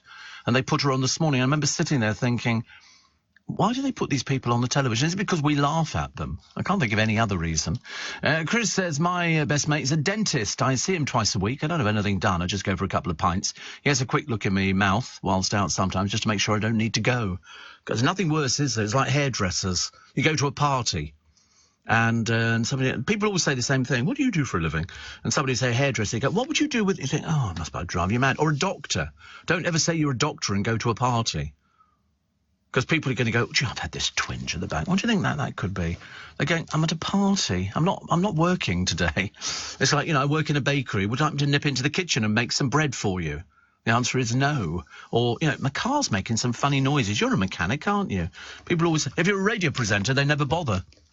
They never bother at all because there's not really much you can offer support on at all, which is a shame. Do you know that nearly half of shoppers who have threatened to boycott online retailers who charge them extra for returning goods? So these are obviously people buying online. So the days of try at home and return it don't fit, because it doesn't fit, may be numbered as angry buyers bite back at the firms that bill them up to about £3 for the privilege. There's a marketing firm which carried out the survey, warned retailers risking losing customers when they needed them most. Apparently, fashion outlet Boohoo, which used to operate free returns, announced last month it was now charging $1.99. except to its premier customers, whatever I have no idea what this is. This must be all women, isn't it? I don't think it's blokes at all. In May, the high street retailer Zara caused outrage by charging £1.95 for returns. Next, give customers 14 days to return their orders, but still charge £2.50 to collect them. Returning goods to Uniqlo will incur a £2.95 shipping fee. Which consumer law expert, we do like which actually, Lisa Webb said, at the time of huge pressure on household finances, it's unsurprising to see any consumers shunning retailers. I think what people do is buy something, wear it for an event, and then they send it back. That's what they do. You know, because you would get, I think, people who are serial returners, and these are people who are sort of, somebody says, oh, do you want to come out for dinner tomorrow? And they go, yeah, I'll just order a new dress. And they wear the dress, and then they send it back to somebody. And that's why they don't want to pay. Why should you not have to pay? I mean, you can rent dresses, but most of these people are doing it, but they're really sort of fed up because they've got to pay £2.95 or £2.50 or £1.99 to send the thing back again. I would make it a tenner. It's a case of, you know, look, you've looked at something, mind you, I don't know. I mean, can you buy clothes and do that sort of thing, mail order? Apparently it's not just pricing that irks online shoppers. Nearly 4 in 10 told researchers they would boycott a brand that serves them irrelevant adverts. See, I never mind the adverts. They always say, you know, would you be buying this or buying that? And there's a, you know, would you like to receive this? And occasionally I say yes. I mean, it is a bit creepy when they're sort of too accurate advertising. What's too accurate advertising? What's that? Well, they know about you. Yeah. Oh, they know. But it's like if you go to a supermarket, okay, and you buy your weekly shopping and you pay with a credit card, they've immediately got your details in their computer. They've got your credit card details. They can look down it and they know exactly what you buy. You know, every week she will buy bananas. Every week she will buy mango. Every week she will buy cotton buds or this. They know. So they can target you with different things because they go, oh, look, special offer on bananas this week. And you go, I eat bananas. And so they know. They know everything about you. It's so difficult now to sort of keep it. I remember a friend of mine, he was a market trader, and he didn't have a credit card. He said, the moment you've got a credit card, they know everything about you. They know where you are. They know how much you spend on petrol. They've got everything, all the information. So I try not to. See, I use cash. I'm a bit of a rarity, actually. I'm a bit of a rarity. Although more people are moving over to cash. I didn't think they would be, but somebody said they need to because it's the only way you can keep an eye on your spending. If you put it on credit cards all the time, it's very easy to forget. So if you spend just a week on your credit card or 2 weeks, and then at the end of that, somebody said, so what have you bought on your credit card? And you go, I think I paid for some shopping or something like that. I mean, I use my credit card twice. Yes, no, not my credit card, my charge card. And so I know, so it comes out immediately and it shows me on my telephone, you've just spent this much. And that's quite a good idea. But if you're putting on credit cards or you're putting on charge cards, you don't keep up with it. You really don't, unless you're self-employed and you keep the receipts. But the majority of people don't keep up with it. So when the bill comes in at the end of the month, they go, what did I spend that on? That's what it generally comes down to. And people can't remember. I can remember when we were in Hammersmith years and years ago, there was a pub over the road, and all the boys, all the different departments would go into the pub and they'd put their credit card over the bar and they would keep them on a shelf at the back, all the credit cards. And so at the end, they would just sort of put it into the machine. You would tap in your little number and that'd be it. Most of the time, you didn't even check what you'd spent. And that's the danger now. That's why I think, you know, people are using cash. But again, you suddenly realise how quickly you go through it. I mean, I actually put on, what did I put the other day? £100 worth of petrol in the car. So that practically filled up the tank. It takes probably about 120 quid to fill it up properly. But because I paid cash, it's always unusual. They always look at you like you're completely mad. Completely mad. Halinka, the dreamer, says, whenever I'm having a good sleep, very rare for me, I invariably dream about being in my finals and not having prepared sufficiently for the exam. A relief to wake up. Yeah, that's quite a common one. Panicking over exams because, you know, things you think, well, I remember this, will I not remember this? And in theory, we should remember everything because you've been taught everything, but we don't because our brains don't have the capacity. So that's why you wake up in a bit of a cold sweat, panicking over it, going, oh, no, I've forgotten this or forgotten that. Ashley says, I bought a suit online for a wedding. It arrived and stunk of red wine and cigarettes. I wouldn't have minded, but it was me who'd polluted it. Sent it straight back. But it is true, isn't it? You do... I mean, it's like, if you go to the charity shops, I don't believe they wash all the clothes that they hang up. Most of them are in sort of fairly good condition. If they're really rubbish, then they sort of recycle them. But most of the clothes are hanging on the hangers. But it's you know, gone are the days, I think, of getting a bargain for a penny or 10p or 20p or something like that. Now they put price tags on, barcodes and everything, so they know exactly what they're selling, and they sell very expensive stuff. There is one charity shop in London, which I think it might be an Oxfam one, and it sells designer clothes that have been given to them. Designer clothing. They also sell expensive stuff online. But until you've seen it, I mean, it's not so much for blokes, because if you're buying a suit, you're buying a suit. If you're buying a white shirt, you're buying a white shirt. But for women, they sit there with the catalogues, and it becomes quite addictive. I mean, I sometimes sit on the train, I will this morning, and I'm bound to buy something. I'm bound to buy something, and I order it, and I did it yesterday, mainly because the rain was hammering down and it was just a bit depressing. And so I went on to a site and I was buying a couple of things, and I just put them on PayPal. But again, the money comes directly out of my account, because it says, do you want to pay immediately now? And then they give you the option, would you like to spread the payment? I go, no, pay it all. I don't want to have any of this hire purchase kind of stuff. Steve, credit cards are good in case goods don't arrive or you have issues with products, says David. Yeah, only over £100. Only over £100. But I mean, you are protected on some of them. But I mean, if it's something 20 or 30 quid and it's damaged, that's your problem. You know, but you're not covered all the time. It's got to be £100, I think you'll find, so that you can sort of say, oh, that's why they always used to say on American Express. In fact, they used to offer all sorts of things. More than 100 and less than 30,000. Yeah. Can you imagine spending 30,000 on a credit card? I mean, yeah. I was checking the other day, actually, because I've had an overdraft facility on my account for about 40 years. I've never used it, because I don't like going into debt, but it's there, and it's still there to this day. And on my credit card, I couldn't even tell you how much credit I've got on my credit card, because I don't use it as such. As I say, we actually pay it off. I'm just going to check now, actually, just out of curiosity, because this will be a surprise to me. There you go. On my credit card, I've got available credit, £7,636.06. So if I want to go out and spend £7,636.06, I can. That's my available credit left, because at the moment I owe £1,391. So I'm assuming I've got £9,000 credit. And I can remember years ago thinking, what do you do with it? The answer is, don't do anything with it. It's there to tempt you. It is evil. It is not good. You don't need this kind of stuff at all. You really don't. But people see it as, I'll go out to the pub tonight. I've got credit on my card. And you put it on there. Then you look at the rates.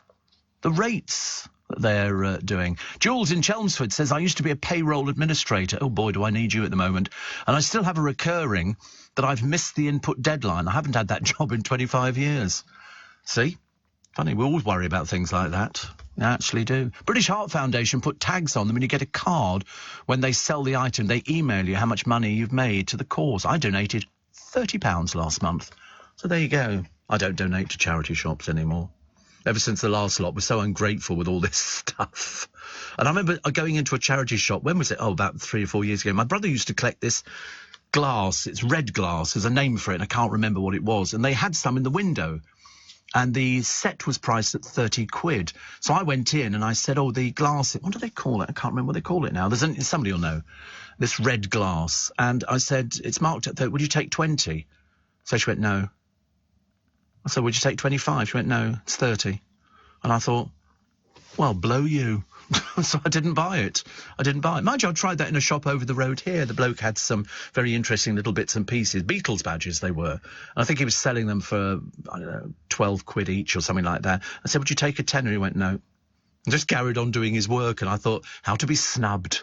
I felt really quite dreadful. So, I've never faced the sending back brigade, but as my producer says, some people are serial offenders. They will send back all the time. They'll buy the stuff. Mind you, we used to have the same. I used to work in a department store selling carpets, rugs, fitting, all sorts of things like that. And we used to have a big stack of Chinese rugs. I loved Chinese rugs, And people would come in on a Friday, and they would sort of say, oh, I'm looking for a Chinese rug. And so we'd turn the stack back, find the Chinese rug that they liked, and they would have it sent out that day. Monday morning, we used to have a bet.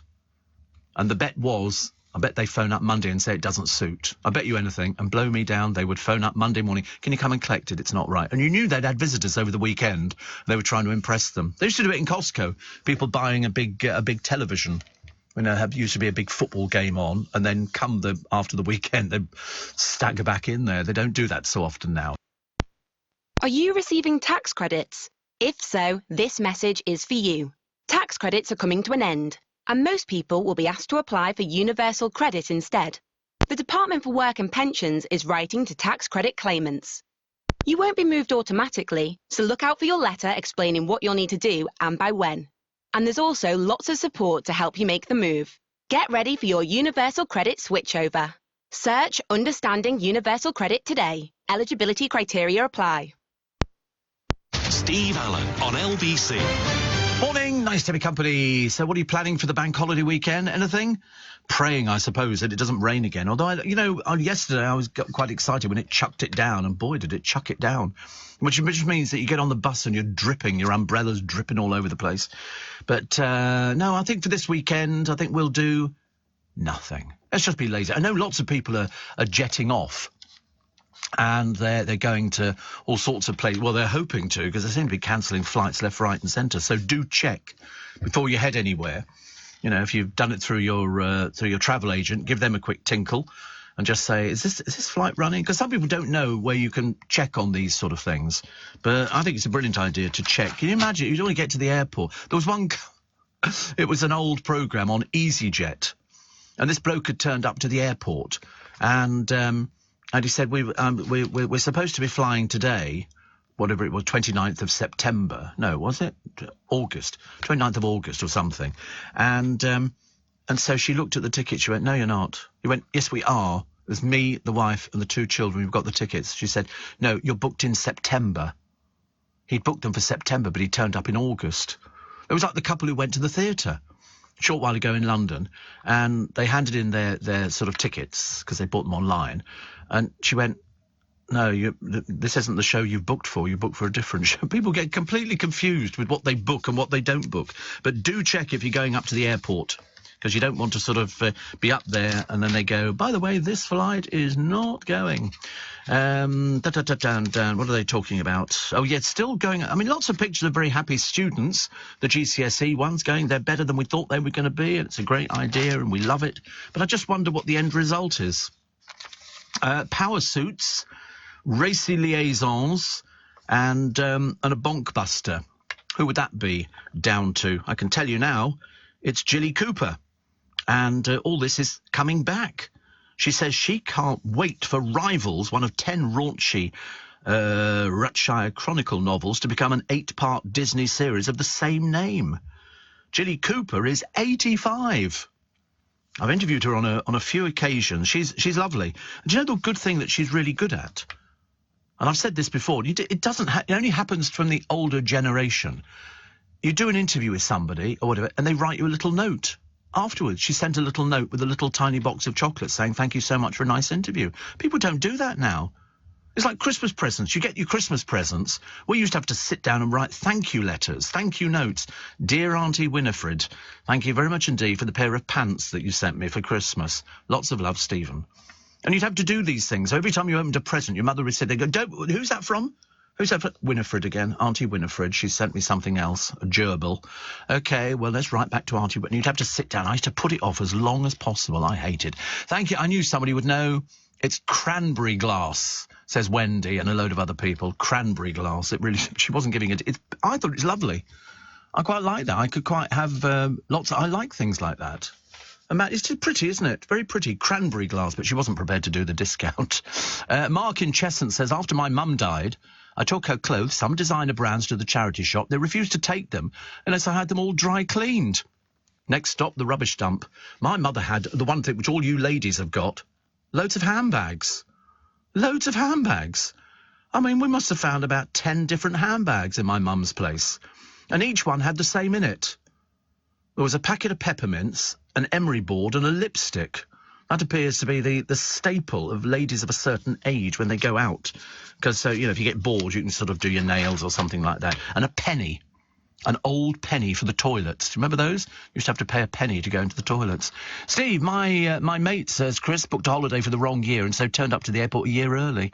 Gave him a lot of stick when he came back to work the next day. I don't know. There was one bloke. He'd made a mistake on it, but he tried to blame the people on the end of the phone who'd booked the flight. He said, well, I told them something different, and they said they don't make mistakes. They double-check it with you all the time. And then people who turn up late and then start saying, I want to... Listen, the plane is still there. And they go, yeah, but the pilot has had the doors closed. Once the doors are closed, they then calculate the weight and they calculate everything else. I nearly missed a flight before. Well, we did miss the flight. Dale was very late. Very late. It got to that stage where it was just... I kept phoning going, are you near? And he's going, we're just leaving now. I go, we're supposed to be at the bloody airport. And we get to the airport, and we had missed the flight. So I was immediately on the phone to our travel agent, John Warrington, and said, we've missed the flight. He said, right, you need to get over to terminal. We had to go to another terminal.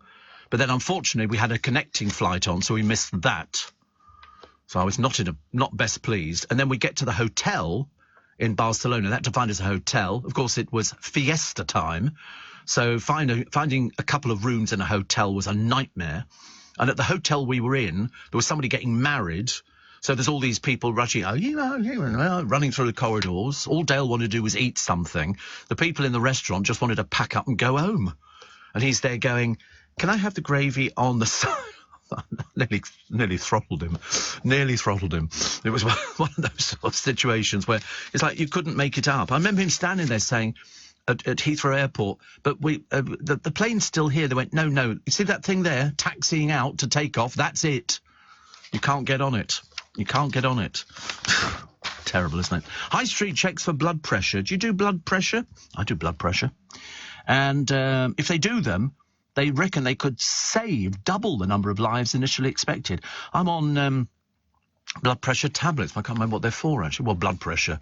But I think they've just increased them. I think. I have to remember to check all these things. There's so many different things now, isn't there, when you sort of worry about it. My lovely Charlie Girling, entertainment correspondent, global, is listening in northern Spain. She said, and it's raining. How ironic. Well, we had it yesterday, Charlie. We had it yesterday. It's always lovely when people go abroad and they still decide to listen. I'm always very pleased with things like that. And lovely Chris Lowry says, I often have a dream. He's over in Spain at the moment, him and Steve, where I'm driving your show and you cue to the ads, but none of the computers work and I can't play anything. We've had that before.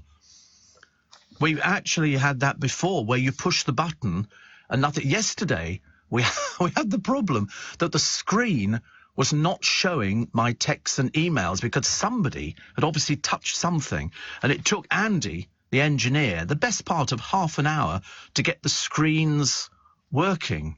But your worst nightmare is when you go to push the button and nothing happens. Or failing that, in the middle of nothing, all of a sudden an ad will start playing. And you go, whoa, what's it doing? Producer had that the other day. It's very frightening because you've got no control over something. I can remember at one time we had 2 adverts playing out at the same time. And you could hear them both. And we're all going. I've always said to people, if ever the computer goes a little bit funny, just put my mic on, I'll talk until we sort it out. It's so much easier because otherwise, it's terrible. Stephen, remember the fad for the glass-drinking bird ornaments? They used to rock backwards and forwards out of the glass of water. I do. You can still buy them. It used to look like a little ostrich with a ball, and it had a sponge in its mouth, and it would dip backwards and forwards, suck up the water, and they were fascinating. Fascinating. I liked things like that for some strange reason. Of course, if I did buy them, I'd probably about 2 or 3. Steve, my husband, kept his money problems secret and, unbeknown to me, ran up a huge credit card debt. It only became apparent when his dementia meant that I took over the paperwork. Until then, he'd done it all. I sorted it out, but the stress and fear was dreadful.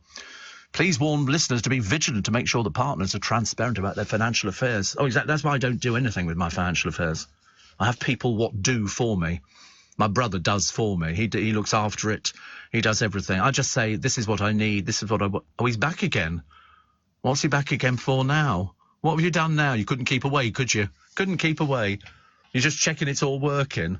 It's funny, we mention Andy and then he comes back in again. Look at that. How psychic are we on the programme? But it was somebody, that's your worst nightmare, something going wrong with it. That he was in yesterday on the programme. And then he kept coming in here and having the screens and this and that. It was that somebody had obviously touched something on him. And because it's all computerised, everything is computerised. Whereas before, if you were playing adverts, you took them on cartridge and you put them into a machine and then it played them one after the other after the other. Now, everything's on computer. It's like if you go and watch a music radio station, or especially in our high-tech building, you won't find anybody putting a CD on. It's all on the computer. We haven't had CDs or records. Years ago, you go to a radio station. Even when we first moved in here, there were discs on the desks and stuff like that. But nowadays, every single thing is on the computer. It tells you, I mean, I've watched my friend Ant Payne doing it. And frankly, I mean, I felt quite ill at the end of it because he can do this and then cue this bit up and then play this bit. You can do everything on the computer. Well, I can't. I'm totally useless. I mean, I have no skills in driving desks or doing anything like that. But when Andy was in the other day and I'm looking at him whizzing the mouse all over the computer, I mean, I can do that. But I can't actually achieve anything. But he did it, and then all of a sudden, bang, there it all was back again. So that was a bit of a thrill for us. But it is that worst nightmare for people who, especially if you're, just imagine you're new and you've just arrived in Global and they say, OK, you're driving this programme now. You're driving, say, Nick Ferrari. And you go, all of a sudden you start hyperventilating, you get a little bit panicky over it because it's all got to go right. Everything's got to happen at the time it's supposed to happen. And the pressure on you is immense. You start taking tablets. Your hands start shaking. You start drinking tea a little bit more. You start sort of sweating and bringing out the Bible and sort of going through it and going, please, just make sure that nothing happens that's going to make me look silly. There's a lot of pressure. It must be like driving a bus in London, mustn't it? I hope to God it gets to the end of its journey. That's what I used to think about. But you're right, actually. People, do keep money problems secret. I used to know somebody years and years ago, and he got himself into terrible financial debt. Terrible. And the bills kept arriving. He kept hiding all the bills. Didn't tell his girlfriend until one day the bailiffs turned up. She had no idea. He was off at work. The bailiffs turned up and they gave her half an hour to get out the house. And everything was repossessed, all the furniture, everything. And she knew nothing about it, absolutely nothing. And she said, if only he'd spoken, then we could have, done something about it. But that's what I said. If you get yourself with these huge bills, which we're all going to end up with, and they are going to be big bills, whichever way you look at it, you've got to talk to people. You've got to talk to your bank manager. You've got to talk to, talk to family and talk to somebody, for God's sake. Much better. Alan says, my wife Janet has just said she has an emery board and a lipstick in all of her bags. I know. Everybody has.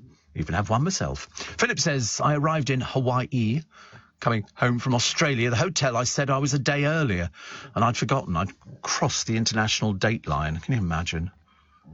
Can you imagine? Morning, nice to have your company this morning. Nice to have your company at 12 minutes to 7, give or take a few minutes. What was the other one that I quite liked, actually? There's a rugby star. This is Ricky Bibby, I think his name is. He was found dead in an Italian hotel bedroom, thought to have suffered a drug-related heart attack. He's a 2-time Challenge Cup winner. He was in Florence. He travelled to Italy. The woman who was with him was found alongside him with serious injuries and taken to hospital. Honestly, there's so many peculiar stories that hit the newspapers where you sort of think to yourself, my God, honestly, I thought life was supposed to be so much easier. An actress, Rose Ayling-Ellis, hopes to improve the lives of deaf people with a new documentary about the challenges they face in Britain. I'd love to do sign language. One of my former producers, Uncle Rob, he does sign language. He learnt to do sign language. And I remember thinking at the time, that's a useful skill to have, isn't it? Because sometimes you do see people in pubs, I've seen it over the years quite a few times, a little group of people, and they're all signing. And of course, once you've learnt it, you can do it all the way around the world. It's roughly the same. There's little anomalies. Do you know they're still doing books on Diana? I mean, I find it absolutely unbelievable. It's sort of 25 years on, we're still doing stories about Diana, and still they're coming up with television programmes and things like that. There's a lovely story about Engelbert Humperdinck, a good interview. He's actually got a new album out. Now, I think I thought he's in his 80s. He's 86, Engelbert Humperdinck. And I was always a huge fan of his. He came over to Vienna.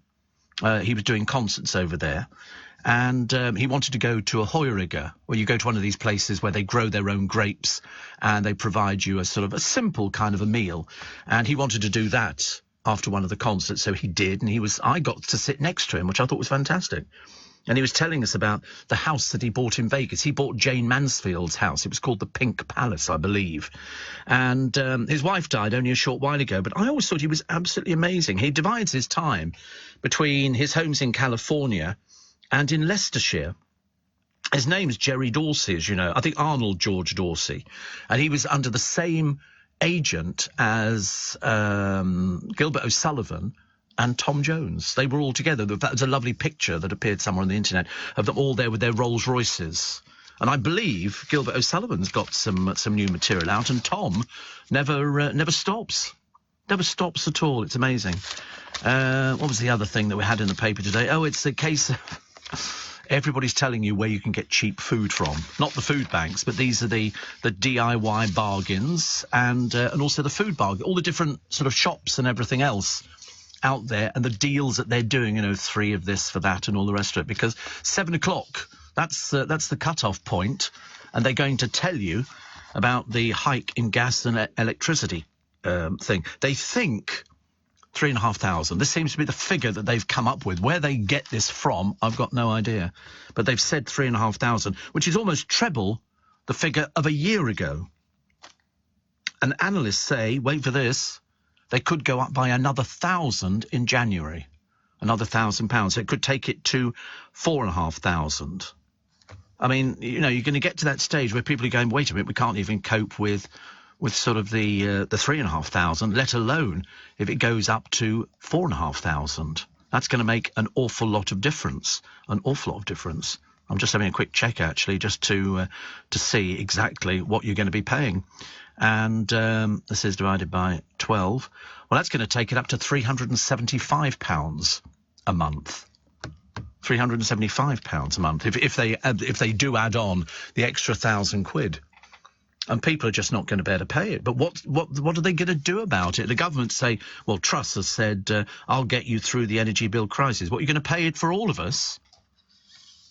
That's not going to happen, is it? They're not going to pay it for all of us. But, a lot of people are going to be... a lot of people are struggling now. People are using food banks now. This is before they've even had the bills in. That's what I said. The best thing to do is to... I was going to say invest in a swimming pool and just start swimming in that. But no, join a gym. Save money on the showers and all the rest of it. I was speaking to somebody a short while ago, and they were saying they go to a gym because they can do a workout and they can have a shower at the same time. Well, obviously not at the same time you're doing a workout, but, and that means you could save yourself quite a serious amount of money.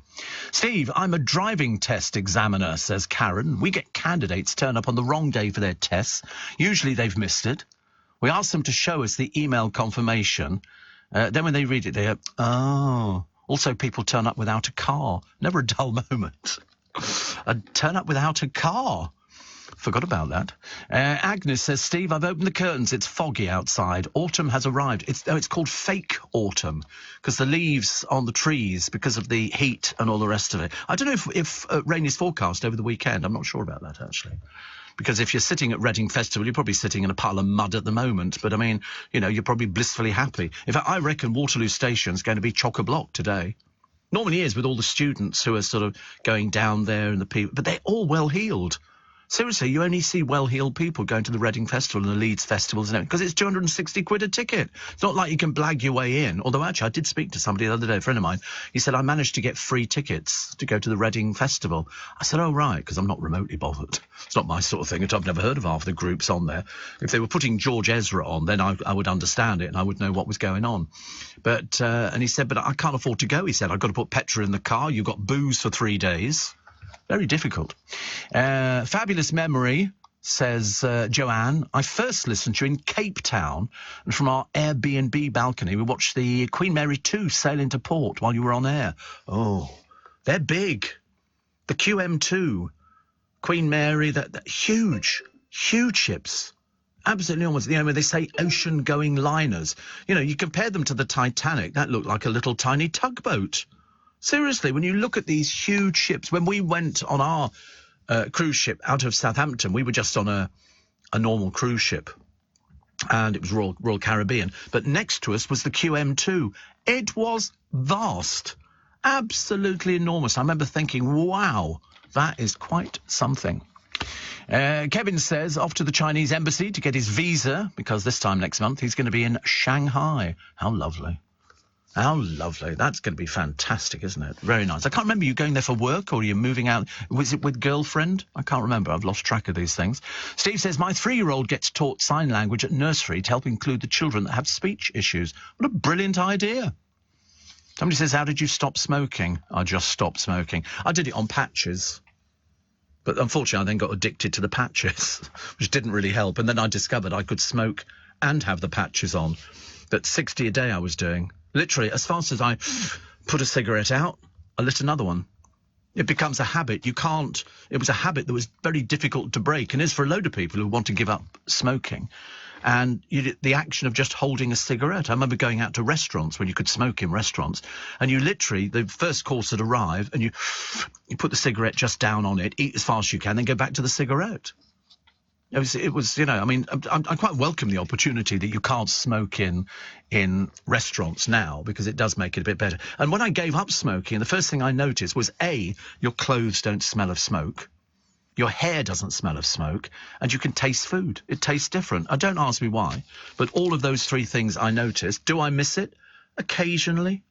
Very, very occasionally. I've got a producer who smokes, so it doesn't really bother me. I mean, he doesn't sit here smoking with me. Obviously, he nips outside for a cigarette. But it doesn't really sort of bother me now.